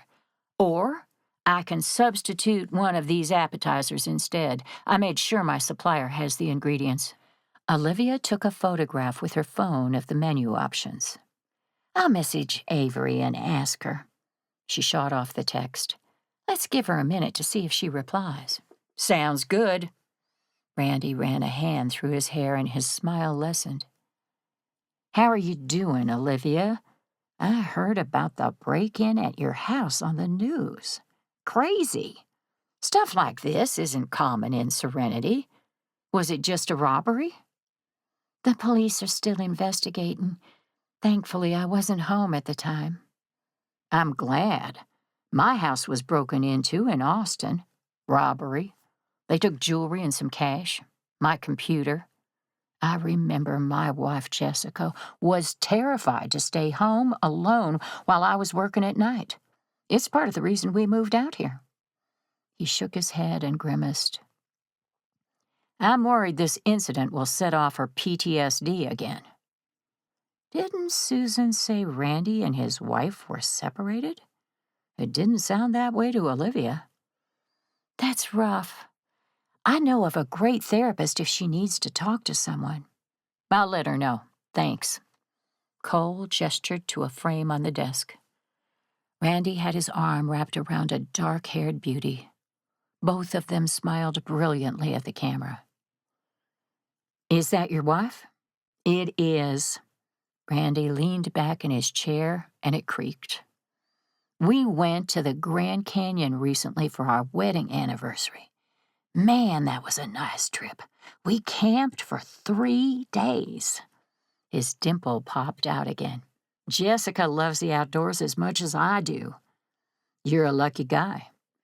You don't have to tell me twice. His brow crinkled. Are you married? Nah, I'm gun-shy when it comes to walking down the aisle. Cole adjusted his cowboy hat, a sheepish expression on his face. I like certainty, and marriage seems like a gamble, you know. Olivia stiffened slightly. Did Cole genuinely feel that way, or was he simply steering the conversation? She couldn't tell. And now wasn't the time to ask. She kept quiet, letting Cole take control. Clearly, he was hoping to find out more about Randy and his wife. Randy rubbed his chin. Marriage isn't always easy, but there's nothing better than having a teammate by your side. His gaze went to the photograph on his desk. Jessica and I went through some hard times, but we loved each other too much to give up. I think that's the key sometimes. Don't give up. Cole shrugged. Sometimes it's better to give up, though. If you're fighting every day and miserable, what's the point? Olivia's heart sank. It definitely sounded like Cole was speaking from experience. No wonder he was struggling to write Eli and Sienna's speech. Was he divorced? It would explain so many of his comments over the last few days. Olivia mentally kicked herself for not asking. Some friend she was. Randy grimaced. Fighting ain't good. I agree with you there. But that's when you get help. I ain't ashamed to say that Jessica and I worked with our pastor to sort through our differences. We also made friends with some great married couples who really support us. Sometimes you think you're the only ones with problems, but then you realize everyone has difficulties. It's improved our marriage more than ever. He eyed Cole speculatively. For someone so down on marriage, working for a wedding planner is an interesting career choice. Cole laughed. Yes, it is. Olivia's phone beeped with an incoming text from her client. Avery says the beef sliders are fine. Randy leaned forward and circled the selection on his paper. Great. I'll put the order in right now. The ingredients will be delivered tonight and we'll be ready to go." "Fantastic." Olivia glanced at Cole, who gave her a subtle nod. He'd gotten whatever information he needed. Olivia turned back to Randy. "Thanks for everything. If you have any other issues, call me." "Will do." Randy waved by. Olivia stepped back into the hall. She waited until they were far enough away from Randy's office before whispering, "Well, either Randy is an excellent actor or he genuinely loves his wife." Cole frowned. "I don't want to mark him off the suspect list, but I find it hard to believe he's your stalker." Relief unknotted the tension in Olivia's shoulders. It didn't bring them any closer to identifying her stalker, but at least she hadn't misjudged Randy. "I'm glad. I was starting to doubt my own instincts." She wanted to ask Cole about his earlier comments, but this didn't seem like the right time or place. Later, when they were at home. Instead, Olivia smiled brightly. "The ballroom is our last stop. Then we can head home. Granny is making meatloaf with mashed potatoes for dinner." Cole's eyes widened with appreciation. "Sounds delicious." The ballroom was a chaotic mess. Bare tables waited for linens and flowers. Floor-length windows provided a stunning view of the gardens and the lake. An archway of white roses was being built near the dance floor. Olivia chatted with the florist and her crew, then with the venue manager. Everything was on track for tomorrow night. She double-checked her task list and then closed her tablet with a sigh of happiness. "All done." Cole grinned as he crossed the dance floor toward her. "Nothing makes you more content than checking things off your to-do list." She laughed to offset the way her breath hitched. The man was so handsome it was distracting. Olivia reminded herself that romance wasn't part of their agreement. "That's true. I love having a checklist. And when everything is ticked off, I feel like my day was productive." A loud creak overhead jolted Olivia's gaze upward. Shock and horror flooded through her as the chandelier suddenly dropped from the ceiling. Hundreds of pounds of crystals headed straight for the center of the dance floor. For Cole. It was going to kill him. Chapter 16. Everything happened in the span of a heartbeat. 1 second, Cole was admiring Olivia's gorgeous smile. The next, he was in deadly trouble. A loud creak alerted Cole to the danger right before the entire chandelier came rushing at his head. He lunged across the dance floor in a desperate bid to outrace certain death. Pain erupted in his shoulder and hip as he collided with the ground. Olivia screamed his name. He didn't have time to register the panic in her voice. Cole rolled. The world spun. He bounced off the wooden dance floor onto the carpet before slamming into a table with a teeth-chattering jolt.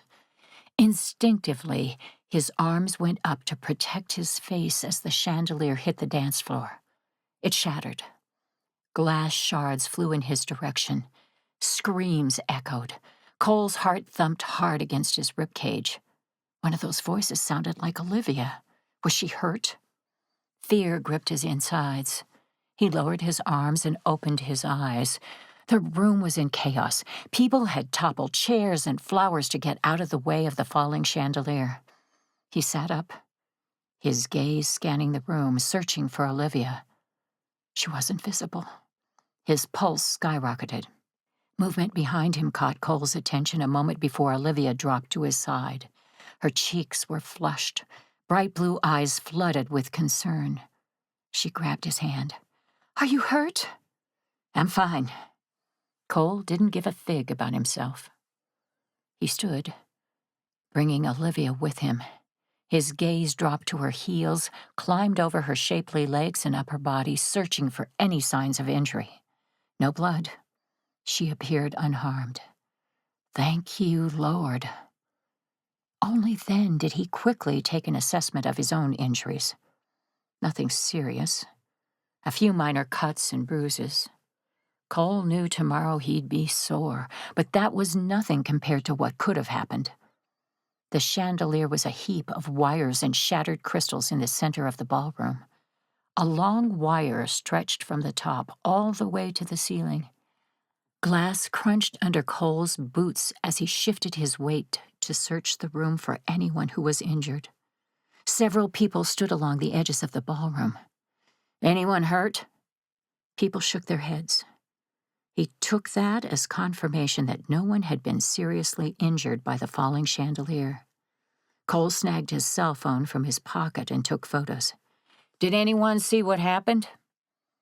It just fell. Olivia stared at the heap in the center of the dance floor. Anger heated her voice. You could have been killed. I'm certain that was the plan. He shot off a text to Eli with some of the photographs before drawing closer to get a better look at the busted chandelier. The hum from a motor reached his ears. Most large light fixtures in professional spaces were attached to a pulley system, which allowed them to be raised and lowered with ease for maintenance or cleaning. Where was the control mechanism? A silver-haired woman burst into the ballroom, Martha Waterford, the owner of Oak Gardens. Olivia had introduced Cole to Martha earlier in the day. The older woman's eyes widened into shocked circles. She gasped, What happened? That's what I'd like to know. Cole gestured to the wire hanging from the ceiling. Is the chandelier on a pulley system? It is. Martha's mouth gaped open. We had it serviced a few days ago. It was fine. Where's the control mechanism? She pointed to a section of the ballroom draped in black curtains. Over there, on the wall. Cole headed to inspect it, Martha and Olivia following right behind. The older woman puffed as she struggled to keep up. But the box is locked. Only certain people have the key. Cole yanked the drapery aside to reveal the wall. A small box near the door hung open, the key used to open it still hanging from the lock. Martha shoved him aside and reached for the key, but he put up an arm to block her. Don't touch anything. The police will be here soon and they'll want to investigate. The police? Martha pressed a hand against her heart. Someone did this on purpose? It would seem so. Chandeliers like yours have safety mechanisms to prevent them from falling. Someone bypassed all of them. The older woman blinked, and then resolve hardened her expression. You're right. She pushed off Cole's hand. I won't touch the key, but I want to see if I can tell who it belongs to. Martha bent at the waist and peered at the silver round disc dangling from the keychain. Her mouth tightened. This is the key used by our maintenance crew. It's kept in a secure place behind the front desk. How many people have access to it? She blew out a breath. The cabinet is locked, but several people have keys. Both of my secretaries, myself, the cleaning crew supervisor, the security manager, our head chef. Randy Higgins has access to this key? Cole stiffened. The chef had been personable and treated Olivia with the same deference he afforded Cole. But Susan warned there was a darker side to Randy. Cole might have been wrong to remove him from the suspect list so quickly. Martha's brow furrowed.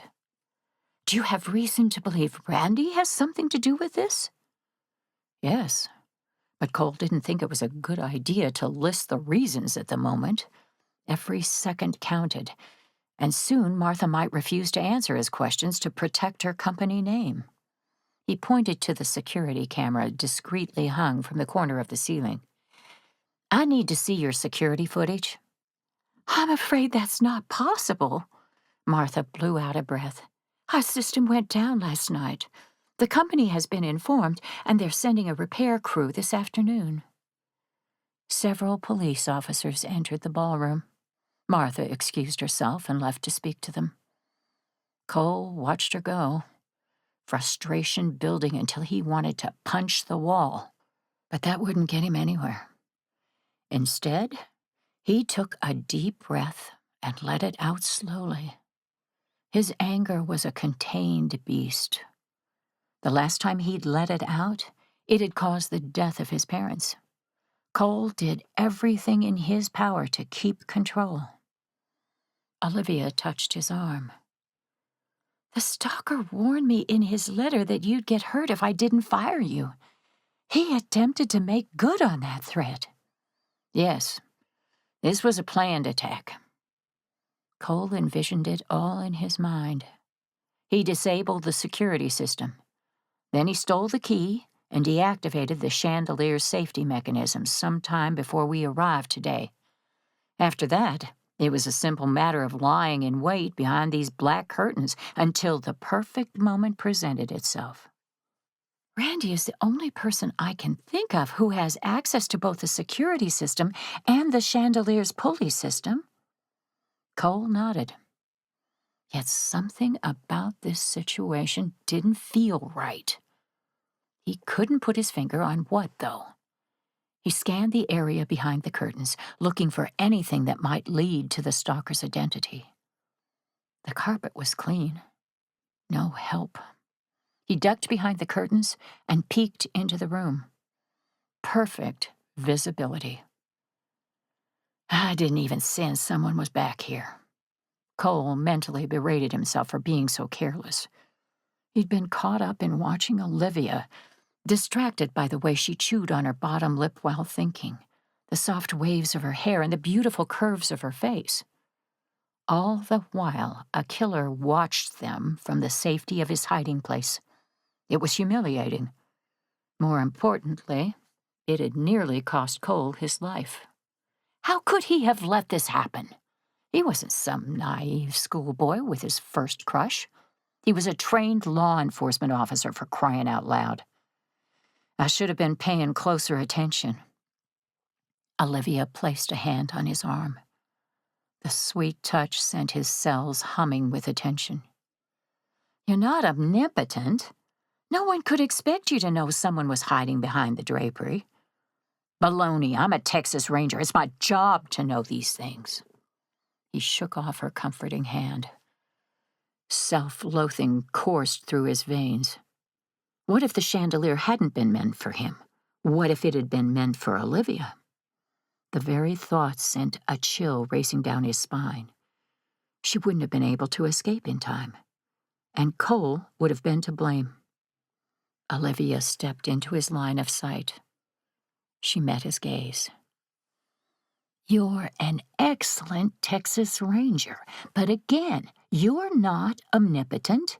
You can do everything right, and still things can go wrong. She arched her brows. Maybe the person you should point a finger at is me. I insisted on following through on my commitments to my clients. We wouldn't even be here if it wasn't for me. Cole narrowed his gaze. You're not responsible for what your stalker does. Neither are you. She let those words hang in the air between them for several beats before adding, God protected everyone in that room, especially you, and I'm grateful. Olivia reached for him and then hesitated, likely because he'd brushed off her touch moments ago. Cole couldn't stand the flicker of uncertainty flashing in those enchanting blue eyes. He gently grasped her wrist and pulled her into his arms. Olivia sighed as she rested her head against his chest. Her hair tickled the bottom of his chin. Cole took a deep breath, his first since the chandelier fell. The feel of her nestled in his embrace slowed his heart rate and took the edge off his anger. Somehow, someway, Olivia had gotten under his skin. She'd awakened desires Cole thought he was immune to. And he didn't know how to stop it. Or even if he wanted to. There was only one thing Cole was certain of. Olivia's stalker wasn't giving up, and he would kill anyone standing in his way. Chapter 17. Olivia hummed along with the gospel song on the radio as she iced a chocolate cake. The coffee machine gurgled as it brewed, and the faint sound of her grandfather's television show filtered in from the living room. A few dirty dishes still littered the kitchen table. Dinner had been a welcome retreat from the hectic and horrifying events of the day. The familiar routine and cheerful conversation had eased some of Olivia's stress. Granny, her hands tucked into yellow gloves, looked up from doing the dishes and smiled. Her eyes crinkled at the corners. "Happiness suits you, baby girl." Happiness? Olivia paused, spatula loaded with thick icing. Considering everything that was going on, the last thing Olivia should be was joyful. She grimaced. "In about 5 minutes, a group of Texas Rangers are going to be in this kitchen to discuss my stalking case. It's probably poor form to be singing along with a radio." "Nonsense. When things are bleak, we need to find moments of happiness where we can." Granny's gaze turned speculative. "In fact, I wonder if your good mood has anything to do with one particular Texas Ranger." Her cheeks heated. "Granny, don't deny it. I've known you since the day you were born." Olivia glanced at the kitchen doorway. Cole had eaten dinner with them, but had gone outside to do a perimeter check before the rest of the Rangers arrived. He wouldn't overhear their conversation. "Admittedly, there's a spark." Her grandmother gave a dainty snort. "If the electricity company could use the heat between you two for power, no one in Serenity would have to pay their light bill. Has he kissed you yet?"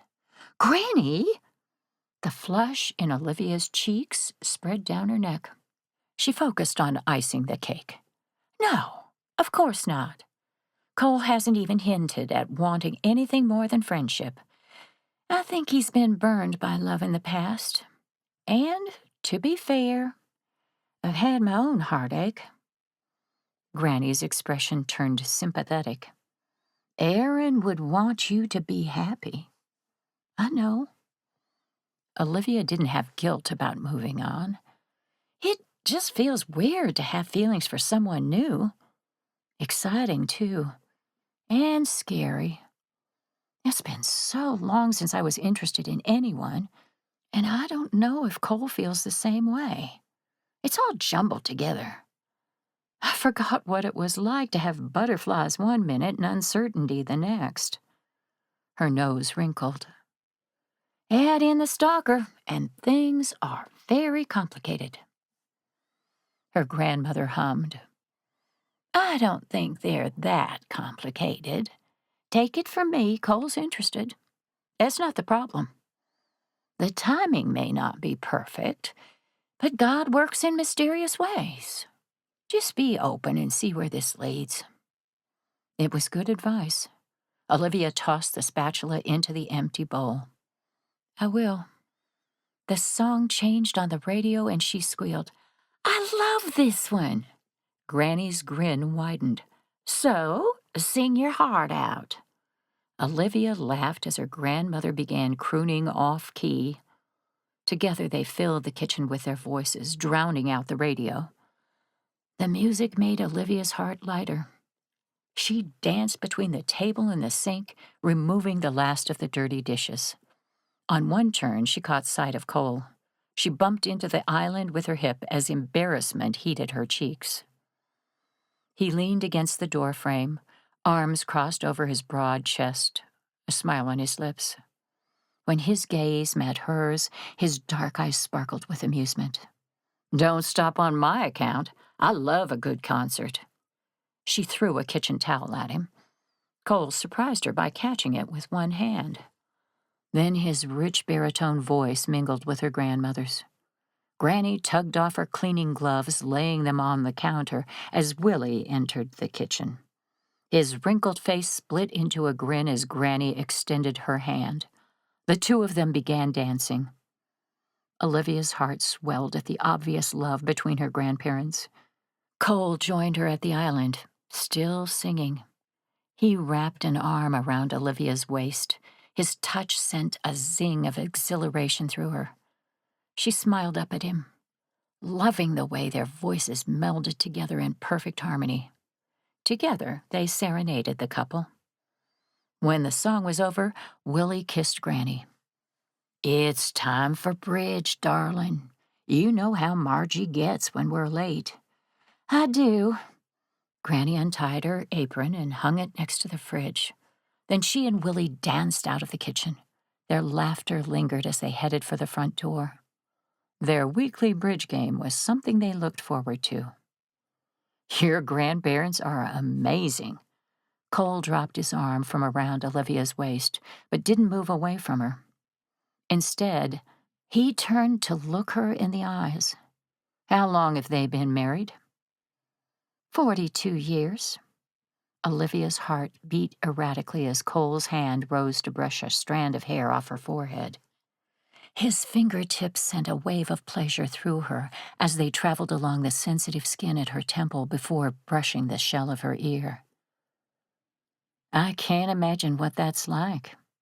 His voice was almost wistful, the longing in his gaze unmistakable as his attention landed on her lips before rising to meet her eyes. Spending such a long time with someone and still being in love? Olivia's breath hitched. "Why not?" His gaze grew distant. "My parents had a rough marriage. There was a lot of fighting and chaos in my household. They must have been in love at some point, but somewhere along the way, all those feelings died. All that was left was anger and vengeance." Cole stiffened slightly, as if he suddenly realized how close in proximity they were to each other. He released her and backed away. "Sorry, I shouldn't have brought that up." She wasn't sure if Cole was sorry he'd shared something so personal, or was simply apologizing for ruining the romantic moment with something serious. Either way, it bothered her. "You don't need to apologize. I'm glad you told me." Many of the things he'd said over the last few days made sense. The comments about divorce, his conversation with Randy. Olivia knew he'd been burned, but she'd imagined a bad relationship with a girlfriend, not growing up in a household with constant fighting. No wonder he was so leery of marriage. Olivia couldn't stop herself from stepping forward to close the distance between them. She laid a hand on his chest, right over his heart. Cole's flannel shirt was soft under her fingertips. It couldn't have been easy growing up like that. No, it wasn't. He seemed frozen in indecision. Olivia knew Cole cared about her, but she also intuitively understood he wasn't willing for those feelings to go any further. "My parents were trapped, and neither would leave, even though it would have been better if they'd called it quits and gotten a divorce. They argued right up to the day they died." His expression was haunted, and Olivia sensed there was more to the story. But his jaw locked as he held the words back. She wouldn't force him to share more than he was willing. "Is that why you're struggling to write the speech for Eli and Sienna's wedding?" He nodded. "I'm not good at relationships, Olivia. In fact, I've steered clear of them. Marriage isn't for me." His gaze skittered away from hers. "I'm not sure I even believe that you can be happy for your whole life with someone." "My grandparents are living proof that not every relationship will end up like your parents." "They're the exception that proves the rule." "Are they?" Olivia kept her tone gentle. challenging Cole's long-held belief needed kindness and understanding. I don't think so. My grandparents have lots of friends who have been married for decades. Look at your own Ranger team. Most of them have caring relationships built on trust and mutual respect. She knew that for a fact because Olivia had planned 2 of the weddings herself. Riker and Hannah wed 2 years ago. Now Eli and Sienna were poised to walk down the aisle.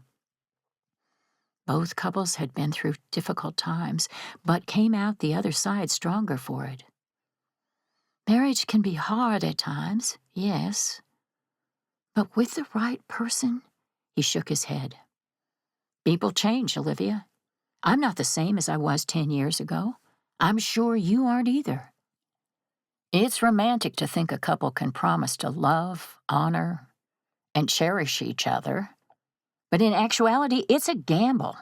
You don't know what kinds of challenges will come your way, or how your spouse will react. Cole's mouth flattened as he shifted away from her until the islands separated them. A physical and emotional barrier. I admire your ability to see the best in everyone, but I don't have that skill. I use data and facts.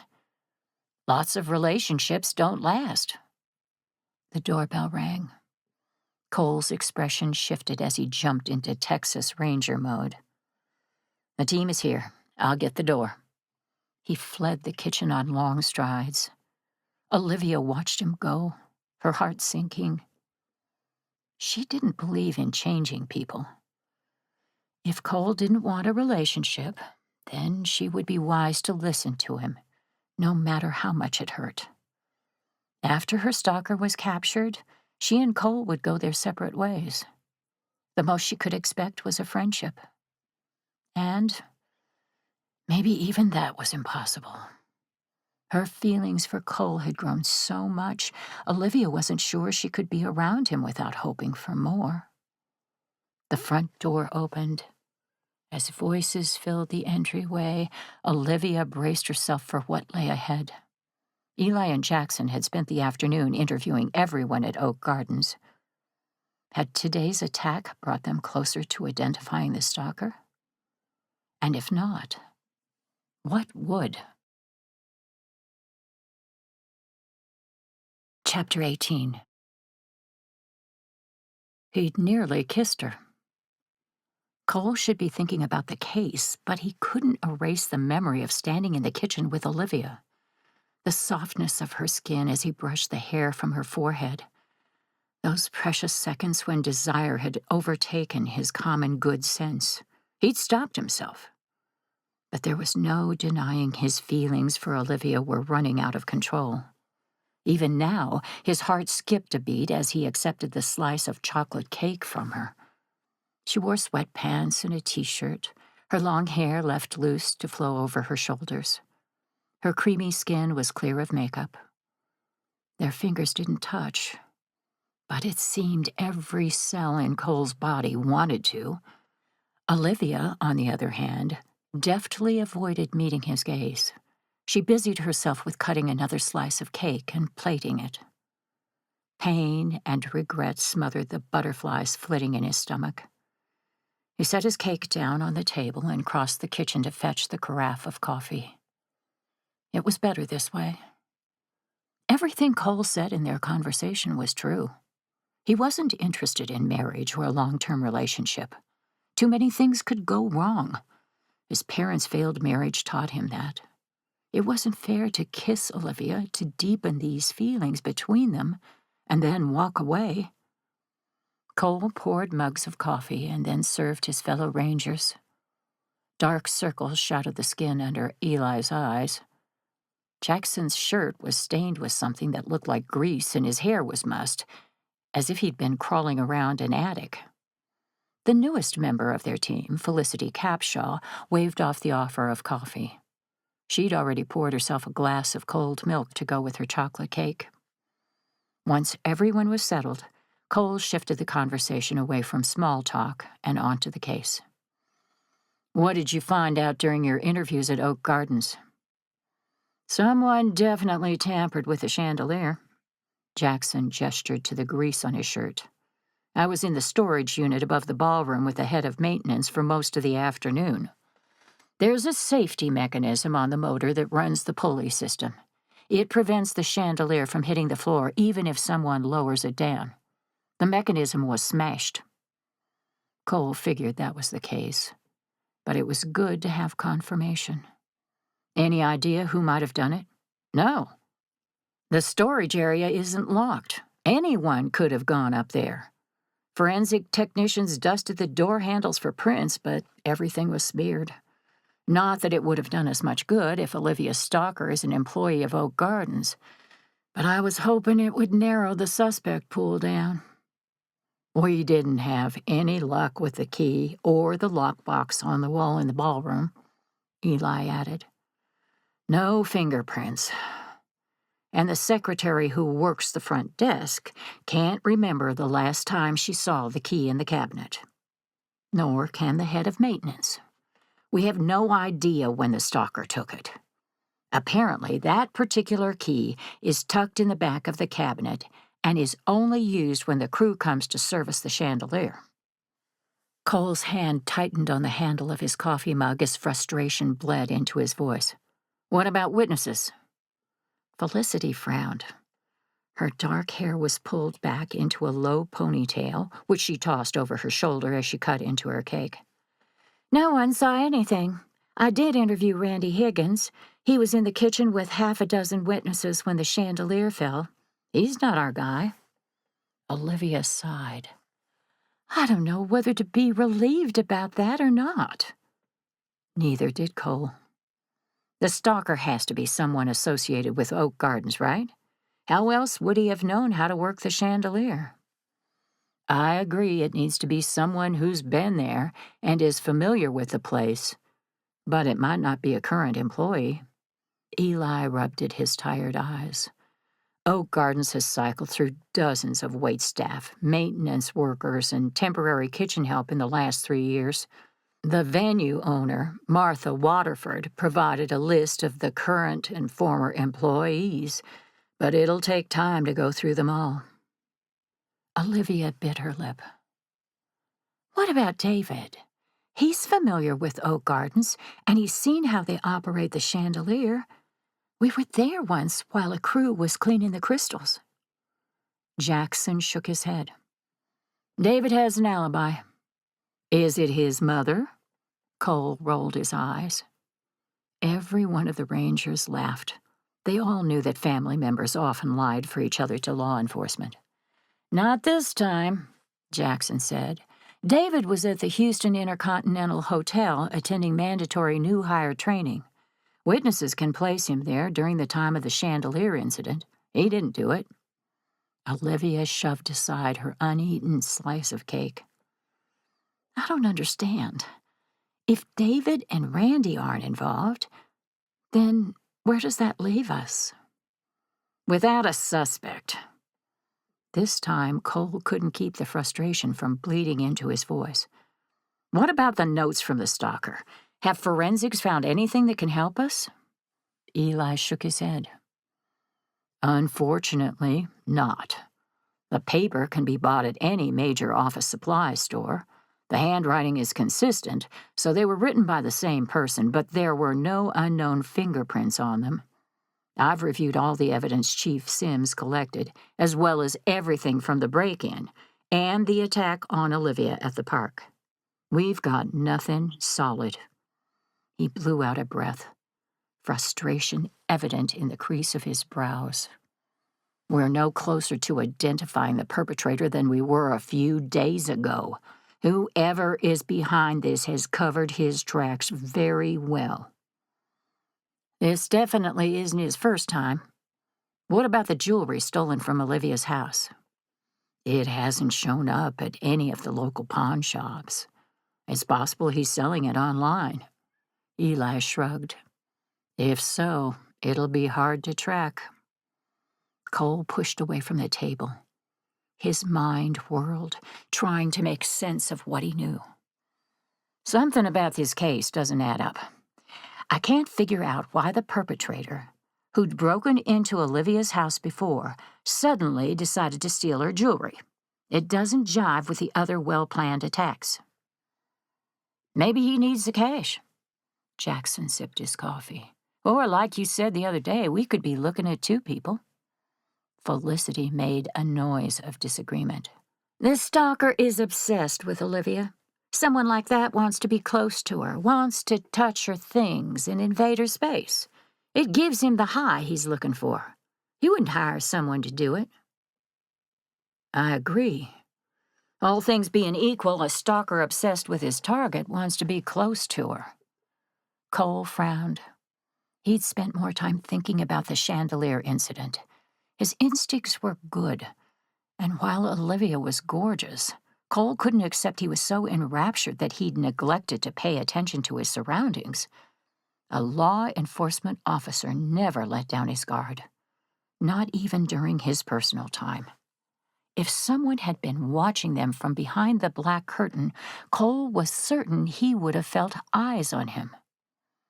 But I've been with Olivia for days and haven't spotted anyone watching her.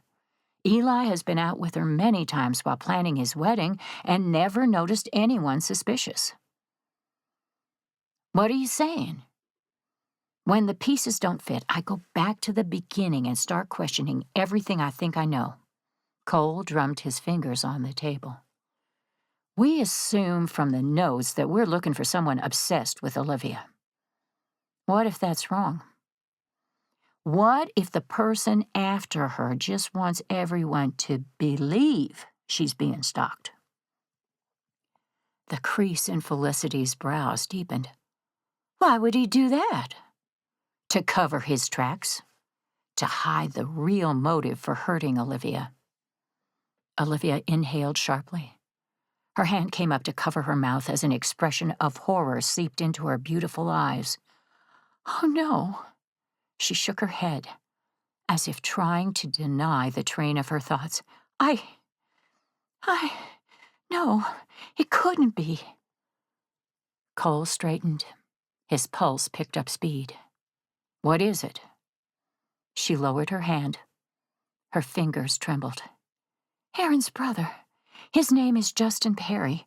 He's currently in state prison serving 15 years for a drug charge. Olivia met Cole's gaze.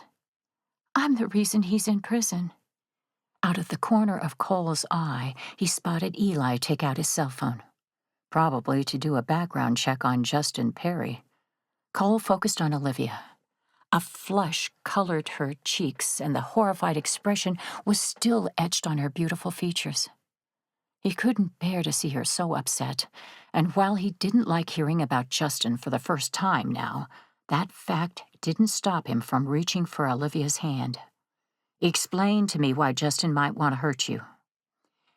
She sucked in a breath and then let it go slowly. When I was dating Aaron, Justin was in the throes of a gambling addiction. He'd lost his house and was living out of his car. Aaron used to help him out financially, but at some point had enough. Justin also started using drugs. And that's when things got really ugly. Justin threatened Aaron. There were a few fights that nearly came to blows. Over money? Olivia nodded. When Aaron died, Justin found out about the money his brother gave me to start Blessed Events. He snuck up on me after the funeral in the parking lot, high and out of control, and shoved me against the car in front of dozens of people. The cops arrived and arrested him. Turns out he had a large amount of drugs on him at the time, enough for a felony charge. He went to prison. He's serving 15 years. Jackson whistled. That's enough to make someone want revenge. If Justin is behind these attacks, he may have hired someone to make it look like Olivia was being stalked. That way, no one would ever connect the attacks to him. Cole agreed. It was a perfect cover-up. He kept his attention locked on Olivia and did his best to keep the recrimination out of his voice. Why didn't you mention Justin before? Because he's in prison. The outburst seemed to surprise Olivia because her eyes widened and then her cheeks heated. I'm sorry. I filed with the victim's services to be notified when he was released. Since Justin is locked up, it never occurred to me that he could be responsible for all of this. Her explanation made sense. Olivia didn't work in law enforcement. Cole couldn't be angry with her for not connecting the dots. He hadn't even considered an alternative motive until the second break-in at Olivia's house. She searched his face. Do you really think Justin is behind these attacks? It's possible. If so, he's hired someone to do his dirty work. Eli tapped his phone screen and then turned it to show Cole. Justin Perry is currently in state prison serving out a sentence. Does he have any family members or friends who might help him, Olivia? No. His parents are dead, and so is Aaron. They didn't have any cousins they were close to. She chewed on her bottom lip. He did have a girlfriend, but I don't know what happened to her after he was arrested. She didn't come to the trial, so I assume they broke up before then. He could have hired a fellow inmate from prison, Cole suggested. How would he pay him? Eli asked.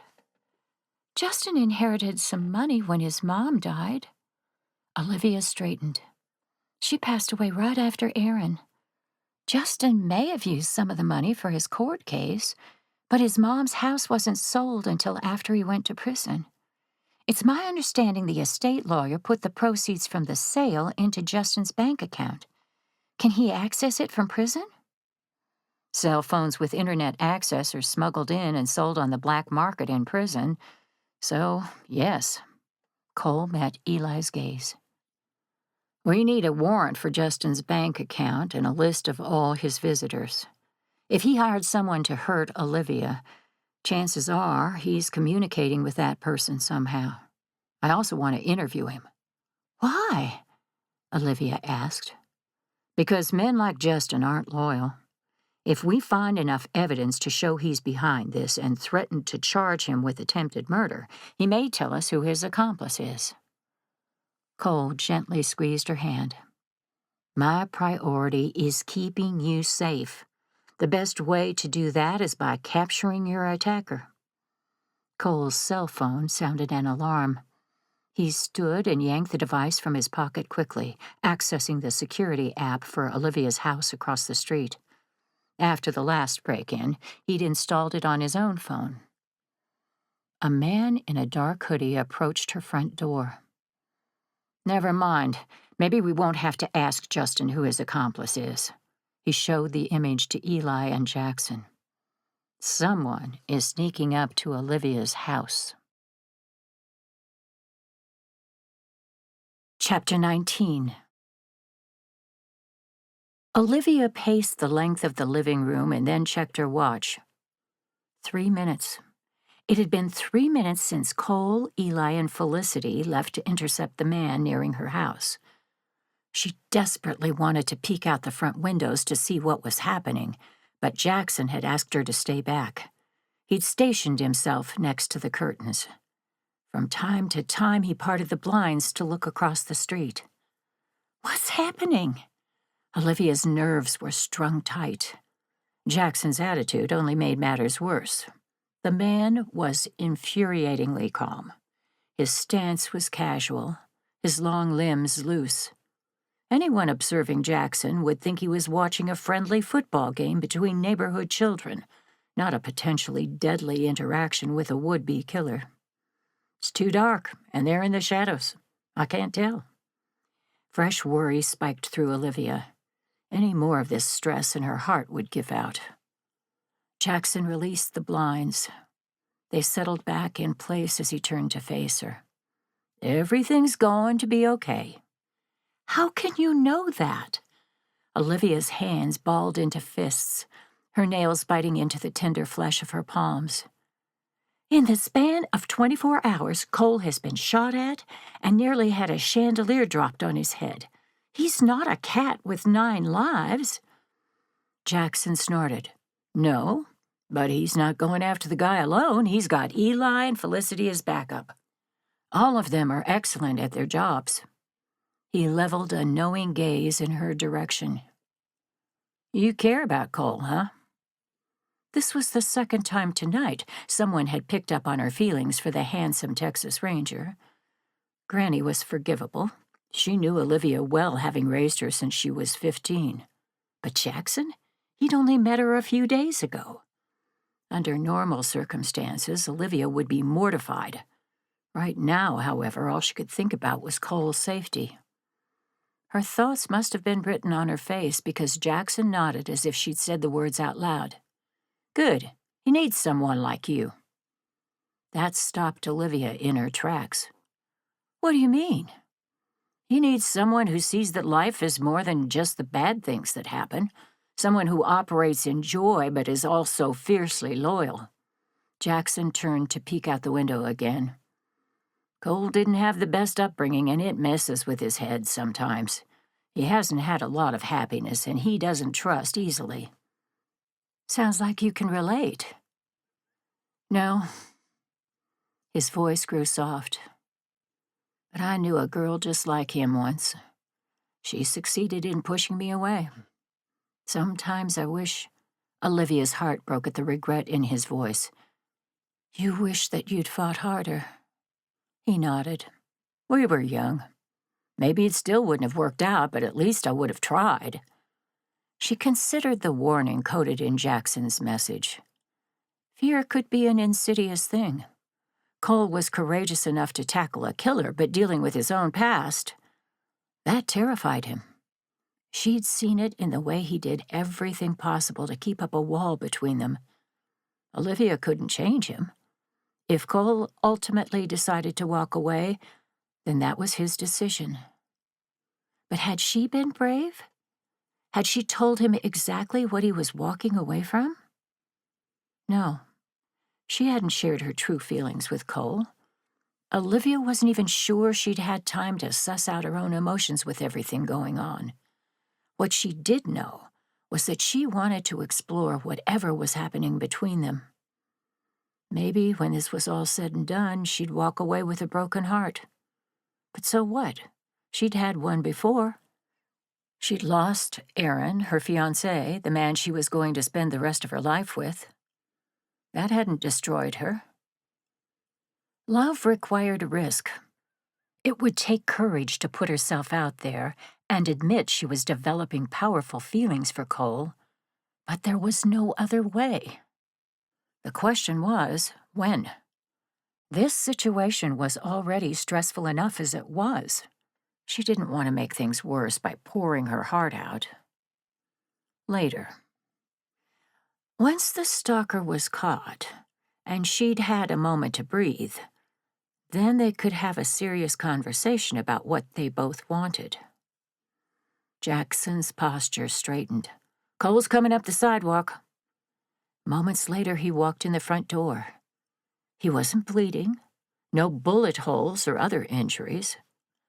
Relief washed over Olivia. Before she could think it through, she crossed the room and hugged him. The fabric of his jacket was cold against her bare skin, but when Cole's arms encircled her waist, she felt the warmth of his touch all the way to her core. She reluctantly pulled back. "What happened? Did you catch the stalker?" "No." Cole shed his jacket and tossed it on the coat rack next to the door. "The man approaching your house was a neighbor, Danny Myers. He's the 15-year-old grandson of Dr. Kenneth Myers." "I know Dr. Ken. He hosts a block party every year." Olivia frowned. "His grandson lives in West Virginia." "Yep. Danny is visiting for the weekend. Apparently, Dr. Ken received a delivery sometime this afternoon from a florist. It sat on his porch for hours until Danny came home from running errands and noticed it. Dr. Ken was busy making dinner, so he asked Danny to bring it inside." Olivia had a sinking feeling she knew where this story was going.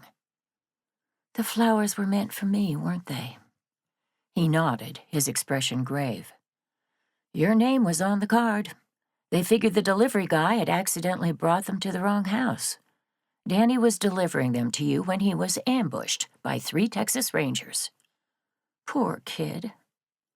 Cole's mouth quirked. He actually took it in stride. Apparently his maternal grandfather is a retired police officer.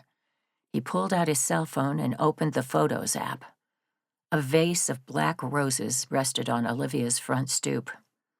Tucked inside the blooms was a card addressed to her. Black roses? He's not being subtle. No, he isn't. Nor is he being careless. Dr. Ken doesn't have security cameras.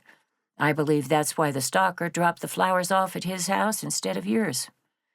Eli and Felicity are canvassing the street to see if anyone noticed the delivery man, or his car, anything that might provide us with a lead. Olivia wasn't hopeful. The stalker had proven to be cautious. He did the same trick with the envelope a few days ago. Her nose wrinkled, thinking of her hand brushing against the dead mouse's fur. Disgusting. He took it to the barber shop to avoid being seen on the cameras. Jackson rocked back on his heels. It's simple and effective. You said Dr. Ken hosts the block parties? He's familiar with the neighbors. Once he saw the name on the card, Dr. Ken knew immediately who to bring it to. She nodded. It worked exactly as he intended it to. Olivia's insides crimped with anxiety, but she refused to let it get the best of her. She straightened her shoulders. What does the note say? Cole glanced quickly at Jackson before focusing back on her. Olivia, no, I want to know. Show it to me, please. With a sigh, he flipped to a new photograph. Olivia read the message scrawled in block lettering on the note. Dearest Olivia, these flowers are a symbol of my feelings for you now, darkened by your betrayal. You chose to run away from our love and hide behind someone unworthy of you. How disappointing. That man can't protect you. He's nothing more than an obstacle. And I've shown you how easily obstacles can be removed. He's still breathing, yes. But that speaks more to my restraint than to his strength. You must realize by now there's no escape. Every attempt you make to distance yourself from me only makes things worse. You belong to me, Olivia, and no one can change that destiny. Consider this a warning. My patience wears thin, and my generosity has its limits. Do not mistake my love for weakness. Get rid of your assistant, or I'll put him in a grave. Your devoted admirer. Her knees trembled. She didn't want the note to affect her, but it did. It sent icy rivers of fear threading through her until she was drowning in worry. Olivia sank down onto the couch cushion and covered her face with her hands. He's not going to stop. Cole's warm hand ran down her back in a reassuring gesture as he joined her on the couch. His presence was strong and grounding. A moment later, the front door clicked closed. Olivia dropped her hands to find Jackson was gone. He'd slipped out to give them some privacy. It's going to be okay, Olivia. This note was sent to scare you. Well, it's working. She blinked back tears, angry with herself for letting fear get the better of her, but this went beyond her. By the grace of God, no one was hurt today when the chandelier fell. But what about next time? I can't put innocent people at risk. I'll have to withdraw from the wedding tomorrow. Avery Gonzalez will be furious, for good reason, but I can't see any way around it. Actually, I've already thought of a game plan. Jackson and Felicity will stay with you while Eli and I go to state prison to interview Justin. Then all four of us will be at the wedding. I doubt the perpetrator will make a move at such a public event, but it's better to be safe than sorry. We'll make sure no one gets hurt. Olivia wanted to believe him, but doubt held her back. I'm scared, Cole. What if Justin doesn't tell you who he hired? Or worse, What if he has nothing to do with this? She gestured to the letter still on display on Cole's cell phone. What if the stalker is real and he intended to make good on his word by killing you? I'm not that easy to kill, if you haven't noticed. She scowled through her tears. Now is no time to make jokes. Cole chuckled and then gently swiped at the water on her cheeks. The smile melted from his face as tenderness took its place. Anna used to tell me that when things are at their darkest, that's when you need God the most. He cupped her face. I know you're scared, but we're doing everything we can. Once that's done, then there's only one thing left. Prayer. She sighed, touched by his suggestion and the compassionate way he'd handled her fears. Cole had proven he was someone she could lean on over and over again. Your Nana is very wise. His lips lifted in a smile that made his eyes sparkle. You got that right. Cole released her but didn't back away. Instead, he took her hands. Pray with me, Olivia. I'd love to. Chapter 20. The state penitentiary was ice cold. Cole followed Eli into a sterile interview room with cement walls and floor. It stank of urine and sweat. A metal table was bolted to the floor along with 4 chairs. The entire space was harsh and unforgiving, devoid of sunlight, illuminated only by the unyielding fluorescent strip of lights embedded in the ceiling. If there was a more depressing place, Cole couldn't imagine it. When the guard shut the door behind them, an irrational sense of claustrophobia swept over him. I hate this place, Eli muttered, his mouth set in a grim line. Today he'd worn a dark sports coat with slacks and a button-up shirt. His badge was pinned to the front pocket. The bags under his eyes were deep enough to pack a week's worth of clothes. If Eli kept going at this rate, he was going to look like a mummy at his own wedding next weekend. Cole wouldn't look much better. Sleep had been elusive last night. When he wasn't patrolling the Leighton's property, he was lying awake in bed thinking about Olivia. The threats against her were increasing, and Cole felt the incidents were only a hint of what was to come. To make matters worse, his feelings for Olivia were growing beyond what he was capable of hiding. Praying together last night had been intimate, their hands clasped, heads bowed. He hadn't felt that close to someone in a very long time. And somehow, his deepening friendship with Olivia had also brought him closer to God. He turned to prayer more often, just as his grandmother had urged him to do. Olivia was quickly becoming a refuge, someone he could be himself around, share his secrets with, and take care of. He wanted to tell her more about his parents, including his part in the car wreck that had taken their lives.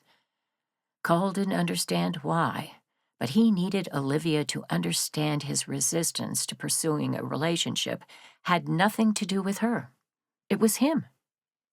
You gonna be okay? Eli's question jolted Cole from his train of thoughts. His friend studied him with consideration. I don't want you in here if you can't control your temper with Justin. Cole felt his hackles rise.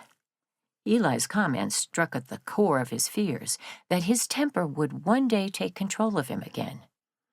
Since when have I ever lost it? Never. But this case is different. Trust me, I've been there. Sometimes the need to protect the woman you care about overrides common sense. He opened his mouth to argue, but snapped it closed. There was no sense in denying his feelings for Olivia. Eli knew him too well, and more importantly, there was no judgment or recrimination in his tone. Eli had nearly lost his job and his reputation defending Sienna from a murder charge. Cole blew out a breath. I've got it under control. You don't have to worry. The door on the other side of the room opened. Justin, escorted by a prison guard, entered. He'd changed dramatically since the arrest photo. Acne marred his face, and muscles in his arms strained the fabric of the standard orange prison garb. His bald head was oily in the harsh fluorescent lighting. Steroids? Cole knew illegal substances, like drugs and cell phones, were smuggled into the prison frequently. A search of Justin's cell hadn't yielded any contraband, but that didn't mean much. He could have hidden it somewhere on the cell block. Chains jingled as the guard attached Justin's handcuffs to the table. The man didn't seem to mind. He leaned back in the metal chair and smirked. His gaze was flat and cold. Cole didn't look away. He kept his own face expressionless. With a man like Justin, there was no room for emotion. He'd smell it like a shark smells blood, and then use it to manipulate. After the guard left, Eli slid into the seat opposite Justin. He introduced himself and Cole. Then he read Justin his rights as required by law. Justin waved away the warnings. Yeah, whatever.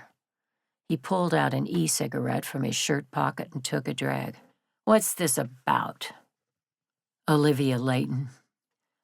His bored expression didn't change, but there was a flicker of hatred that shifted his flat gaze into one of a cold-blooded individual. Justin took another drag on his e-cigarette. What about her? Someone has tried to kill her. Several times. We thought you might know something about that. How could I have been locked up for the last 3 years? Justin blew out. The scent of peppermint filled the room. It churned Cole's stomach. He never understood why the state allowed prisoners to buy e-cigarettes from the commissary. Just because you haven't directly attacked Olivia doesn't mean you aren't responsible. We've done our research, Justin. 50 grand was moved from your checking account 6 weeks ago into an offshore account. Cole locked gazes with the other man. You hate Olivia. Aaron gave her all his savings, and after his death you confronted her about it. Witnesses testified that you screamed she'd stolen money you were supposed to inherit after Aaron died. And you attacked her. The police got involved, and they discovered a whole lot of drugs on you, which landed you here, in prison. It's all her fault, and I bet sitting in a concrete cage has given you lots of time to think about how to get even. You paid someone to kill Olivia. Justin's mouth hardened. Nice little story you got going there, but it ain't true. Really? Eli arched his brows. Then what was the 50 grand for? Justin shrugged. Some guy I know is buying land in Brazil. It's cheap, but by the time I get out of here, it'll be worth something more. Nothing wrong with investing, is there? How did you move the money? I gave my old lady power of attorney. She took care of it. His old lady was an on-again, off-again girlfriend. No one has seen or heard from Caroline in weeks. Do you know where we can find her? It would help if she could confirm your story. Nah, man. Justin's chains rattled as he lifted his cuffed hands. In case you haven't noticed, I haven't been out and about. But when you find Caroline, let her know I'm looking for her. He flashed a sharp grin filled with malice. Cole's stomach sank. He suspected Caroline was dead. Murdered, most likely. But they had no way of proving that. It was possible she'd run off, just as Justin said. He prayed that was the case. What's the name of the man you gave money to? He lifted his brows. Your friend, the investor. Justin's gaze narrowed. I'll keep that information to myself. That's within your rights, Cole shrugged. But I wouldn't do that if I were you. Why not? He moved forward to rest his hands on the back of a chair. The metal was icy against his heated skin. Because we're building a case against you, Justin. We know you're involved in these threats against Olivia. Attempted murder charges bring serious time. We're talking 25 years to life. Now, if you give us the name of the person you hired, we can work out a deal." Justin jabbed a stubby finger at his own head. "Are you stupid? I already told you, I ain't got nothing to do with the attacks against Olivia." "You threatened her. That's how you ended up here in the first place." "Yeah, but that doesn't make me a killer. I was mad about Aaron giving her his money, sure. My brother was a world-class fool when it came to Olivia." Justin smirked. "Aaron never had his life together, but he always lectured me about my choices. The idiot." His hatred for Aaron and Olivia was barely concealed. It bubbled under the surface. Coupled with the missing 50 grand. Yeah, Cole wasn't buying that Justin wasn't involved in the threats against Olivia. Problem was, they didn't have any proof. Justin hadn't had a visitor in months, and the only person he called was his attorney. Cole was convinced the notes were deliberately planted to make it appear as though Olivia was being stalked. It was a cover-up designed to keep law enforcement looking in the wrong direction. A distraction from the real motive: revenge. But how had Justin pulled it off?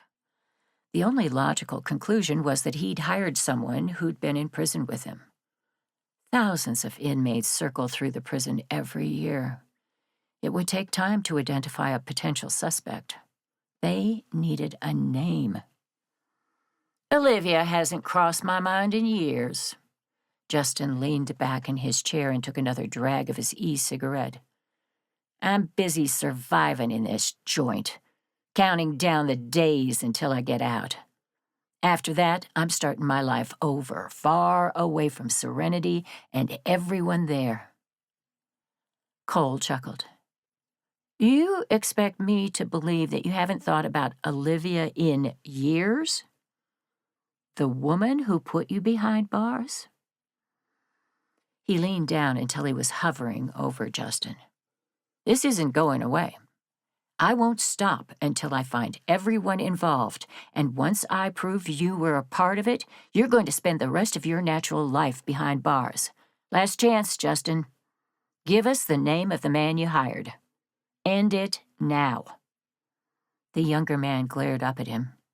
His expression was twisted with leashed anger, but a flicker of something flared in his dark eyes.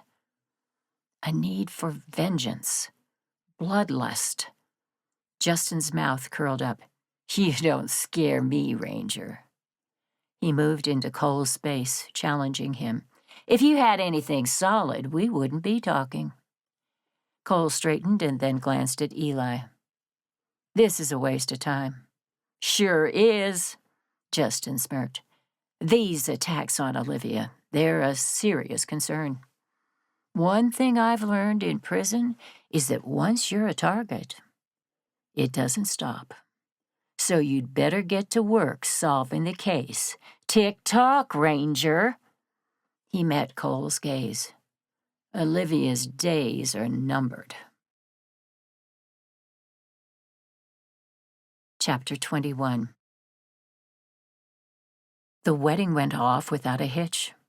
Olivia breathed a sigh of relief as her clients rushed down the stairs of the Oak Gardens ballroom. Guests waved sparklers and cheered. A truck idled in the circular driveway. It was decked out in streamers, and "Just Married" had been written across the back window. Taillights flashed as the couple drove away. "Another one down." Susan joined Olivia on the stairs. Her secretary wore a gorgeous sheath dress, her curls tucked into a bun. She'd spent the evening helping Olivia coordinate the wedding. It was above and beyond her normal duties, but Susan appreciated the overtime pay, especially since her husband was still laid up with his bad back. "I'll make sure the bride's parents collect all the gifts before I head home." "Thank you," Olivia smiled. "Great job, by the way. Sure you don't want to take over as my assistant?" Susan laughed. "No, thanks. I don't want to work every weekend." Her brows wriggled suggestively. Besides, you already have an amazing assistant. Where is Cole, anyway? He's been MIA for this evening. He wasn't feeling well, and I told him it was okay to skip the wedding. The excuse rolled off Olivia's tongue even as she internally winced. She hated lying. But admitting the truth wasn't possible. Cole and Eli were currently tracking down some leads after their interview with Justin. Several Texas Rangers, including Jackson and Felicity, provided additional security for the wedding. Olivia hadn't met all the members of Company A, but she recognized Grady West and Bennett Knox tucked among the other guests. The latter two lawmen had brought their lovely wives to the event. No one would ever have guessed they were working security. Susan yawned. Okay, presents, and then I'm out of here before I fall asleep while driving home. It's way past my bedtime. Olivia followed her secretary inside. Tables in the ballroom were littered with empty dessert plates and glasses. Silver confetti coated the carpet and dance floor. Guests were gathering their coats and gradually making their way to the parking lot. The DJ was packing up his equipment while waiters cleared the dirty dishes. The broken chandelier had been replaced with one from storage. It didn't have the same sparkle, but it got the job done. Vincent Santiago, one of Olivia's clients, approached. A friend of the groom, he'd attended the wedding alone. His fiancée, Rosie, was at home sick with the flu. He'd traded his stained blue jeans for a dark blue suit. His jacket was thrown over one arm and he carried a slice of cake covered with saran wrap. Great wedding. Rosie's going to be sad she missed it. I hope she feels better soon. Please send her my love. I will. Vincent lifted the plate in his hands, his eyes twinkling with amusement. It's vanilla, her favorite. Olivia laughed. She didn't understand why Cole had been so hard on Vincent. It was clear the man cared a lot about Rosie and did his best to make her happy. Then again, Cole suspected everyone at the moment. Olivia could hardly blame him. Even with Jackson shadowing her every move all evening, she'd been jumpy. Are you okay? Vincent lightly touched Olivia's arm and then immediately dropped his hand. You zoned out there for a moment. Sorry, just thinking. She scanned the ballroom for Jackson, but didn't see him. Strange. Maybe he was conducting a patrol of the building. She forced a smile. Good night, Vincent. Night. After Vincent left, Olivia checked in with the DJ and the event coordinator. Then she headed for the bride's dressing room. It looked like a bomb exploded in there the last time she saw it. The makeup and clothing needed to be gathered together and given to the mother of the bride. Olivia shot off a text letting Jackson know where she would be as she exited the ballroom. Quiet descended the farther into the building she went. The bride's dressing room was around another bend. Olivia's heels sank into the plush carpet. Then she drew up short. Her former assistant, David, was standing near an exit leading to the side parking lot, speaking on his cell phone. His dark suit was pressed and his hair was combed back neatly. A diamond earring winked from his earlobe. In these clothes he looked like a different person. More like the man she knew. He spotted her and hung up. Hey, Olivia! Outstanding wedding. From start to finish, it was sheer perfection.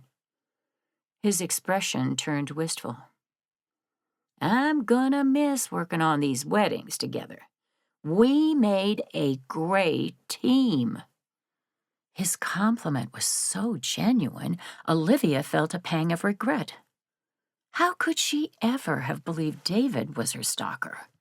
His alibi on the night of the second break-in at her house had officially cleared him from the suspect list, and she was relieved. I'm going to miss it too, but you're on to better things, and I couldn't be happier for you. Thanks. The event coordinator position is going to keep me busy, but I'm excited about the challenge. Don't know how many more of these weddings I'll be available to attend, though. Several of Blessed Events clients have invited me, but my new schedule requires a lot of evenings and weekends.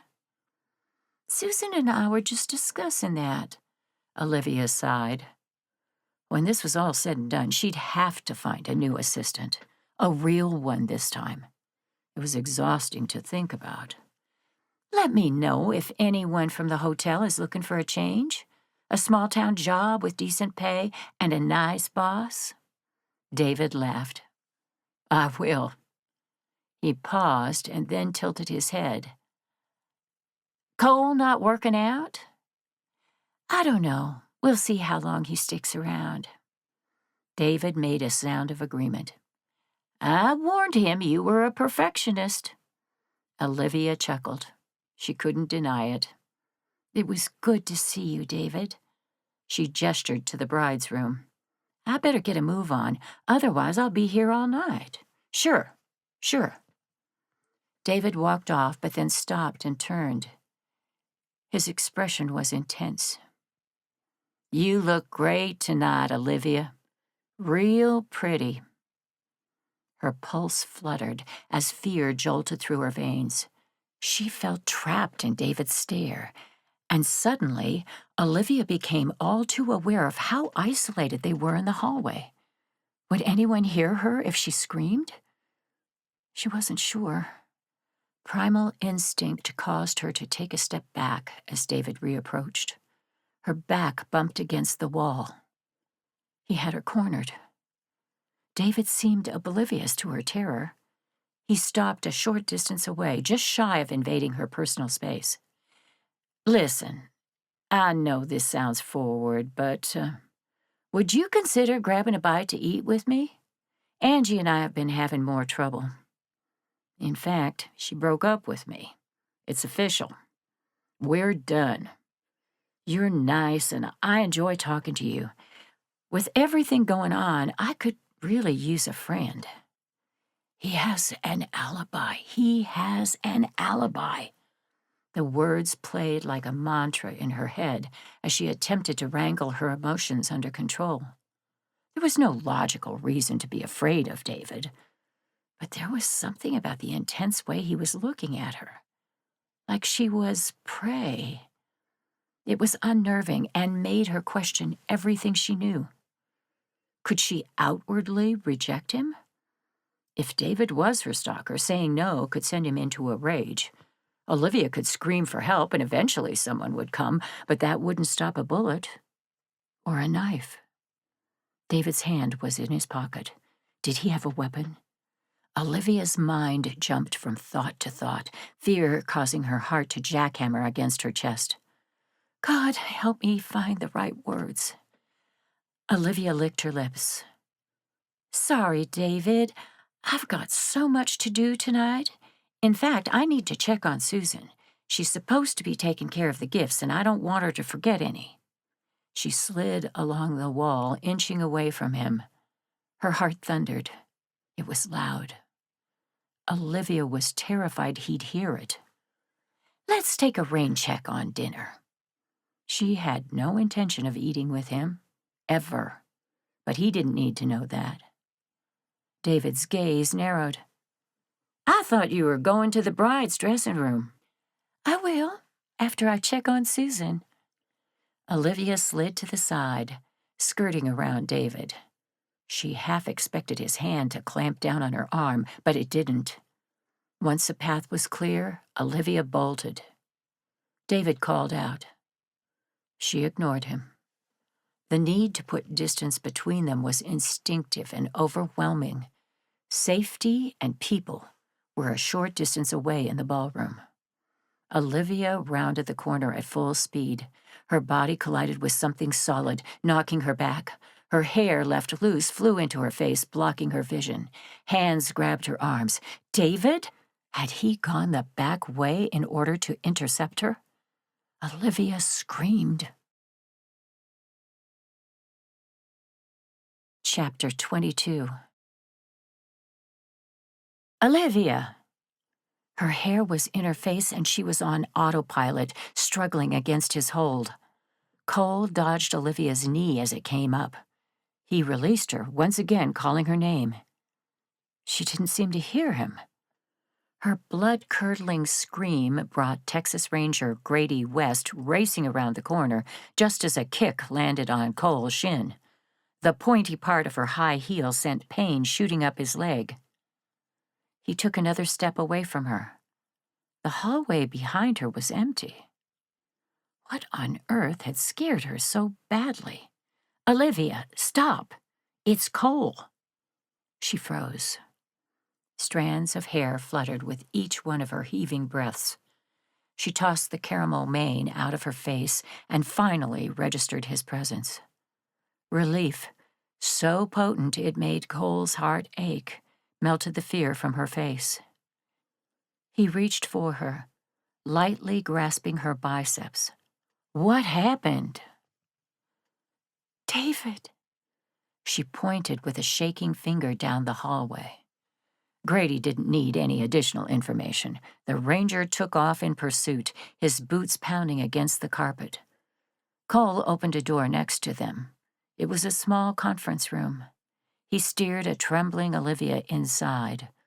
Her complexion was ghostly pale, and he feared she might faint. Adrenaline caused a fight or flight response, but after the incident was over, it left a person weak-kneed and exhausted.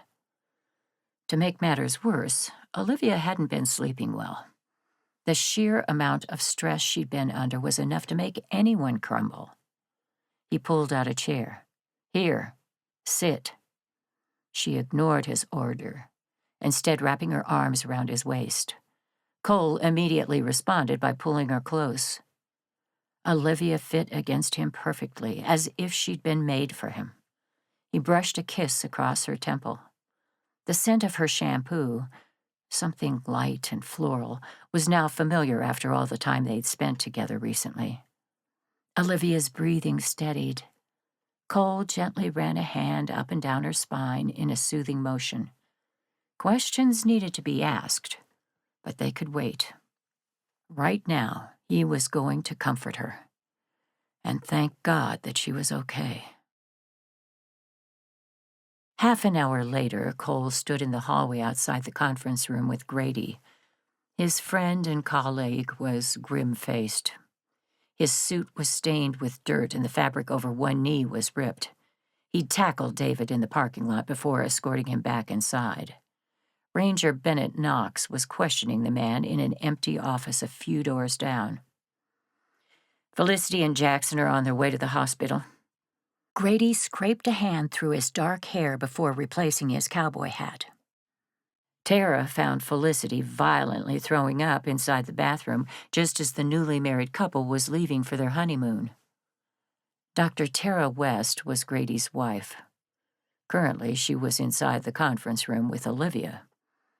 The door wasn't shut all the way, leaving a crack big enough to observe them. Tara held Olivia's hand and was quietly talking. Or maybe they were praying. Tara's faith ran deep. She'd started a prayer chain for members of Company A, and as each ranger married and their families grew with children, she extended it to them as well. "Tara alerted me," Grady continued. "Then I found Jackson passed out in the men's room. He'd started a text, but hadn't been able to send it. Tara suspects they were both drugged based on the symptoms. Her best guess is that something was dusted onto their slices of wedding cake, probably powdered fentanyl, since it's tasteless and odorless. Jackson ate his entire slice of cake, which is why his symptoms were worse. Felicity only had a few bites of hers." Anger shot through Cole and his muscles went rigid. "Do we know who's responsible?"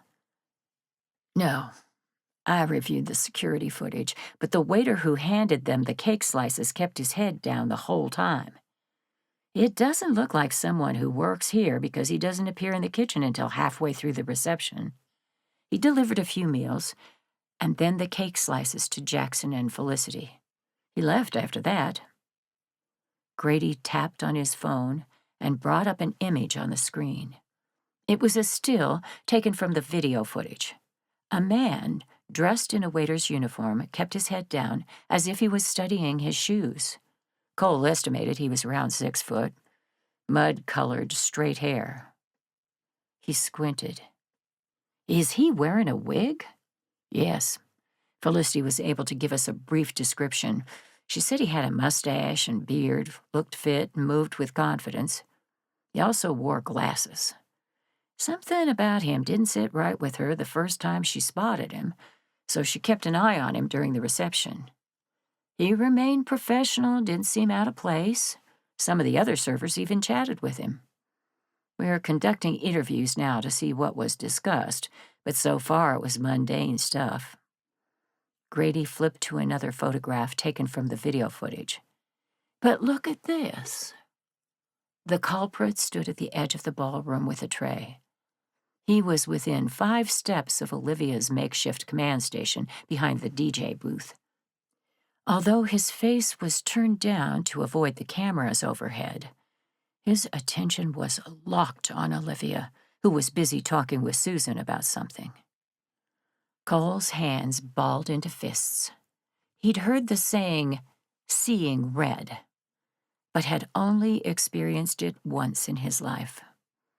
The night his parents died.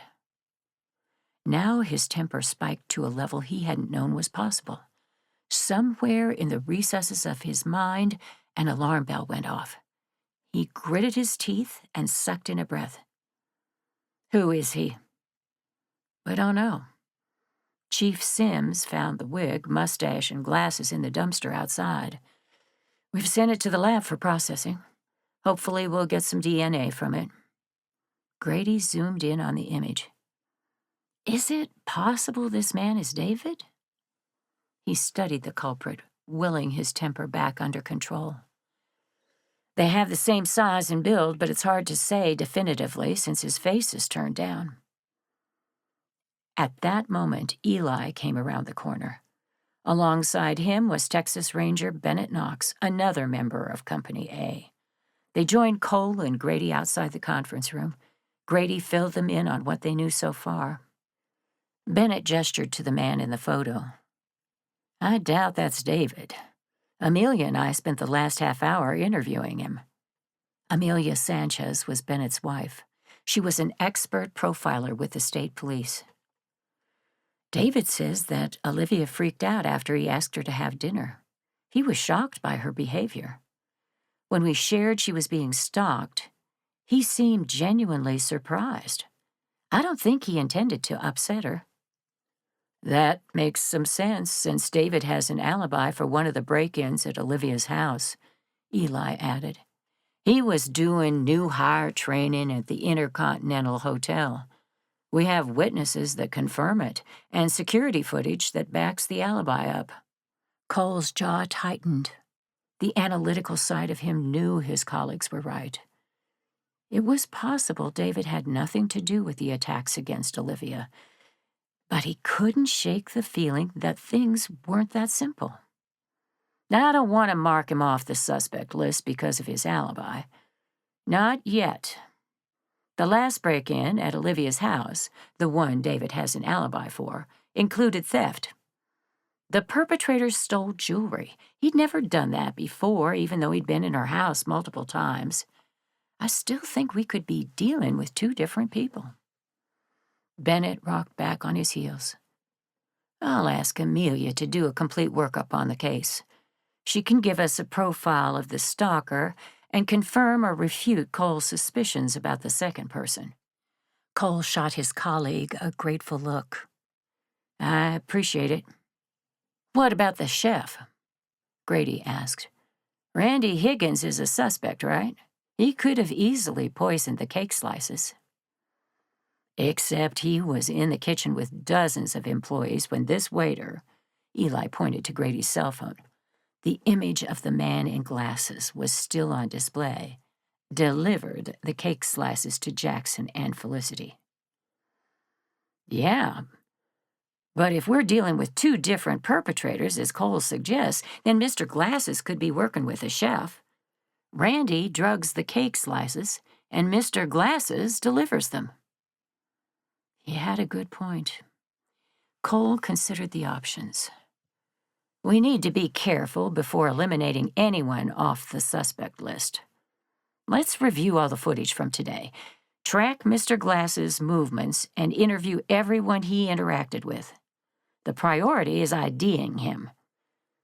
50 grand was withdrawn from Justin's bank account 1 week before someone started stalking Olivia. It went to an offshore account, so we can't trace it. Cole growled in frustration. The way I see it, we have 2 possibilities. 1, Mr. Glasses was hired by Justin to stalk and eventually kill Olivia. This setup is designed to hide Justin's involvement and make it look like Olivia's death was the result of a stalker, when it was actually about revenge. Eli nodded, his mouth set in a grim line. Justin wants revenge. That much is certain. He hates Olivia and blames her for his prison sentence. Exactly. The second possibility is that Olivia is truly being stalked, either by David or Randy, and the 50 grand withdrawn from Justin's account is a happenstance. Bennett snorted. I don't believe in coincidences. Neither do I, but Justin is a criminal. It's possible the money has nothing to do with Olivia, and he's involved in some other shady dealing. Cole wouldn't dismiss any plausible theory. Doing so could cause him to overlook an important clue that would blow the entire case wide open. He pointed to the man on Grady's cell phone screen. We need to identify Mr. Glasses. We know he's involved. Once we learn his identity, hopefully we can figure out who he's connected to. Cole surmised Mr. Glasses had drugged Jackson and Felicity in order to get Olivia alone. Anything could have happened tonight. Cole didn't know what the perpetrator planned, but he had a feeling his arrival at Oak Gardens had stopped it. We should review the security footage for anyone who attended the wedding but disappeared when Mr. Glasses showed up, and then reappears after he left.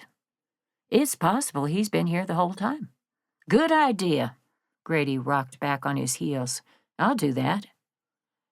As much as Cole hated to pull Olivia away from a job she loved and one she was exceedingly good at, things had gone too far. And until we have a better handle on this case, Olivia needs to step back from her business. There's too much risk to innocent people, and to her. Eli nodded. I agree. Her next wedding is mine and Sienna's. Hopefully we'll solve this case before next weekend. But if we don't, we'll just make do. We can do better than that. Tara stepped out of the conference room. The sequins on her navy blue dress sparkled in the light. I spoke with Olivia, and she's given me all the necessary details to make Sienna and Eli's wedding a success. Everyone will pitch in to help. Megan, Avery, Claire, Amelia, and Hannah have already replied to my SOS message. We'll see to the final details, and the wedding will be a resounding success. The tension eased from Eli's shoulders, and he gave Tara a brotherly one-armed hug. Thank you. It means a lot to me, and I know it'll help calm Sienna's nerves. Olivia's been instrumental in keeping Sienna sane during the planning process. There's so much to do this week, and since I'm in charge of this case, I won't be much help. We're all happy to chip in. Leave everything to me. Tara tilted her head as she moved closer to her husband. She took the phone from Grady's hand. Has anyone shown this picture to Olivia? When I was stalked, it was by someone I knew. Chances are this guy has been up close to her at some point, interacted with her. Her brow crinkled as she gazed up at her husband. Isn't that what fuels the stalker? Normally, yes, but this case isn't stereotypical. Still, Tara has a point. Cole slid his own phone out of his pocket as he glanced in the conference room. Olivia was staring out the window at the fountain. Send me the picture. I'll run it by Olivia. The sooner they identified Mr. Glasses, the better. Justin's warning haunted Cole. "Tick-tock, Ranger. Olivia's days are numbered." Chapter 23. The fountain in the lake sprayed water high into the air. The falling droplets shimmered in the golden bask of lighting that came from a bulb underneath the surface. An hour ago, Olivia had felt in control. Any problem that arose, from the DJ's song selection to a rip in the bride's dress, was manageable. Now she felt like those water droplets tumbling through the air, completely upended. She closed her eyes. Her heart ached as guilt plagued her. Although Olivia knew she wasn't responsible for what happened to Jackson and Felicity, she still felt awful. They'd been injured while protecting her. "Lord, please watch over Jackson and Felicity. Keep them safe as they recover. Guide the doctors and the nurses at the hospital so they can provide the best care. Amen." "Olivia?" She opened her eyes and turned to find Cole standing a few paces away. Olivia offered him a weak smile. "I was praying for Jackson and Felicity. Is there any news about their condition?" "Not yet. Tara is going to the hospital. She'll text us with an update." He drew closer, his expression etched with understanding. "If it helps, Tara believes they'll make a full recovery. They were both conscious and responding well to treatment after the paramedics arrived." "She told me as much. Still, extra prayers can't hurt, right?" "No, prayers are always welcome." Cole joined her at the window. He held his cell phone in one hand. "I have something I need to show you." He tapped on the screen, bringing up a photograph. "Have you ever seen this man before tonight?" Olivia carefully studied the image. The man's face wasn't visible, but she could tell he was wearing glasses. Nothing about him seemed familiar. She shook her head. "I don't think so. Why?" "We believe he's the one who drugged Jackson and Felicity." Cole frowned. "Take another look. I know it's hard because his facial features aren't clear. Keep in mind that his hair color might have been different when you saw him. We found a wig, glasses, and a mustache in a nearby dumpster." "He used a disguise?" Shock vibrated through Olivia, although it probably shouldn't have. Her stalker had proven to be industrious and intelligent. A memory wriggled at the edge of her mind. She frowned, willing it forward, but it slipped away. Olivia sighed with frustration. "I'm sorry.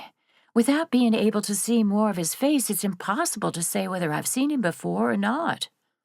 "It's okay." She frowned. "I don't understand.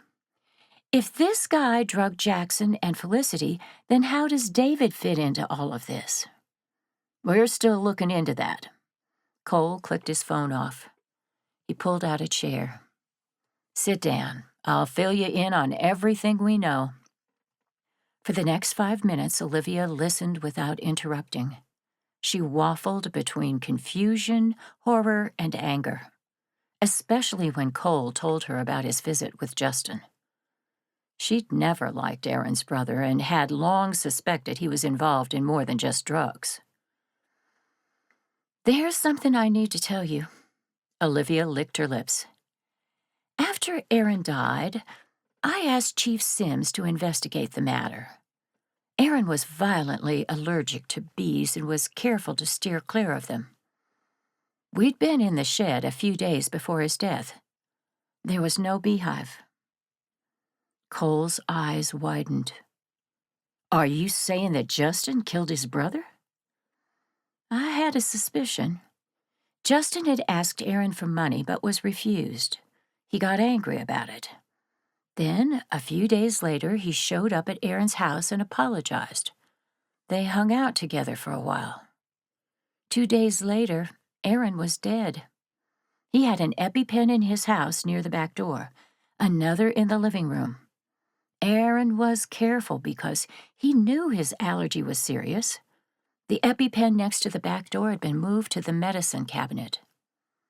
She balled her hands into fists, mentally berating herself for not pushing Chief Sims to investigate her fiancé's death more. Bees can be ordered from beekeepers online. I know. I researched it after Aaron died and took the information to Chief Sims. Cole's mouth twisted. And he didn't look into the matter? No. I should have pushed harder, fought more, but he assured me Aaron's death was a tragic accident. I was grief-stricken and had been threatened by Justin after the funeral. Olivia had barely had the strength to get out of bed and face the day. She'd been drowning in memories. It was shameful to admit just how lost she'd been, how weak. Losing Aaron was painful. I'd loved him deeply. His death also dragged up a lot of buried anguish about my parents. I was a mess, and I can't blame Chief Sims for dismissing my claims as the ramblings of a distressed woman. I can. Cole gently placed a hand over hers. You might have been grieving, but I doubt anyone would ever accuse you of illogical ramblings. And it's Chief Sims's job to thoroughly investigate. He should have taken your observations more seriously, especially after Justin's attack on you after the funeral when he discovered he wasn't inheriting Aaron's money. She stared at their joined hands before lifting her gaze to his. His words touched something inside her that she hadn't realized was hurting. You give me too much credit. I'm a lot weaker than you realize. Weak? His tone was incredulous. You're one of the strongest people I know. Cole's mouth quirked. And if you want proof, take a look at my shin. I've got a bruise the size of an apple on it. Those heels don't just make your legs look gorgeous. They're excellent weapons. Olivia laughed in spite of the seriousness of their conversation. I'm sorry. Did I really bruise you? He waved away her concern. I'm fine. Cole squeezed her hand, and the warmth emanating from his dark brown eyes nearly undid her. You have been through one tragedy after another, but you're still standing tall. You've built a successful business from the ground up. I've seen you wrangle a difficult mother-in-law with a smile, help a couple pick a wedding cake, and take care of your grandparents, all while being stalked by an unknown man. You're incredibly brave, Olivia. Don't ever let anyone tell you otherwise. Her breath hitched. Olivia realized her heart was on the cusp of falling for the handsome Texas Ranger sitting at her side, but like everything else happening at the moment, she felt powerless to stop it. He was her anchor in the storm, her protector. Cole's caring nature, his faith, and the unwavering commitment to his job were admirable qualities. Over and over again, he'd proven to be someone she could rely on. Olivia didn't have the strength or the energy to keep fighting these feelings for him. She leaned forward and brushed her mouth against his. Cole tensed for half a heartbeat. And then he rose from his chair, pulling her into a standing position. His lips claimed hers. Molten lava slid through her veins and her knees weakened. Oh, mercy, the man could kiss.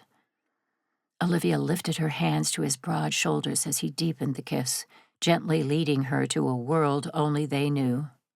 She lost herself in the sensations pouring through her. The feel of his lips against hers, the scent of his aftershave, the reverence of his touch. When the kiss was over, Cole pulled away breathless. He looked as stunned as Olivia felt. She wasn't a shy schoolgirl encountering her first kiss, but a mature woman. Still, she'd never experienced anything like this before. Their friendship and trust had deepened quickly amid the threats. It had fueled an attraction stronger than she'd imagined possible. "Olivia?" Cole brushed a thumb across her bottom lip. Then he released her. "I'm sorry. I shouldn't have done that." No. She wasn't going to let him run away from this conversation. Things had gone too far, and Olivia hadn't misconstrued the passion they shared. It wasn't one-sided. He cared about her. She knew that with every breath in her body. Olivia put a hand on his chest. "We just shared something very special. So if you're saying it shouldn't have happened, I need more of an explanation." He pulled away and went to the window. The line of his back was rigid. "I told you, I don't believe in marriage. My house was like a war zone when I was a kid. I refused to make the same mistake they did." Cole's voice softened. "I'm just like them. I have that temper inside of me." If that was true, she'd never seen a glimpse of it. Olivia wanted to comfort him, but kept her distance, sensing Cole couldn't accept her touch. Not yet. "What do you mean by that?" "The night of their car crash, my parents were arguing. It started off about money, but quickly dissolved into my dad's infidelity and my mom's disloyalty. I was in the back seat and couldn't take it anymore. I yelled at them to stop. Screamed, actually. I don't know. Something came over me, and I couldn't control the words coming out of my mouth. My parents both started hollering at me to shut up. I wouldn't, though. And then my dad turned around to smack me across the face." Inside, Olivia was seething that Cole, as a little boy, had grown up in such an environment. But he didn't need her outrage. He needed her compassion and understanding. Cole turned to face her. "That's when the accident happened. My dad crossed the yellow line into oncoming traffic. My parents died. I didn't." His tone was hollow, but underneath she heard the tears he held back. Her heart broke. "You aren't responsible for what happened. You know that, don't you? I screamed at them. I lost my temper." He crossed his arms over his chest. "They're anger problems. They live inside me, too. I'm capable of hurting the people I love." "No, Cole." Now Olivia did draw closer, unable to keep the distance between them. She came to a stop in front of him. "You were a terrified child who reacted to his parents' heated argument. That's all. You aren't to blame for their deaths. And I don't believe for a moment that you have an anger management problem. I've seen you in deadly confrontations with a criminal, and you've never acted blindly." A muscle in his jaw twitched. He didn't say anything. She touched his arm. The muscles were stiff under her palm. "I know exactly who I kissed. You're a good man, Cole. Your parents had a bad marriage, and I can understand how that affected you. But things can be different. They already are. Look at us." He was quiet for a long moment, and then shook his head. "You don't understand. My parents loved each other once, too." Cole tenderly cupped her cheek. "I don't want to hurt you, Olivia."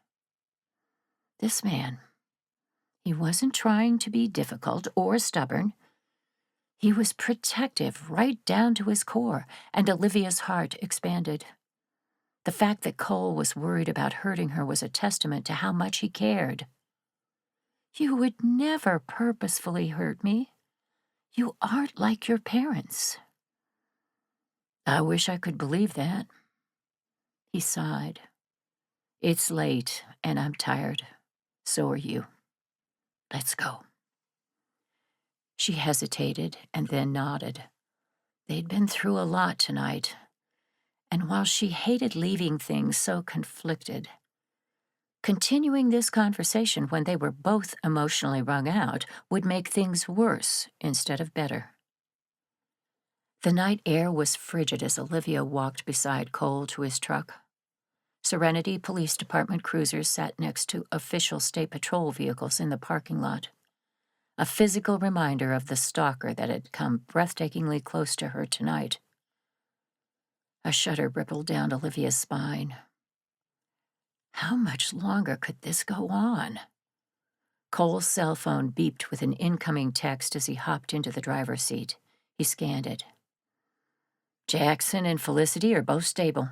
The doctor wants to keep them overnight for observation, but barring any unforeseen complication, they should be discharged tomorrow. Thank God. She reached into her purse and pulled out a pair of tennis shoes, quickly trading them for her high heels. Her aching feet instantly felt better. Olivia settled against the seat as Cole fired up the engine. The heaters blasted warm air, erasing the chill, and country music softly played from the radio. Exhaustion seeped into Olivia's muscles. The silence between her and Cole wasn't tense, more reflective. She sensed he was mulling over their conversation, or maybe the case. Darkness surrounded the vehicle as they drove down the country roads toward home. In the distance, lightning flared. A storm was coming. She closed her eyes and drifted. Olivia! Cole's tense tone jolted her out of a light sleep. He gently pushed her head toward her knees. Get down. The back window of the truck exploded. Chapter 24. Fire blazed through Cole's right arm. Warm liquid, running fast, coated his shoulder. He'd been shot. The pain was nothing compared to the knowledge that their attacker was closing in fast once again. Air rushed into the truck through the shattered back window. Cole's attention was locked on his rearview mirror. Headlights from a dark-colored SUV raced toward them. Stay down, Olivia. She was bent over at the waist with a cell phone in her hand. A second later, he heard the brilliant woman communicating with Eli. Cole jammed on the accelerator, but the vehicles were well matched. A roar came behind them seconds before metal pinged. He was shooting at them again. Cole swerved. Agony shot through his arm. The fingers on his right hand were numb, forcing him to use only his left to drive. There was no way to outrun the attacker, and they were miles from civilization. This stretch of two-lane country road didn't even have streetlights. There was nothing but trees, cow fields, and a small recreational fishing lake. His speed climbed dangerously high. Another roar erupted. Cole glanced in the rearview mirror in time to see the headlights zooming close. His heart rate spiked as he instinctively understood the other driver's intentions. He was going to hit them. Hold on, Olivia. Metal crunched as the vehicles collided, and his head hit the back of the seat. The tires slid against the wet asphalt and then caught. A horn blared. Olivia screamed as headlights from an oncoming vehicle flooded their truck. Cole swiftly maneuvered back into the correct lane, his heart racing. A moving van whizzed past them. Close. Too close. The SUV hadn't made full impact with their vehicle, but a high-speed chase threatened too many lives. Theirs, innocent civilians. Cole racked his brain for an escape route, but couldn't figure out one that would work. He glanced in the rearview mirror. The SUV lingered behind them, as if the driver was considering his next move. The rain picked up, battering against the windshield. Cole knew he should slow down, but couldn't. His arm was now completely numb. Blood gushed from the wound, coating his skin and his hand. The frigid air rushing in through the back window blew Olivia's hair around her face. Her eyes were wide and her fingers clutched the cross bracelet at her wrist. Terrified. She was terrified. Cole wanted to comfort her, but another roar from the truck behind them jerked his attention back to the danger at hand. He was going to hit them again. Cole slammed on the accelerator and the SUV kissed their bumper. Then the driver zoomed into the next lane. His engine revved. Glass shattered as a bullet busted through the extended cab's side window. The stalker was shooting at him. Cole grimaced and tightened his hold on the steering wheel. A thump came from the tire. Shoot, they had a flat. A bend in the road preceded a small bridge over a creek. There was only one option. He eased off the gas and let the SUV edge closer. Timing was everything. Wait for it, wait. He glanced at Olivia. Brace yourself. Bend over and cover your head with your hands. She gave a sharp nod and then did as instructed. Trust emanated from that simple action. It added fuel to Cole's already raging protective instincts. He wouldn't let anyone harm her. He'd die first. God, please let this work. Cole glanced at the side view mirror. Another bullet pinged off the metal. His fingers tightened on the steering wheel. Almost there. A bit more. He eased off the gas again, and the SUV's bumper was nearly at the driver's side door. Without warning, Cole hit the brakes. Smoke rose from the tires as the truck went from 90 miles an hour to almost nothing. They hydroplaned on the wet road while the SUV zoomed ahead. The driver tried to take the turn at the bridge, but failed. The SUV veered toward the ditch and then hit a tree. Any relief was short-lived. The steering wheel shuddered under Cole's hand. A tire exploded under the force of his emergency brake maneuver, and they fishtailed uncontrollably. The truck went into a spin. Cole desperately pumped the brakes to regain control, but it was no use. Trees whirled, and then they were tumbling off the road. Metal screeched and glass shattered as the truck tumbled off a small embankment. Cole's head smashed against the side panel. Pain erupted and spots danced across his vision. The seatbelt gripped him like a vice. He couldn't breathe, couldn't move. Objects from the cup holders and the side pockets flew around him. Agony screamed through his body as his gunshot wound was jostled violently. The truck came to a shuddering stop. Cole blinked, wondering if he'd passed out momentarily. The dots in his vision wouldn't fade. He tried to suck in a breath, but only managed to wheeze. Olivia.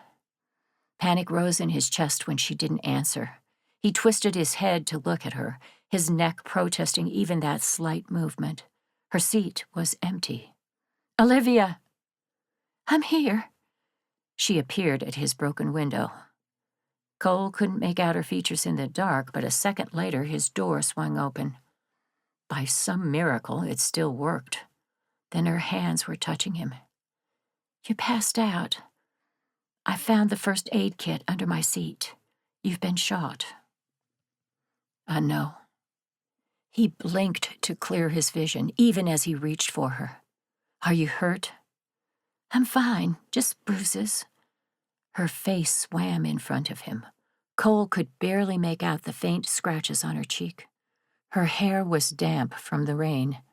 She undid the top buttons on his shirt, and then the sound of a package being ripped open preceded white-hot pain as she pressed a bandage to his gunshot wound. He couldn't feel anything past his shoulder. His fingers were completely numb. Darkness threatened to take him back under, but Cole fought against it. We can't stay here. We're sitting ducks. She tensed. You think he'll come after us? But he was in an accident. I saw it. So did Cole. But the SUV had a strong grille on the front of it. The accident probably amounted to a little more than a fender bender. Every second counted. The man could be headed their way right now, armed and ready to take Olivia by any means necessary. Do you know where your cell phone is?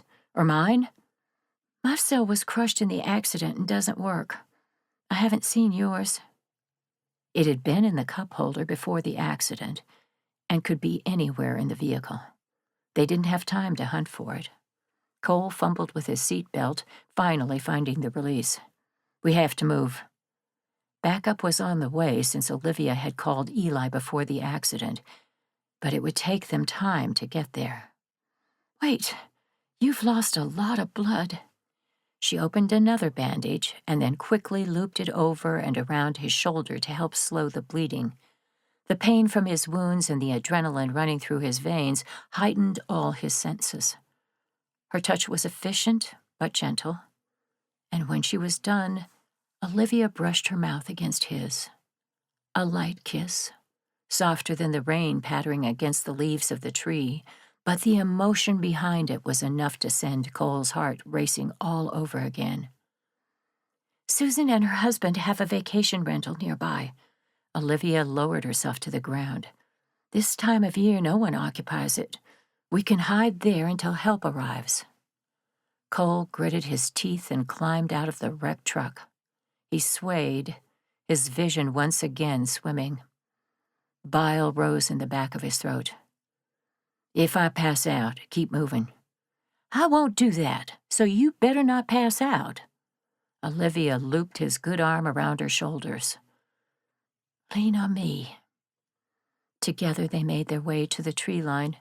Cole paused, glancing over his shoulder. The rain and his blurred vision prevented him from seeing the road, but Olivia's sharp inhale told him everything. The stalker was coming, hunting them, hunting her. "Keep moving," Cole ordered. He focused on putting one foot in front of the other. Leaves crunched under his boots. The rain soaked his hair and dropped water down the back of his collar. Icy wind rustled the tree leaves. He hoped the weather shrouded their movements. At some point, he stopped, listened. It didn't sound like anyone was following them, but he couldn't be sure. Cole leaned against a tree and used his left hand to unhook the button on his holster. He couldn't slide the weapon out due to the awkward angle. Olivia, obviously understanding his intention, removed the gun and handed it to him. Wordlessly, he took it. He'd never shot using his left hand, probably couldn't hit the broadside of a barn, but having hold of the weapon instantly made him feel more secure. A twig snapped. Cole stiffened. His gaze scanned the woods. An animal? Or the stalker? Silence stretched out. Then a deer stepped out from the shelter of a nearby bush. Cole let go of the breath he was holding. "Let's keep going. It's not far." Cole tried to walk on his own, but the world still swam in front of his eyes. He had a concussion. Olivia once again resumed her place as his crutch. Her slender form was strong, her step sure. Frustration at his lack of capabilities dug into him like claws, but the emotion was useless given the circumstances. Olivia wouldn't leave without him. She was stubborn enough and brave enough to risk her life to save his. It was a shame she couldn't shoot. Willie had tried to teach her many times, but Olivia said she'd never felt comfortable with a gun. A small house appeared ahead, with a dirt driveway leading up to the main road.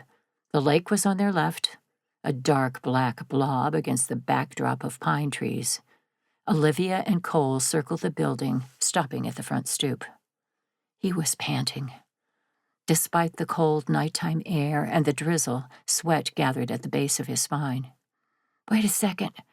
Olivia unhooked Cole's arm from around her shoulders and began digging in the flower bed. She flipped over a rock and then rose, a triumphant look on her face. "Keys." He kept watch while she opened the front door. The house was warmer than the outdoors and smelled musty. Cole locked the door with a trembling hand and gave his eyes a moment to adjust to the dark interior. A couch hulked in the corner opposite a modestly sized television. A kitchen was on their left. A hallway, probably leading to the bedrooms, was on their right. "Come on." Olivia grabbed his arm. Her hand was chilled. "We have to get dry, and I need to take a closer look at that wound. Then I'll hunt around for a way to call Eli. Susan mentioned her husband keeps a satellite phone here for emergencies." Cole's teeth chattered as he lowered himself to the bathroom floor. Olivia dried off his hair and then helped him remove his jacket. She winced at the blood coating his shirt. It had dripped all the way down the front and along the sleeve, but her makeshift bandage at the car had slowed some of the blood loss. He grabbed her hand before she could examine him further. "I'm fine. Dry yourself off and get the satellite phone." Olivia looked like she wanted to argue, but he kissed her palm. "Please. Contacting Eli is the most important thing. The sooner we have backup here, the better." Cole didn't mention that his head was spinning. He couldn't protect her like this if the stalker found them. He needed backup. His grip on the gun was weak. With his blurry vision and injured shoulder, he was practically useless. Olivia's expression softened. She covered him in dry towels. "I'll be right back." She slipped from the bathroom. Cole's trembling increased. He'd held it together in front of Olivia, but the blood loss coupled with the concussion had sapped most of his strength. Leaning his head against the bathtub, Cole closed his eyes. He needed to rest. Just for a moment. Darkness claimed him. Chapter 25. She couldn't find the satellite phone. Olivia used a pen light she'd unearthed from a kitchen drawer to search the primary bedroom. Turning on any lights was too risky since she had no way of knowing if the stalker was searching for them. A small flashlight was better than nothing, but the lack of illumination slowed her search. The top of the dresser was free of clutter, each of the drawers cleaned out and ready for a guest to use. Susan and her husband Mitch rented the house for additional income, so it was pretty sparsely decorated. She searched through the nightstands and then moved to the closet. A few pieces of clothing hung in a far corner. Several shoe boxes were tucked underneath. Items Susan and Mitch had left when they stayed in the cabin. Olivia opened one, surprised to find lottery tickets tucked inside with a pair of women's sneakers. The next box was the same, except it contained a pair of hiking boots along with the lottery tickets. She knew Susan played, but not to this extent. There had to be hundreds of dollars in tickets here. Most of them were old, though. Why keep them? Especially in the cabin that Susan didn't use often. It was strange, but didn't help Olivia in the hunt for the satellite phone. She tossed the shoe boxes aside and scanned the space for a secret hiding place. Nothing. Frustration bubbled. The only place left to look for the phone was in the bathroom. Grabbing the blanket off the bed, Olivia headed down the hall. It had only been 10 minutes since she left Cole, but worry plagued her. He was seriously injured. If they didn't find the phone soon, she'd have to leave him in the house and head back to the scene of the accident to get help. Was the stalker still out there? She feared he was. Rain beat against the roof as another band of thunderstorms crossed their path. Any normal person would seek shelter from the harsh weather, but the man hunting them wasn't logical. He was on a mission. The cold and the rain wouldn't deter him. Olivia slipped into the bathroom. Her heart skittered as panic shot through her like a bolt of lightning. No, no, no. Cole was slumped against the bathtub, his eyes closed. His complexion was ghostly pale in the weak beam of her penlight. Olivia couldn't tell if he was breathing. She dropped to her knees at his side and fumbled to feel for a pulse along the column of his throat. Tears blurred her vision. An irregular and thready heartbeat thumped against her fingers. Olivia sucked in a breath. Thank you, God.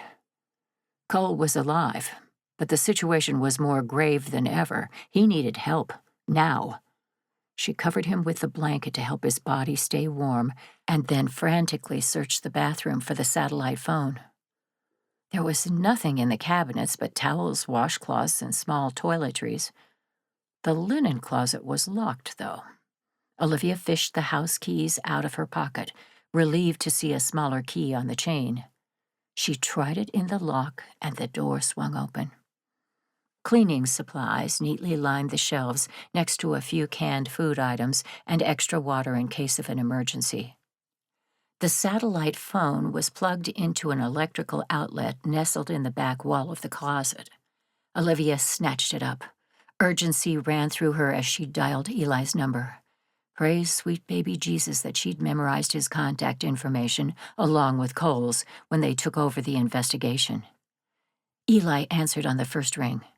"Goodwin." "It's Olivia. We crashed and the stalker came after us. Cole and I escaped on foot and we're hiding at Susan's lake house." She quickly provided him the address before dropping to her knees and checking Cole's pulse.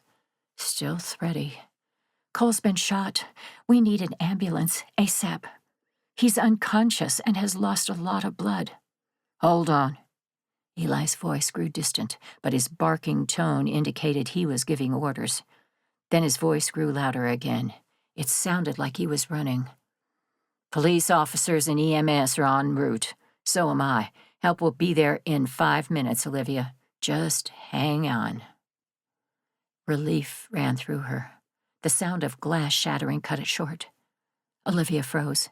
"Eli, someone is breaking into the house." They'd been found. Her stalker was here. "Where are you in the house?" Eli barked. The roar of an engine punctuated his words, indicating he was in his vehicle. If he'd been at the scene of the accident, then he was less than 5 minutes away. Close. But not close enough. Her stalker was just down the hall. "We're in the bathroom," Olivia whispered. She flipped the lock on the closed door, wincing at the noise it made. "I've locked the door, but it won't take him long to find us." "Olivia." The haunting voice sent a shiver down her spine. "Where are you? It's time, sweetheart. Time for us to be together." Bile rose in the back of her throat. "He's here." She clutched the phone with one hand while taking the gun away from Cole with the other. The weight of the weapon was unfamiliar. Trembles coursed through her as she pointed the barrel at the door. "He's coming for me." "Stay where you are." Eli's command made sense. She was in a locked room and help was on the way, but the house wasn't big and the latch on the door was flimsy. Olivia knew it wouldn't take her stalker long to bust the door down. Her grandfather had taken her to the shooting range, but she didn't have any skills with a handgun, nor could she rely on herself to fire under pressure. Taking a human life, even when the person was out to hurt her, didn't come naturally to Olivia. "Sweetheart, come out, wherever you are. There's not much time." The sickening voice filtered under the door and twisted Olivia's insides. Cole groaned next to her. His life was on the line. If the stalker got into the bathroom, he'd murder Cole without batting an eye.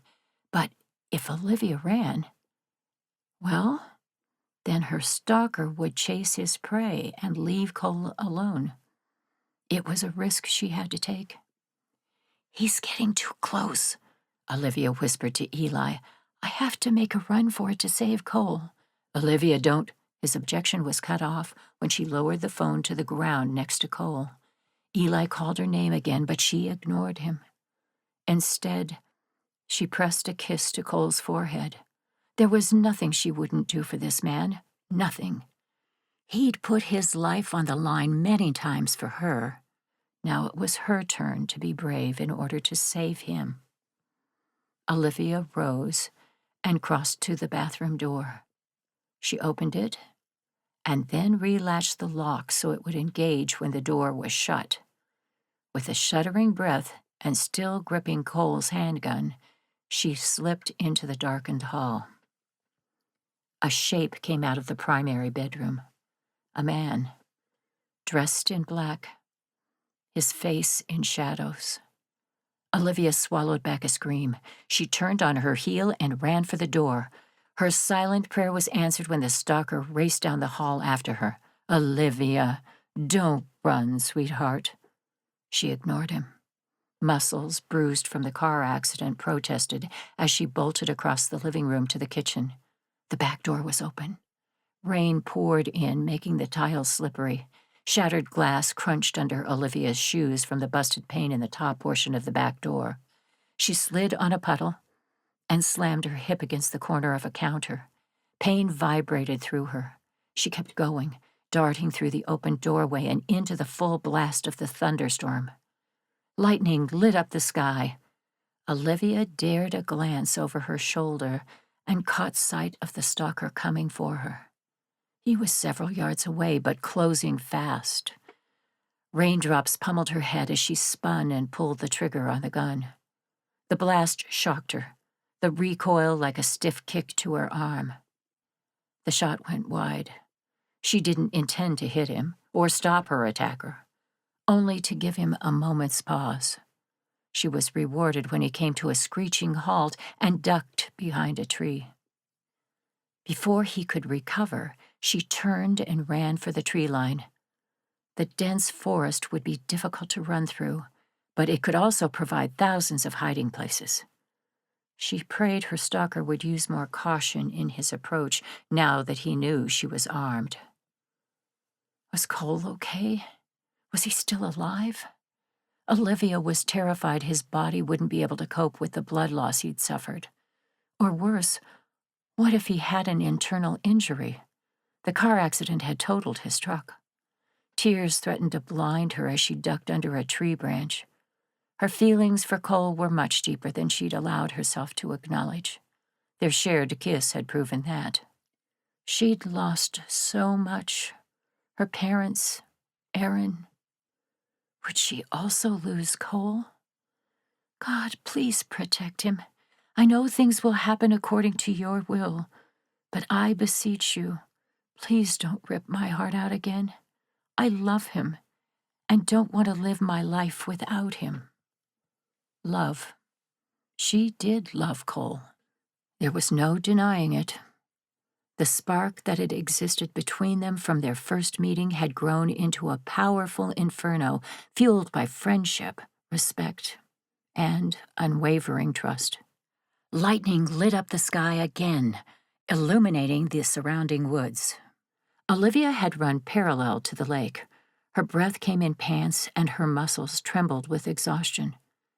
She didn't know how long she could keep going. Frigid air froze her wet clothes and hair to her skin. She paused, straining to listen for any sign of her stalker over the sound of the rain and her own pounding heart. Her skin crawled. He was there, close by. She could feel him. A fresh wave of urgency put her feet in motion again. Thunder rumbled deep enough to vibrate through her chest. Olivia stumbled over a tree root, her hand shooting out to right herself. Another bolt of lightning blazed across the sky. She screamed. The stalker was standing right in front of her. Chapter 26. Cole groaned. Every part of him hurt. He pried his eyes open. A penlight illuminated the bathroom. He was still in Susan's house. A satellite phone rested next to him, and his gun was gone. So was Olivia. Rain beat against the windows. Then a gunshot rang out. Olivia.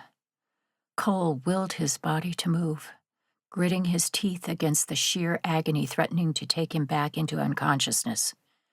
Using the bathtub for support, he got himself into a standing position. The room spun for a moment, but then settled down. His vision had cleared. The pain of his gunshot wound hadn't lessened, and it was still bleeding, but the bandage kept the worst of it at bay. He stumbled for the door. Olivia was in danger. He had to save her, if he could find her. Please, God, help me.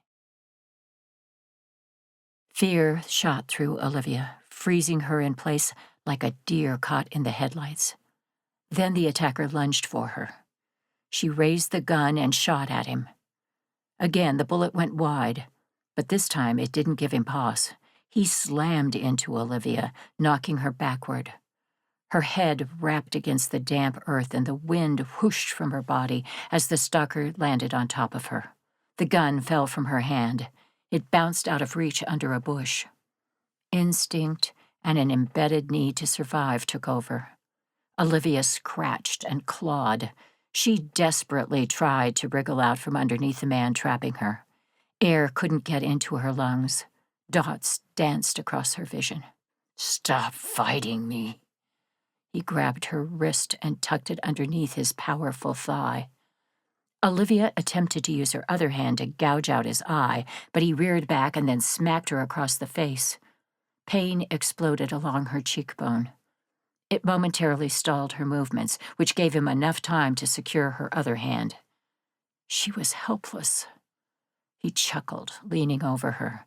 Rain dripped from his hair onto her face.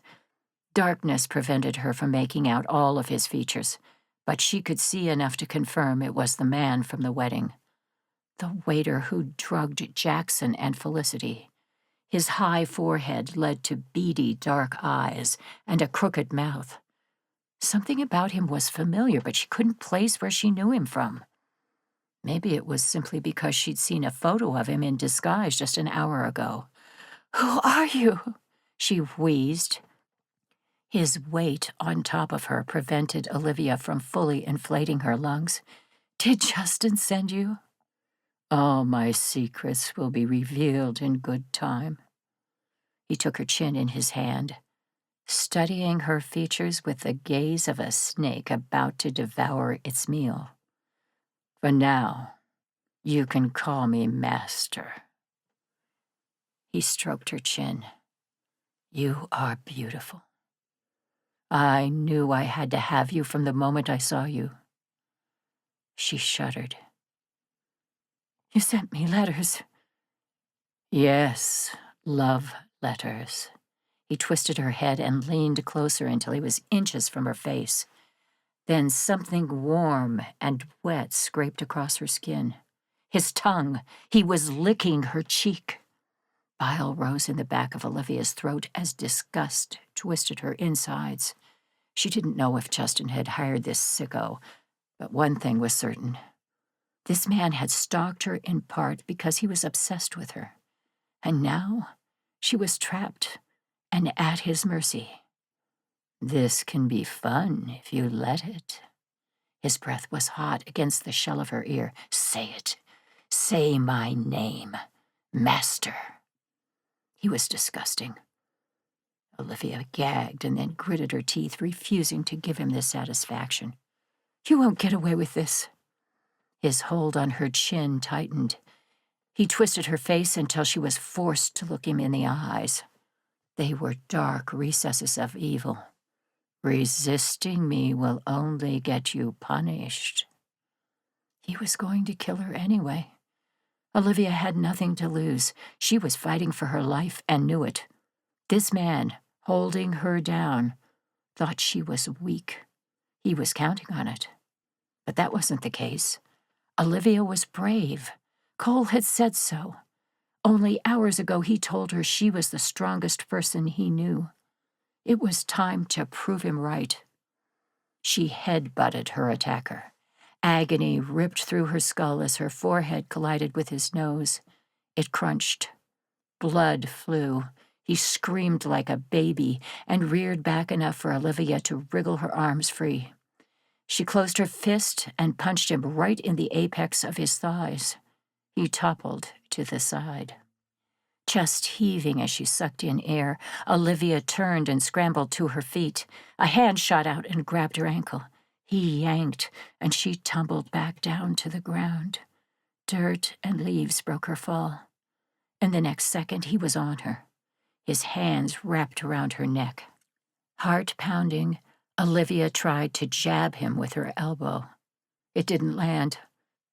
He bent her head back until she thought her spine would break, all the while squeezing her throat, cutting off her air supply. "I told you not to fight me." He was unrelenting.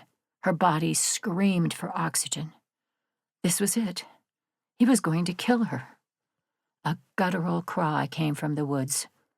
Olivia caught sight of a dark shape 1 second before it collided with the man on top of her. The pressure on her neck disappeared. "Cole!" Olivia wheezed, desperately trying to pull air into her aching lungs. The men rolled across the forest floor. The sound of flesh hitting flesh was punctuated by Cole's cry of pain. Olivia struggled to her feet and lunged for the gun hidden under the bush. Her hands only found dead leaves and twigs. Mud and water sank into the legs of her pantsuit. "Come on, come on!" Finally, her fingers brushed across metal. She yanked the gun free of the bush and turned, holding it in front of her. The men were locked in a deadly battle, but the stalker had gotten the upper hand. He was sitting on top of Cole. She pointed the barrel of the gun at him. "Stop, or I will shoot you!" He lifted his head. Blood coated his nose and mouth. His lips curled into a sneer.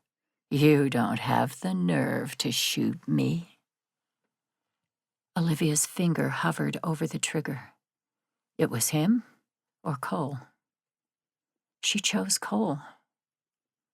A calmness came over her. She was strong enough to protect the man she loved. Her gaze never wavered, and determination hardened her tone. "Yes, I will."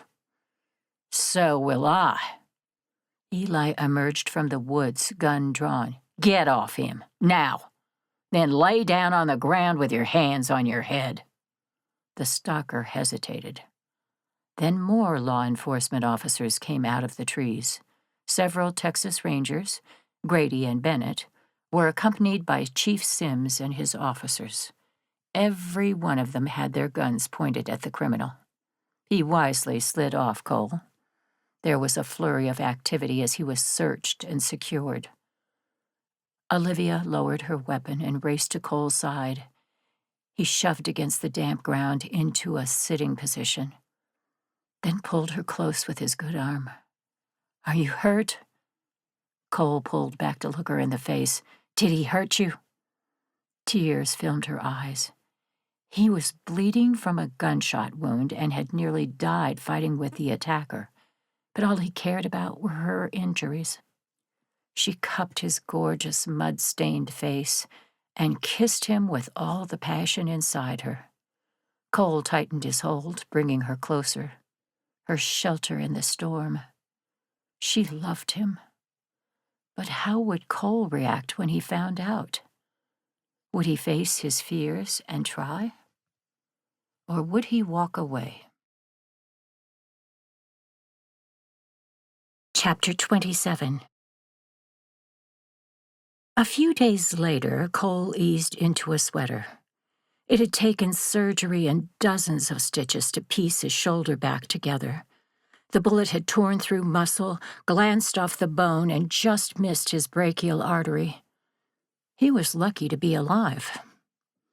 While Cole was eternally grateful to the doctors and nurses who'd overseen his care, he was more than ready to bust out of the hospital. The food was terrible. "Don't forget the sling." Jackson dangled the offending object in front of Cole. He growled, "I don't need that." "I'll call Nana back in here and tell her you refuse to listen to the doctors." Cole's grandmother and Olivia were waiting in the hall while he dressed. The three of them hadn't left Cole's side since he came out of surgery. Nana fussed over him like he was 10 years old. Olivia kept him occupied by reading books and watching sitcoms with him. And Jackson, well, Jackson just annoyed him, like a pesky younger brother. Cole scowled at his fellow ranger. "Don't you have somewhere to be? You're on vacation. Go fish, or take a walk, or, I don't know, whatever it is you do for fun." "This is fun." Jackson extended the sling. "Put this on before I sick your grandmother on you." His mouth quirked. "She's the only woman I've ever seen successfully order you around, except for Lieutenant Rodriguez, but she carries a gun." Cole snorted and took the sling, grudgingly putting it on. The pressure on his wound eased, and he instantly felt better to his chagrin. Nana doesn't order me around. She suggests. Strongly. Jackson laughed. He'd recovered from being drugged with no lingering side effects. Their boss, Lieutenant Rodriguez, had ordered Jackson and Felicity to take some time for themselves. Instead of taking it easy, he was staking out Cole's hospital room, keeping an eye on him and Olivia. Despite their banter, Cole appreciated his friend's presence. Although the man who'd stalked Olivia was in custody, there were a lot of unanswered questions about the case. He crossed the room and opened the door. "I'm decent. You guys can come back in."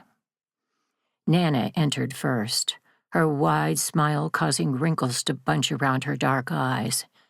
She was a petite woman with a shock of white hair that contrasted with her olive skin. Knitting needles, ever present in her hands, were tucked against a ball of red yarn. "You look much better out of that hospital gown. There's color in your cheeks now." She patted his face. "A bit of homemade soup and some more rest, and you'll be back to normal." He'd need more than homemade soup. The doctor warned it would take months of physical therapy to gain full mobility back. Then Cole would have to retrain with his firearm to make sure he was in top condition before returning to full duty. But that was a problem for another day. Olivia followed Nana into the room. She wore a pair of whitewashed jeans that hugged her hips and a flowy blouse that somehow made her eyes bluer than normal. Cole's breath hitched as her lips curved into a smile. The woman was stunning. In every way. He was tempted to lean forward and kiss her, but resisted. They hadn't had a moment alone to discuss their relationship. "Special delivery from my grandparents." Olivia held up a tray of coffees. She set it on the bedside table and then handed one to Cole. "They stopped by to visit, but you were getting dressed. They'll come again after running some errands." He took the coffee and drank. The rich brew instantly brightened his day. "Bless your grandparents. This was exactly what I needed." Willie and Alyssa had come every day to see him. They'd brought food, changes of clothes, and asked their church friends to pray for him. They'd opened their home to Nana. She was currently sleeping in their guest room at night. They'd even arranged for home-cooked meals to be delivered to the task force working the case. Cole could not imagine a more warm and generous couple. "One of those is for me, right?" Jackson wiggled his eyebrows. Olivia smiled. "Of course." She handed him a coffee. "One double-shot caramel macchiato with an extra dose of sugar." Jackson kissed her cheek. "You're a doll." The affection was brotherly, and although there was no logical reason to be jealous, Cole still felt a bolt of resentment shoot through him. Jackson's interactions with Olivia were effortless, while he felt like he was walking on eggshells. A prison of his own making. Cole wasn't sure he was ready to face how deep his feelings for Olivia were. Nana studied him from the chair next to the bed. Her knitting needles flowed without missing a stitch, but he felt the weight of her assessment. Cole ignored her pointed look and took another sip of his coffee. "The doctor says I'll be released this afternoon." Olivia's smile widened. "That's great news." Her expression was filled with so much warmth it made his chest ache. "My grandparents told me you are more than welcome to stay with them for a while, just until you're back on your feet and have better use of your arm." "That sounds like an excellent idea." Nana's knitting needles clacked. "We accept." "Nana?" Cole stared, trying to convey everything he wanted to say with just a look. This time, she ignored him. "It makes common sense, Cole. You need rest and you'll have to do a follow-up visit with the doctor in a few days anyway. Not to mention you have your truck to handle. It won't hurt to accept the Leightons' generous offer of hospitality." She was right. But Cole worried that more time with Olivia would simply make it impossible to leave. And he wasn't certain he could stay. There were so many considerations, first and foremost, her well-being. Was he destined to follow in his parents' footsteps? To make their mistakes? He hadn't had the ability to sort any of that out, and the last thing Cole wanted was to lead Olivia on. A knock interrupted their conversation. Cole turned just as Eli and Chief Sims entered. Both men looked exhausted. Eli's chin was peppered with a 5 o'clock shadow, and the chief's clothes were rumpled. It looked like they'd been up for hours, even though it was 8 a.m. "Sorry to disturb you folks." Chief Sims lifted his cowboy hat in greeting to Olivia and then Nana before turning to Cole. "We've got an update on the case to discuss with you and Olivia, if you don't mind." "Nana, why don't you and I get some breakfast in the cafeteria?" Jackson offered his arm to the older woman and escorted her from the room. He closed the door behind them. Olivia came to stand next to Cole. He instantly took her hand in a gesture of support. Her muscles were stiff, but they relaxed at his touch. She interlaced their fingers. "We've got good news and bad news." Chief Sims settled one hand on his duty belt. The leather creaked. "The good news is that the man who attacked you in the woods has been identified as Bryce McDonnell. He's got a rap sheet going back to his teen years that includes stalking and harassing women. In early 2001, he was charged with the murder of a woman in Magnolia and did 23 years in prison. He was released 2 months ago." Astonished, Cole arched his brows. "That's the good news?" "Yeah. The bad news is that he lawyered up and is refusing to talk. His bond request was denied, seeing as we caught him actually attacking Olivia, so he'll be rotting away in jail until the trial." The chief focused on Olivia, and his expression grew sympathetic. "Unless he makes a deal with the prosecutor, you'll have to testify." "I'll do whatever is necessary to make sure justice is served." Her gaze skipped to Eli. "Is Bryce connected to Justin?" "We're still tracking that down. The men were in prison together and housed in the same unit, so we know they crossed paths. We can't confirm that Justin hired Bryce to stalk you, though." "It appears he was working alone, however," Chief Sims added. "We've been through his cell phone and tracked his movements since he came to Serenity. There's no sign Bryce had a partner. He's solely responsible for the notes, the break-ins at your house, and all the attacks." Cole frowned. "How do you explain the stolen jewelry?" The chief shrugged. "Bryce needed cash. He was staying at a cheap motel about an hour away and the rent was due." That made sense, but something about this felt too neatly tied up. "How did he always know where to find Olivia? I never spotted him following us. Plus, the stalker knew a lot about Serenity, which stores had cameras and so forth. How did Bryce manage that? Does he have a tie to someone in town?"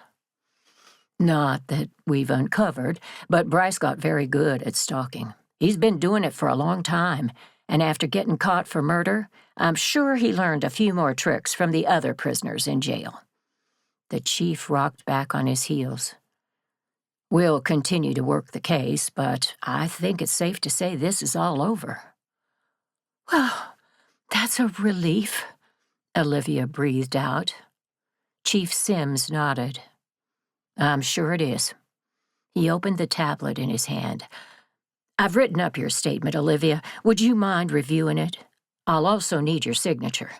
"Of course." Cole tilted his head to show Eli should join him on the other side of the room next to the window. He pitched his voice low to keep the chief from overhearing. "Are you in agreement with Chief Sims?" "Mostly. It's true there's no sign Bryce was working with anyone else. We searched his hotel room and found numerous disguises. Once we knew what they were, a review of the surveillance videos at Oak Gardens confirmed he was there, scoping out the place days before the chandelier attack. This is also probably why you never spotted him following you. The disguises were good ones. Prosthetic noses and ears, high-quality wigs, that kind of thing. I also think that's how he got close enough to deliver the notes to Olivia without her noticing him. He never looked the same. That eased some of Cole's concerns. How was he getting around town? He had to have a car. Multiple. Bryce knows a man who owns a dealership. The guy would let him borrow different cars and then bring them back when he was done. These attacks on Olivia were well planned. Eli rubbed the back of his neck. Bryce had a long time to think about how he was going to do this. Which brings us back to Justin. Did they plan it while in prison together? I don't want to close this case until we know the answer to that. What about Justin's girlfriend, Caroline, the one who withdrew the money from his account? We can't find her. I suspect Bryce killed her after getting the money, but I can't prove it. Not yet. I'm coordinating with the district attorney in the hopes that we can come to some sort of plea bargain. It'll require Bryce to explain everything he did and reveal anyone else's involvement. Eli's mouth hardened. If he did murder Caroline, I want to know where her body is. Her family deserves that closure. Cole agreed. Plea bargains were a common occurrence. This crime was heinous, and Texas had the death penalty. Criminals often agreed to a lesser charge of life in prison without the possibility of parole. Bryce had been caught trying to outright kill Olivia. He had little bargaining power at this point. He also wasn't stupid. Chances were, Bryce and his lawyer were already coming up with an offer for the district attorney. Additionally, if he admitted his guilt, it would save Olivia from having to testify. She'd already been through so much, and although she would do what was necessary, Cole hoped it wouldn't come to that. Eli slapped Cole lightly on the back of his uninjured shoulder. Don't look so worried, I've got this. I know you do. Cole trusted him implicitly, but couldn't shake the feeling that something wasn't right. He prayed he was wrong, for Olivia's sake. Chapter 28. After Eli and Chief Sims left, Olivia opened the cover on Cole's breakfast. Scrambled eggs, toast, and some grits. None of it looked appetizing. She wrinkled her nose. Maybe you should ask Nana to bring you some food from the cafeteria. Cole chuckled as he eased onto the edge of the bed. It's a step up from what they were serving me right after surgery. Although I won't complain if your grandmother makes her famous meatloaf for dinner. She'll be happy to. Olivia pushed the tray over to the bed so Cole could eat. Do you need any pain medicine? She checked her watch. It had been hours since his last dose. The nurse said you could ask for more. Cole pushed away the tray of food and snagged her hand in his. His warm touch sent a bolt of heat straight through her. You don't need to fuss over me. I can manage. His mouth quirked. Besides, that's Nana's job. Her cheeks heated. I don't mean to suggest you can't. Olivia licked her lips and pulled her hand away. She'd never asked Cole if her presence was bothersome. Maybe she should have, but gosh, it hurt to think he didn't want her there. I'm just trying to help. I'm sorry if I've upset you. You haven't upset me in the least. Cole shook his head in frustration, rising from the bed to stop her from moving away from him. I'm sorry. I think my comment came out wrong. You've been at my side day and night. I'm worried about you exhausting yourself, especially after everything that happened. He gently cupped her face. You need rest, too. Time to decompress. There he was, taking care of her again. Olivia still wasn't used to it. She stepped forward and wrapped her arms around his waist. Cole embraced her with his usable arm, pulling her close. Careful not to jostle his wound, she laid her head on his chest and took a deep breath. This feels pretty calming to me. His mouth brushed against the top of her head. The move was tender and loving. It brought tears to Olivia's eyes. Since the shooting, she'd been running on adrenaline and caffeine. Every ounce of her energy had been poured into making sure Cole was comfortable and recovering. But he was right. She hadn't taken a moment to process everything that happened. The safety of his embrace allowed the wall surrounding her emotions to crack open. The steady beat of his heart thumped against her ear.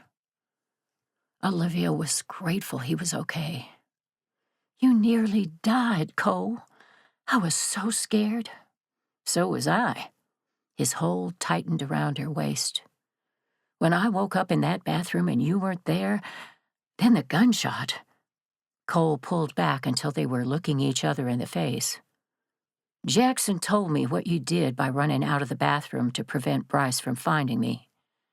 You put your life on the line to save mine. There are no words to express what I feel. She didn't need words. Everything was there in the depths of his brown eyes, gratitude and admiration. Maybe even love. Olivia's breath hitched. She rose up on her tiptoes to brush a kiss across his mouth. Cole closed his eyes, and for a moment she thought he would deepen the kiss. But then he leaned his forehead against hers. I care about you, Olivia, so much. But nothing has changed since our last conversation. A relationship, marriage, it's not for me. He pulled away, stepping out of her embrace. I don't want to lead you on. You aren't. Olivia wrapped her arms around her midsection to ward off the cold air that had rushed into the space between them. A part of her wanted to turn tail and run away from this conversation, but she refused to do it. This moment required bravery, a different kind than the one she'd used when escaping a killer in the woods, but no less intense, as it demanded she expose her heart in a way she'd never done before.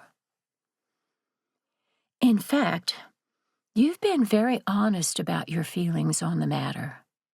Olivia sucked in a steadying breath and then squared her shoulders before lifting her gaze to meet his. So, allow me to be upfront with you. I'm in love with you, Cole. He inhaled sharply, his eyes widening at the bluntness of her statement. She let the words hang in the air between them for several seconds before continuing. I fought against these feelings. I've been broken-hearted before. Aaron's death was difficult for me to get through. I never thought I'd find love again, and then you came along. From the moment we met, there was something special between us. I did my best to keep you at arm's length, but it was impossible.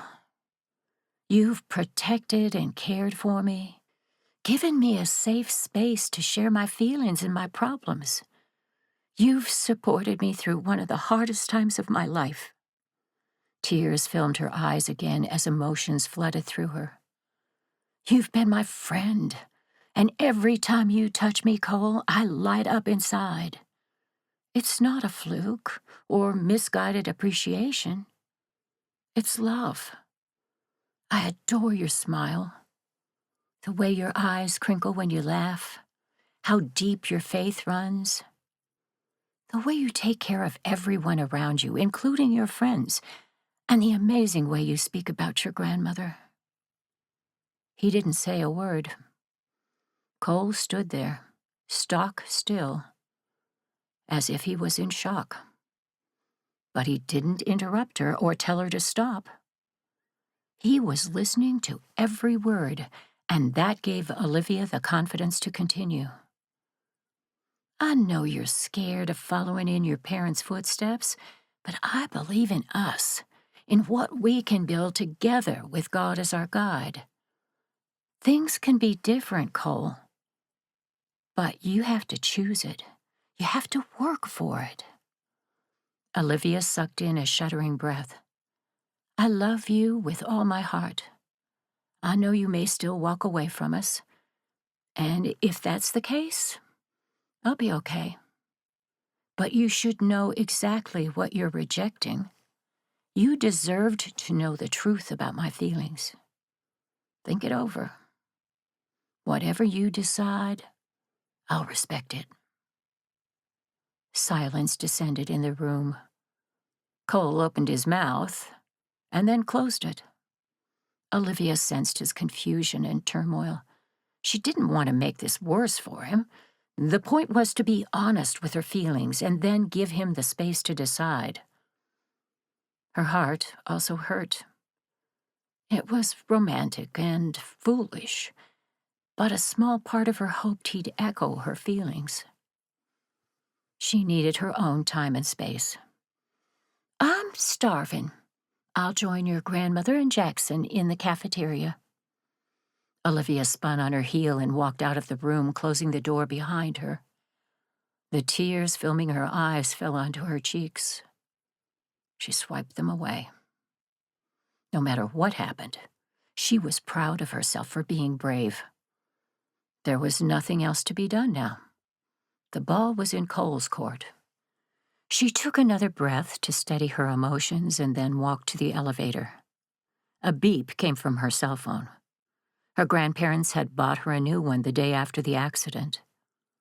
Olivia pulled it from her pocket and checked the text message. It was from David. I'm so sorry about what happened the other night.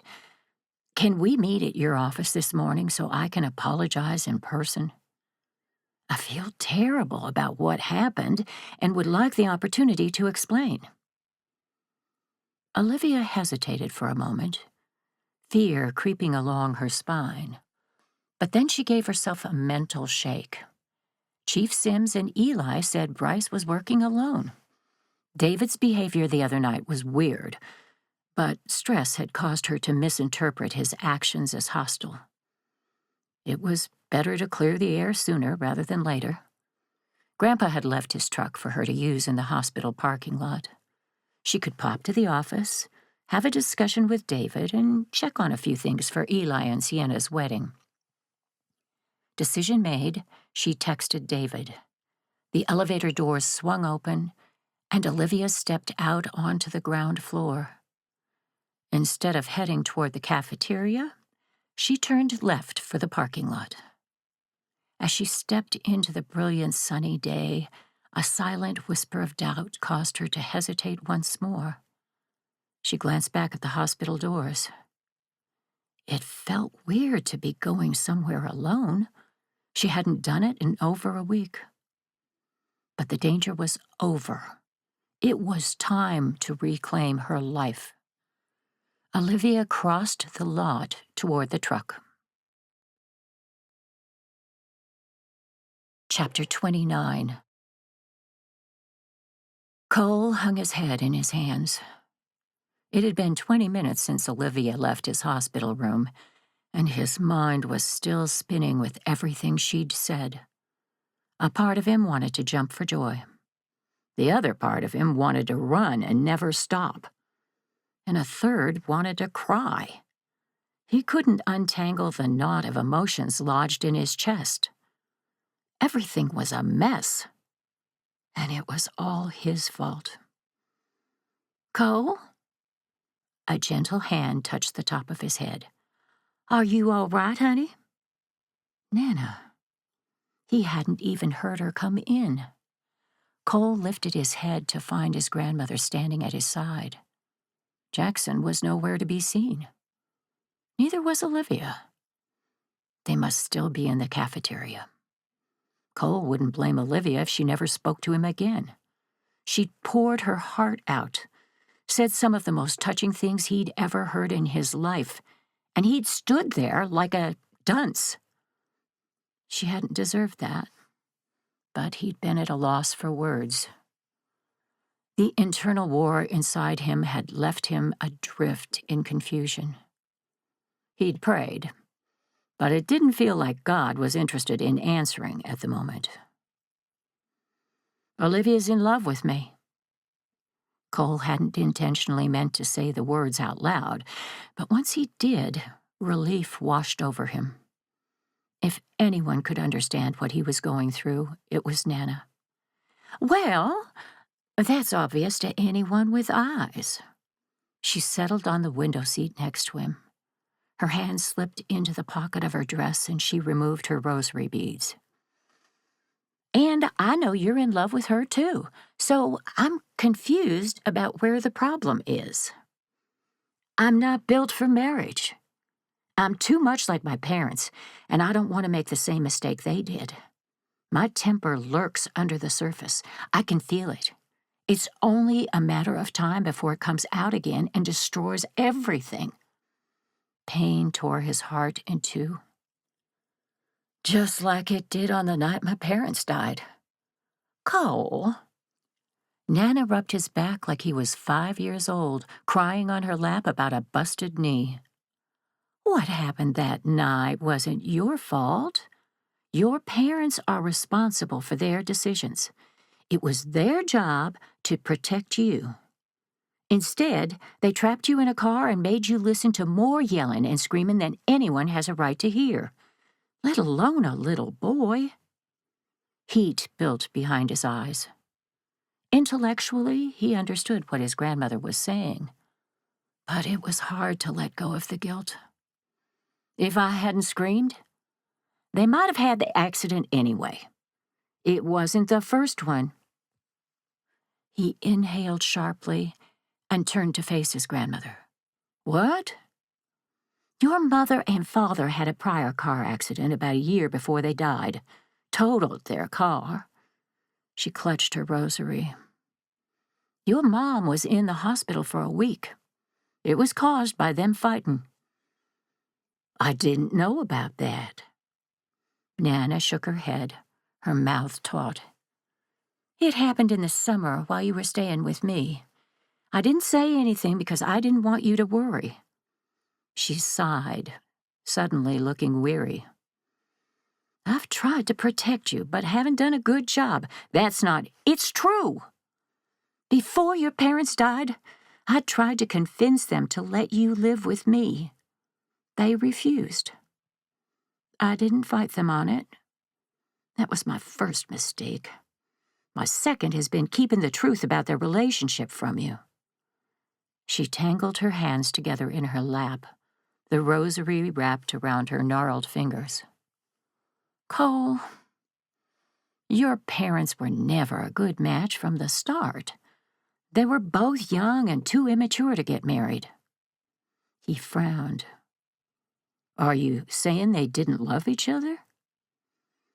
Maybe they did, but it was a toxic situation. Jealousy, anger, accusations, and drama were the foundation of their marriage. Not love. Not the kind of lasting affection, trust, and loyalty needed to make a long-term relationship work. It was doomed to fail before it even started. Then they got pregnant with you. Nana gazed at him with warmth. I thank God for you every day. But I'll admit that I cried the day my son told me he was going to be a father. The situation between your parents, it was no place for a child. Something inside Cole twisted hard. He knew Nana loved him deeply, but she was right. The household he grew up in had been a war zone. It wasn't any place for a child, and it was validating to hear someone else acknowledge how awful it had been. Did they ever love me? They did. She took his hand in hers. But they were so wrapped up in controlling each other, neither bothered to take care of your needs. I'm so sorry, sweetheart. I should have fought harder to get you out of that situation. Your dad threatened to keep you away from me for good, and the lawyers didn't think I would win a custody fight, so I played along. You have nothing to apologize for. His parents could act properly in public. His dad was a successful carpenter, and his mom had worked in a hotel. They'd had friends and knew how to be charming. It was only in the privacy of their home that the masks came off and their actual feelings came out. Back then, emotional abuse wasn't spoken about, and grandparents didn't have the right to visitation in Texas. Nana had done the right thing by staying quiet. The summers I spent with you were some of my happiest times. They were some of mine, too. I wish your grandfather had lived long enough to help raise you. Walter was the best thing that ever happened to me. She squeezed his hand. Not all marriages are like your parents. Walter and I had decades of happiness together. He was my best friend. And even though losing him broke my heart, I wouldn't have traded the time we spent together for anything in the world. I know sometimes it works out. Many of the Rangers on my team are happily married. Secretly, Cole wanted that for himself. But not just with anyone. With Olivia. But how do you know if it'll last? Some people are in love when they get married, but still end up divorced. That's true.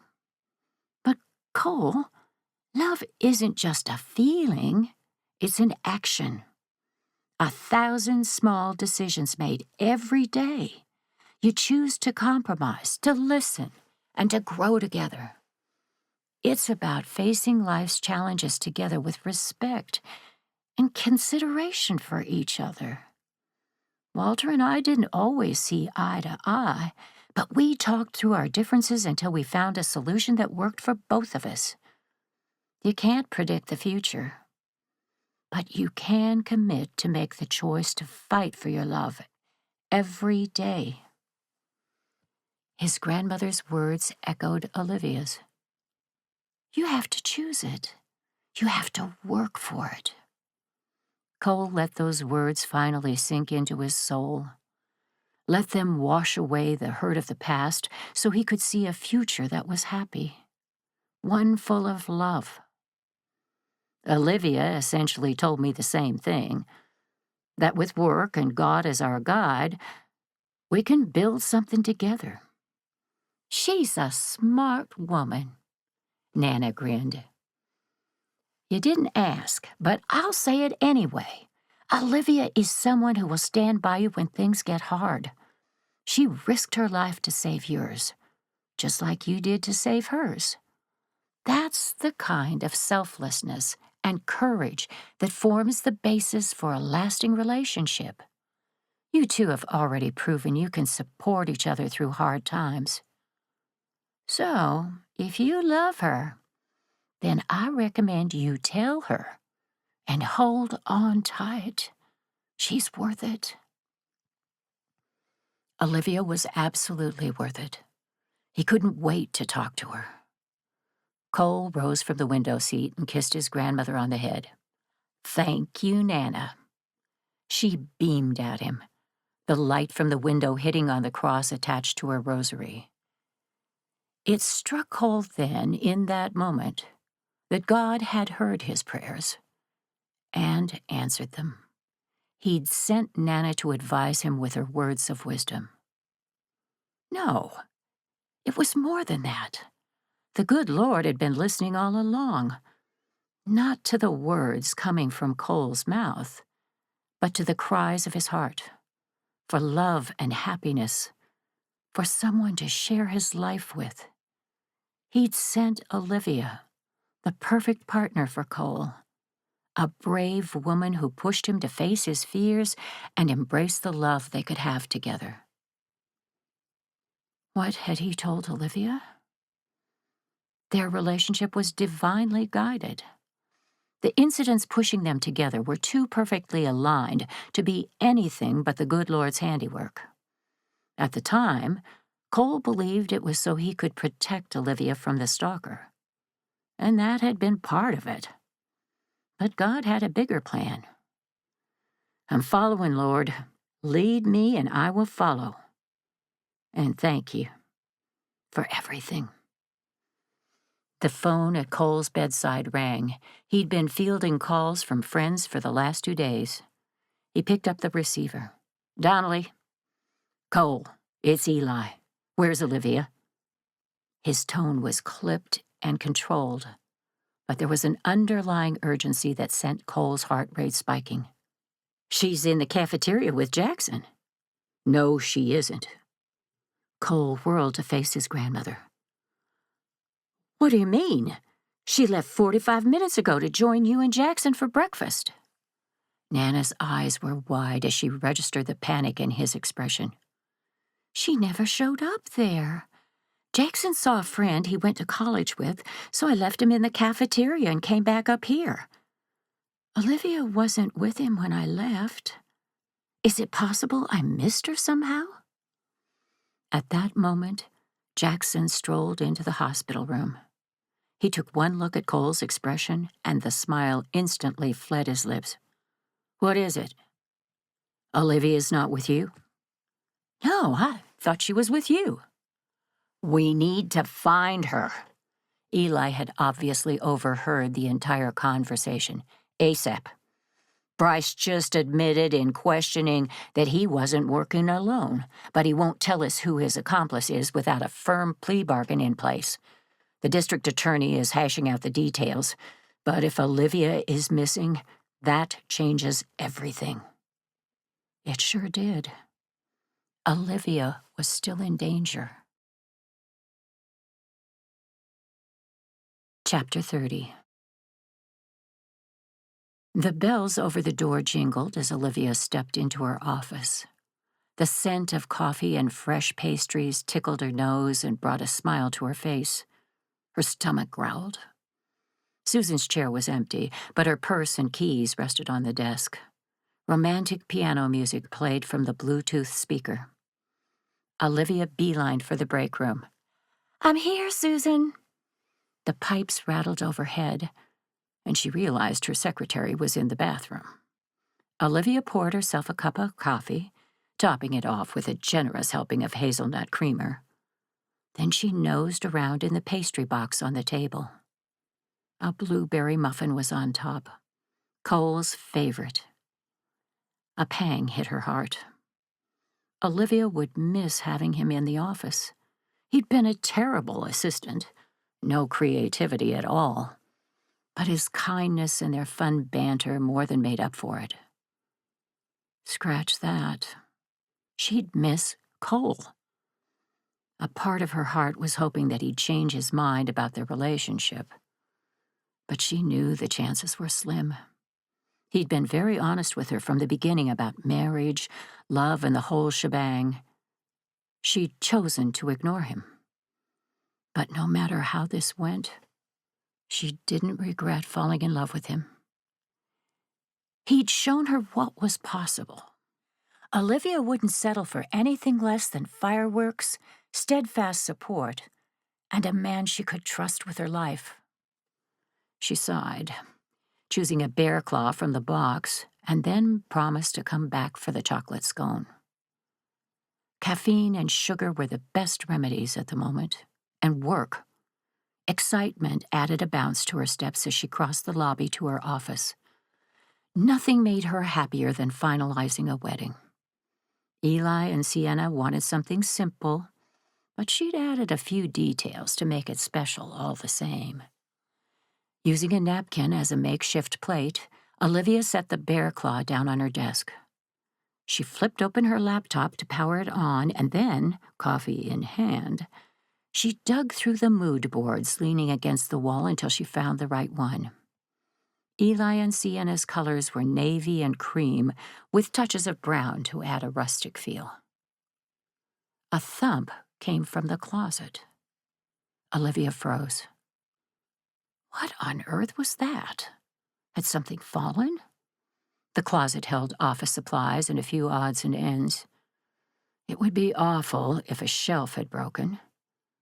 She reached for the doorknob and then paused. Some whispered instinct caused the hair on the back of her neck to rise.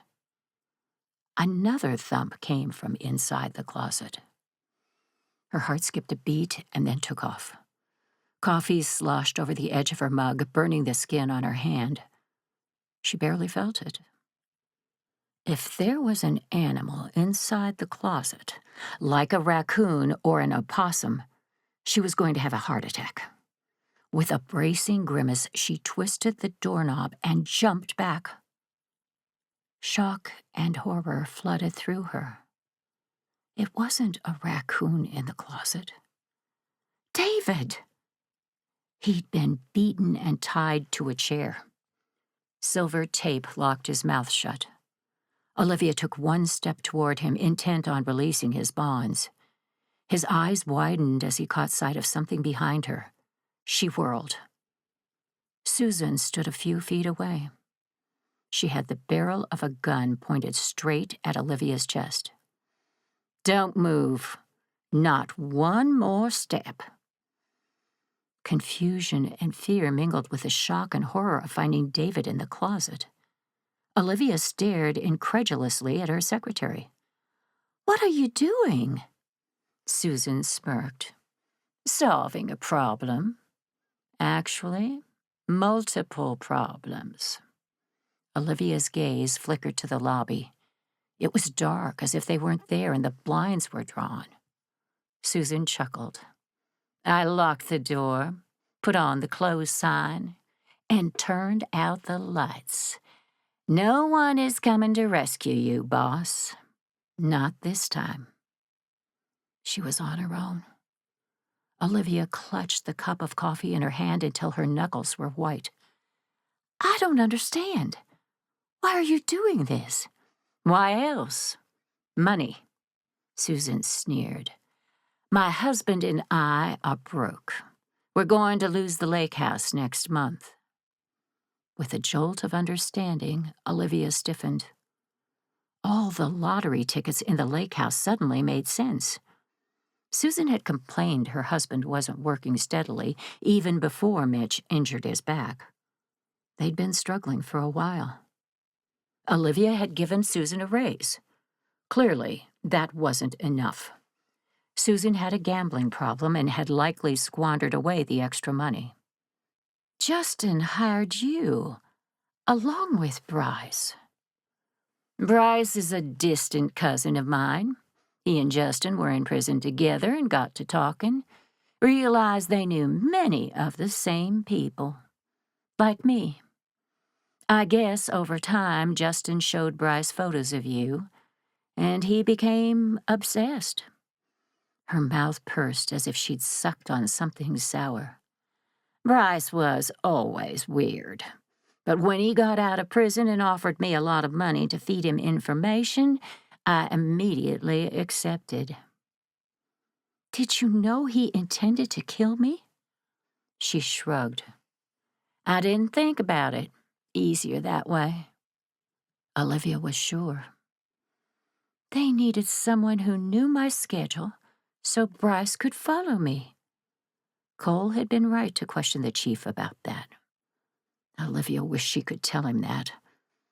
"What else did they pay you for?" "Just information at first. Where the cameras in town were, what your schedule was.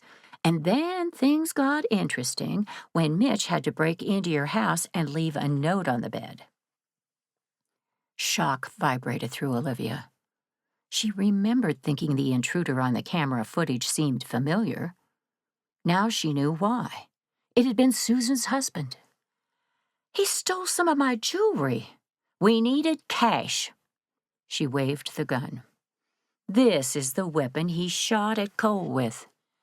Once Justin confirms that he's transferred the additional 50 grand we've asked for, I'll use this gun to shoot you. Then David. It'll look like the perfect murder-suicide. Olivia couldn't believe her ears. No one will believe that. David's clearly been beaten. Yeah, Mitch should have been more gentle with him. Susan shrugged. It doesn't matter. You did a number on Bryce before the police caught him. I'll make it look like there was a struggle. Where is Mitch now? She scanned the immediate area, discreetly looking for some kind of weapon. There was nothing. He's driving back from the prison. We had to pay a hefty bribe to a guard in order to get Justin a cell phone so he has access to his bank account. Once he transfers the money that was promised, I'm going to video chat with him so he can watch you die. She wasn't bluffing. Susan's expression had turned into one of cold-blooded hatred. Olivia couldn't compute how the woman she'd worked next to for the last 3 years was hiding such a twisted, dark side. She really was naive. Or maybe desperation and panic had turned Susan into someone else. Olivia stepped forward, still clutching the coffee mug. You don't have to do this. It's not too late to change your mind. She swallowed hard. Susan, please, I thought we were friends. We were until you hired David. Susan's outburst was violent and unexpected. Her face turned bright red with rage. Then things changed. I hated him and asked you to fire him, but you wouldn't listen. She jabbed the gun in Olivia's direction. You did this. It's all your fault. Like flipping a switch, Susan's anger turned to sadness. She tucked a few loose curls behind her ears and then smoothed her blouse. I'm sorry, Olivia, but this is how it has to be. I need the money. Her expression turned beseeching. It won't hurt, I promise. And I tried to keep David out of it. If you hadn't fought so hard and Bryce had killed you, then none of this would have happened. I had to go to Plan B. It's really all your fault. Don't you see? Unbelievable. Olivia was absolutely disgusted, but she took another step toward Susan. The only chance she had for survival was to get the gun away from the other woman. I understand. This is an impossible situation. You have no choice. She scooted closer. There's just one thing I don't understand. When Cole and I asked you about David's involvement, you denied it. If the plan was to frame him, then why tell us that? Geez, you really are slow. Listen, Olivia. Back then, that wasn't the plan. I was paid only to provide information to Bryce. He delivered the notes and followed you around. I kept him advised of what I knew about the case from the police, which he also paid me for. Then he needed Mitch to break into your house, so we upped our ask, and we upped it again when he asked me to find out everything I could about Cole. Her gaze narrowed. I didn't expect you to have a Texas Ranger following you around. That complicated matters. When you and Cole asked about David, I simply wanted to muddy the waters of the investigation to protect Bryce and myself. That's why you implicated Randy. Smart. Exactly. Susan beamed like a child being praised for solving a tough math problem.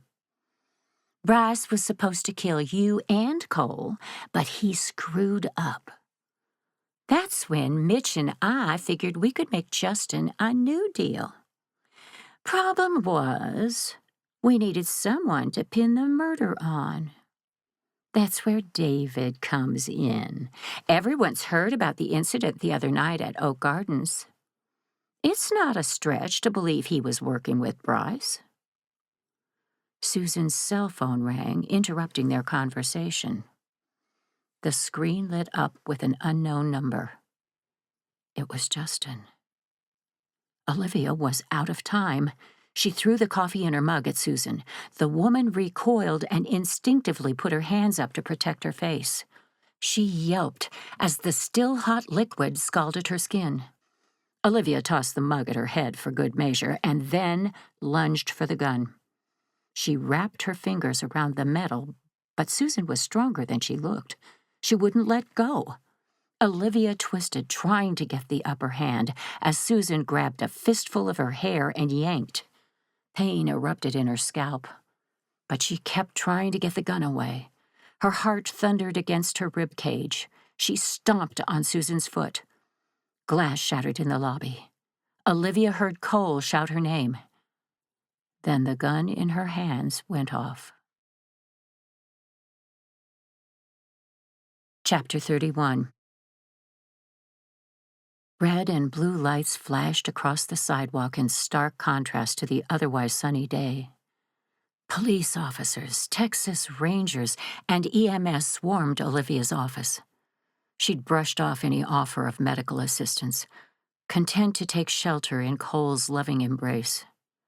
His arm was wrapped around her waist, and she leaned into him as two paramedics hurried past with a gurney. Susan was handcuffed to the rail, screaming defenses and nonsense, the leg of her jeans bloody. The bullet had struck her in the calf when the gun went off.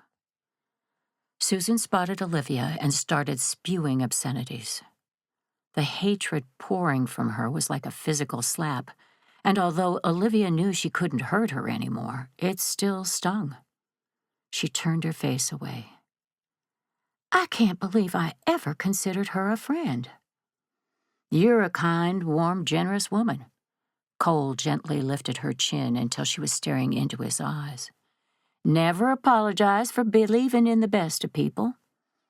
It's a strength, not a weakness.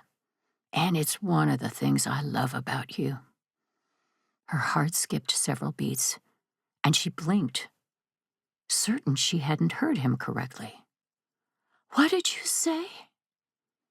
I love you, Olivia, with all my heart.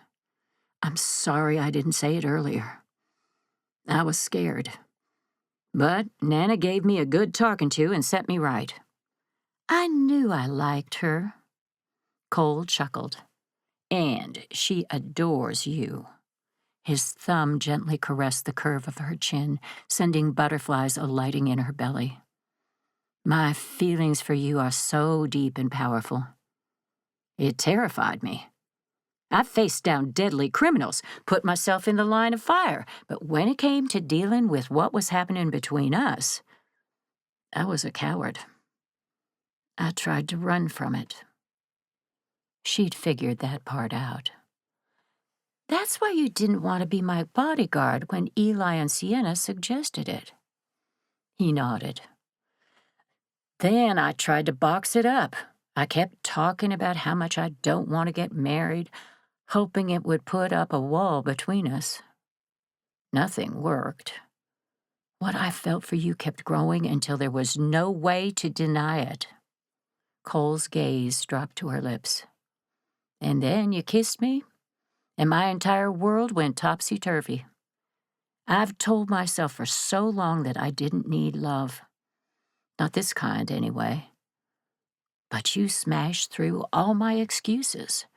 It took time, prayer, and a conversation with Nana, but I finally got my head on right.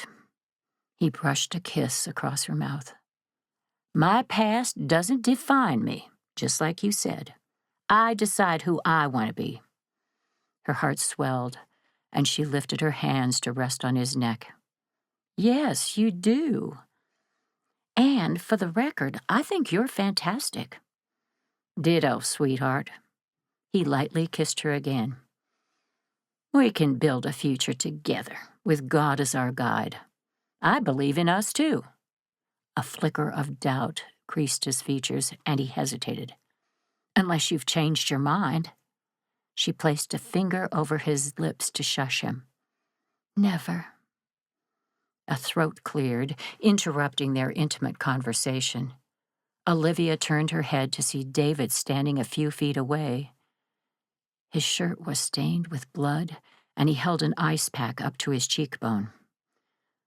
Sorry to interrupt, but I wanted to thank you both. David drew closer, lowering the ice pack. You've saved my life. During Olivia's fight with Susan, Cole and several Serenity police officers arrived. They heard a scream and subsequently broke into the office through one of the windows, arriving in the nick of time. Bryce was currently being interviewed by the district attorney, Chief Sims, and Eli. He was telling them everything now that Susan was in custody. Mitch had already been arrested by state troopers. Cole had assured Olivia everyone involved would go to prison for a long time. I'm sorry you got dragged into this. Olivia felt horrible that her former assistant had almost been killed. David must have been terrified. Did Susan convince you to come to the office this morning? No, last night. I contacted her after being questioned by the Rangers at Oak Gardens, and she confirmed you were being stalked. I realized that's why you panicked when I asked you to dinner. His expression turned remorseful. I'm so sorry, Olivia.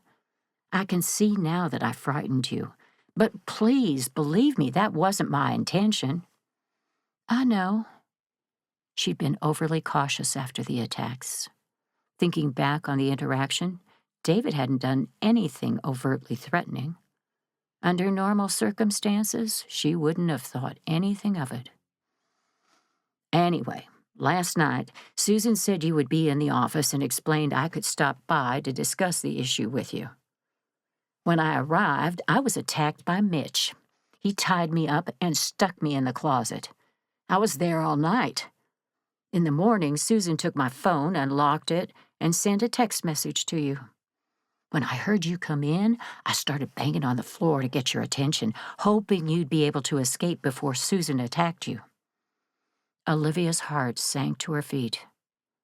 She felt horribly guilty about suspecting David. You tried to save my life. Friends take care of each other. David met her gaze. That's all I've ever felt for you, Olivia. Friendship. My heart belongs to Angie. We've had a really hard time lately, but I'm determined to get us back on track. Being tied up and locked in a closet gave me a lot of time to think about my mistakes. A flash of color caught Olivia's attention over David's shoulder. She recognized the pretty woman in the red sweatshirt. Panic was written all over her features as she went from police officer to police officer, trying to get past the crime scene tape. Olivia pointed. David, Angie's here. Now might be a good time to start correcting those mistakes. His expression froze, and then he turned on his heel. The moment David saw Angie, he sprinted across the distance between them. The couple embraced in a fierce hug, and Angie began crying. David kissed her. Watching them, Olivia's heart swelled. I hope they can work things out. So do I. She turned to face Cole, rising to brush a kiss across his lips. A thrill went through her, and she was tempted to deepen the kiss, but they were in public.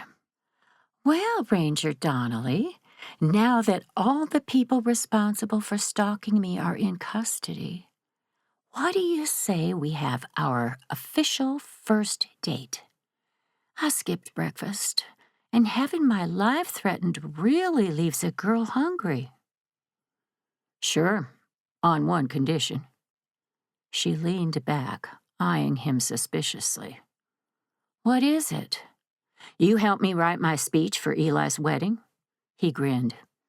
It's in a few days, and I still don't know what I'm going to say. She laughed. I can do that. He rubbed his nose against hers, stalling her breath. We make a good team, Olivia. I love you. I love you too. Chapter 32. Nerves jittered Cole's insides. He tugged on the tie, threatening to cut off his air supply. The temperatures inside the rustic barn were cool, but sweat still beaded along his forehead. In a few minutes, he was going to be standing in front of a crowd.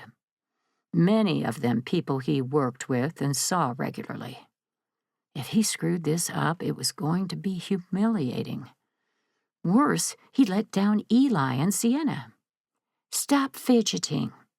Olivia stepped in front of him, set her clipboard down, and then straightened his tie. Then she put her hands on his biceps. "You've got this." "Yeah, Donnelly." Jackson waggled his brows. "Don't worry about the videographer. I'm sure they can cut you out if they need to." Some more of the blood drained from his face. "Videographer? Stop it." Olivia gave Jackson a light shove. "You're not helping. And if you don't act supportive, I'm going to put you on valet duty. You'll spend the rest of the wedding fetching people's cars. Or worse." Her eyes widened with a sudden idea. "You'll be on cleanup and gift delivery duty. Last wedding I did, it took 3 trips to deliver everything to the bride's house." Okay, no need to threaten me." Jackson held up his hands in mock surrender. "I'm just having some fun." He glanced in Cole's direction and grimaced slightly. "Come to think of it, you look pale." He clapped Cole on the back carefully to avoid hurting his still healing shoulder. "You'll do great. I was just messing with you." "I know." Cole tugged on his tie again. "I hate public speaking." He'd much rather be interviewing a suspect. That wouldn't be happening for a while since he was on medical leave. The only good thing about being shot was knowing Bryce, Susan, and her husband Mitch would never see the outside of a prison cell. All of them had taken a plea bargain. Life in prison in exchange for testifying against Justin. Justin had refused to plead guilty to the multiple charges against him, but there was no doubt he'd been the ringleader. He'd drummed up Bryce's interest in Olivia by showing photographs of her to the twisted criminal, then threw in payment if Bryce agreed to kill her. When Bryce got out of prison, he'd enlisted his cousin's help. Susan and Mitch were in so much financial trouble, they'd agreed. The stalking was Bryce's way of terrorizing Olivia before he killed her. It was something he was good at. Video footage taken from Oak Gardens proved Bryce had been there frequently while wearing disguises. He'd also shown up outside of Olivia's store and house. His disguises were professional grade and enough to prevent anyone from recognizing him. In the end, Justin would go on trial, starting with Aaron's murder. Eli had reopened the case and uncovered evidence that proved Olivia's suspicions were right. Justin had bought bees online and placed them in Aaron's shed to kill him, probably to get an inheritance when his brother died. Unknown to him, Aaron had already poured his life savings into Olivia's business. After that case was concluded, Justin would be tried for his involvement in the murder attempts against Olivia. A drawn-out trial wasn't ideal, but it ensured her safety, and in the end, that was the most important thing. Justice would be served, even if it took time. Olivia handed him some papers, bringing Cole out of his thoughts. "Here's a copy of your speech. If you get really nervous, focus on Eli and Sienna. They're the ones the toast is actually for. Or, if that doesn't work, look for me. I'll be in the back of the room, near the dessert table." "Eli and Sienna. Or you. Got it." He swallowed hard as the DJ announced his name. Olivia kissed him. It was fleeting, but sweet. "You've got this." Then she handed him a flute of sparkling cider to use for the toast. Cole was bolstered by the confidence in her expression. He stepped onto the stage and took a deep breath. Hundreds of eyes locked on him. The anxiety roiling through his stomach threatened to kick into high gear as adrenaline coursed through him. He did as Olivia suggested, and focused on Eli and Sienna. The couple was seated at the head table. Eli's suit was dark blue. He'd removed his cowboy hat, but still looked every inch of a country gentleman. He sat as close as possible to his beautiful bride, looking happier than Cole had ever seen him. Sienna was positively radiant.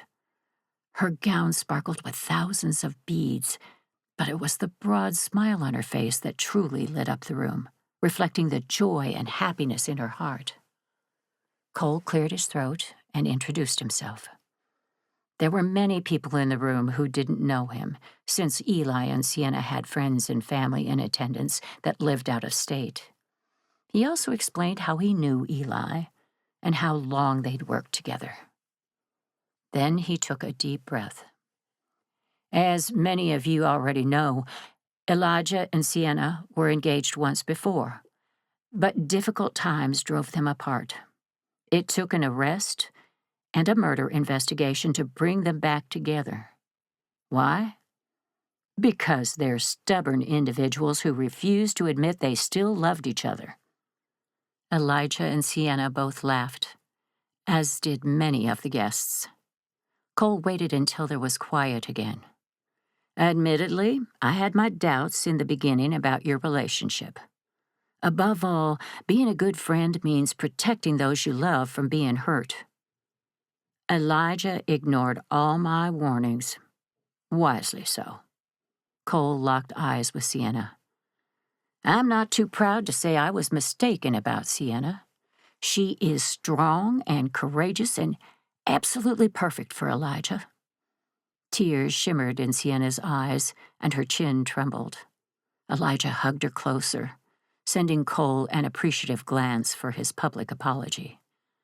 A private one had been given long ago, and Cole had already been forgiven.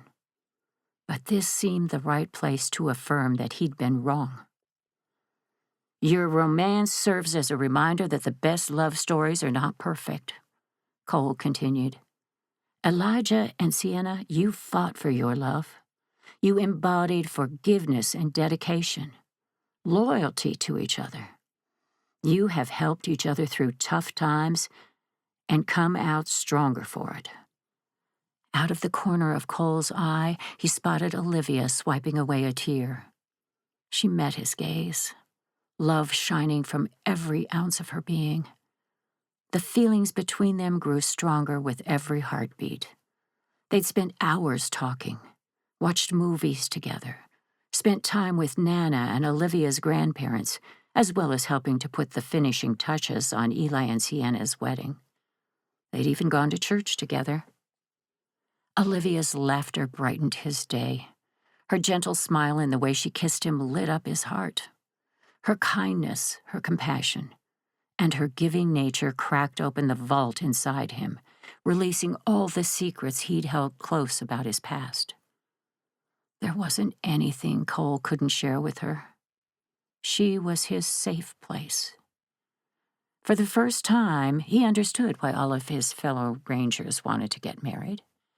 When you had your best friend, a person who made your life better, why wouldn't you want to spend forever with them? With Olivia, Cole had a future, one filled with happiness and love. Maybe even children, God willing. He focused back on Sienna and Eli. They would go the distance. He could feel it.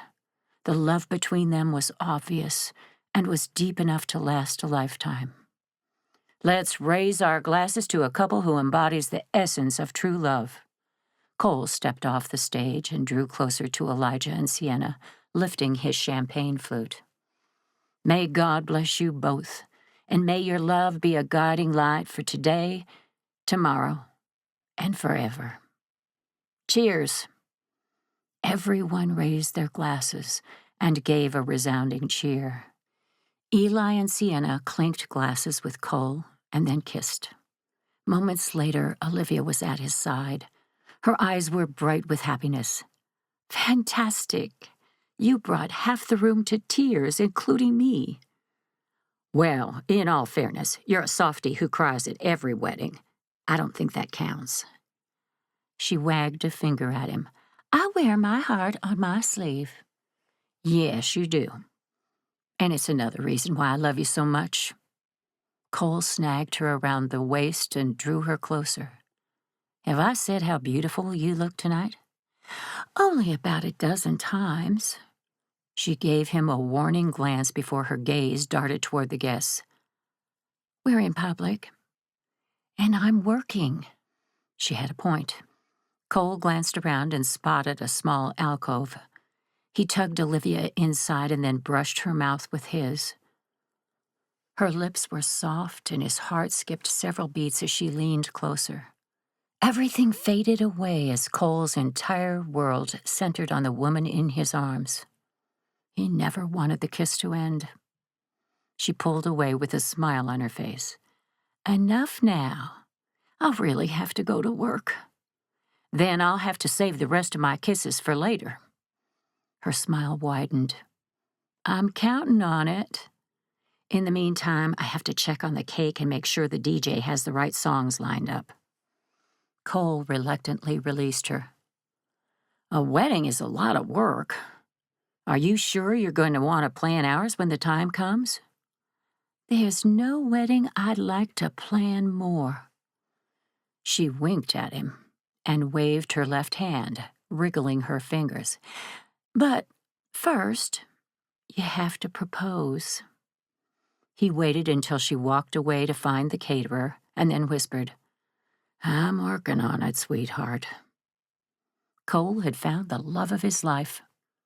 He was taking Nana's advice and holding on tight. He would spend every day working to make Olivia happy and knew she would do the same for him. Cole wasn't naive. He knew life would bring challenges and heartaches alongside the happiness.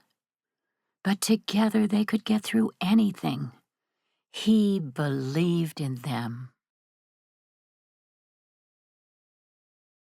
This has been Ranger Loyalty, Texas Ranger Heroes, Book 8. Written by Lynn Shannon. Narrated by Cindy Pillar. Copyright 2024 by Lynn Balabanos. Production copyright by Lynn Balabanos.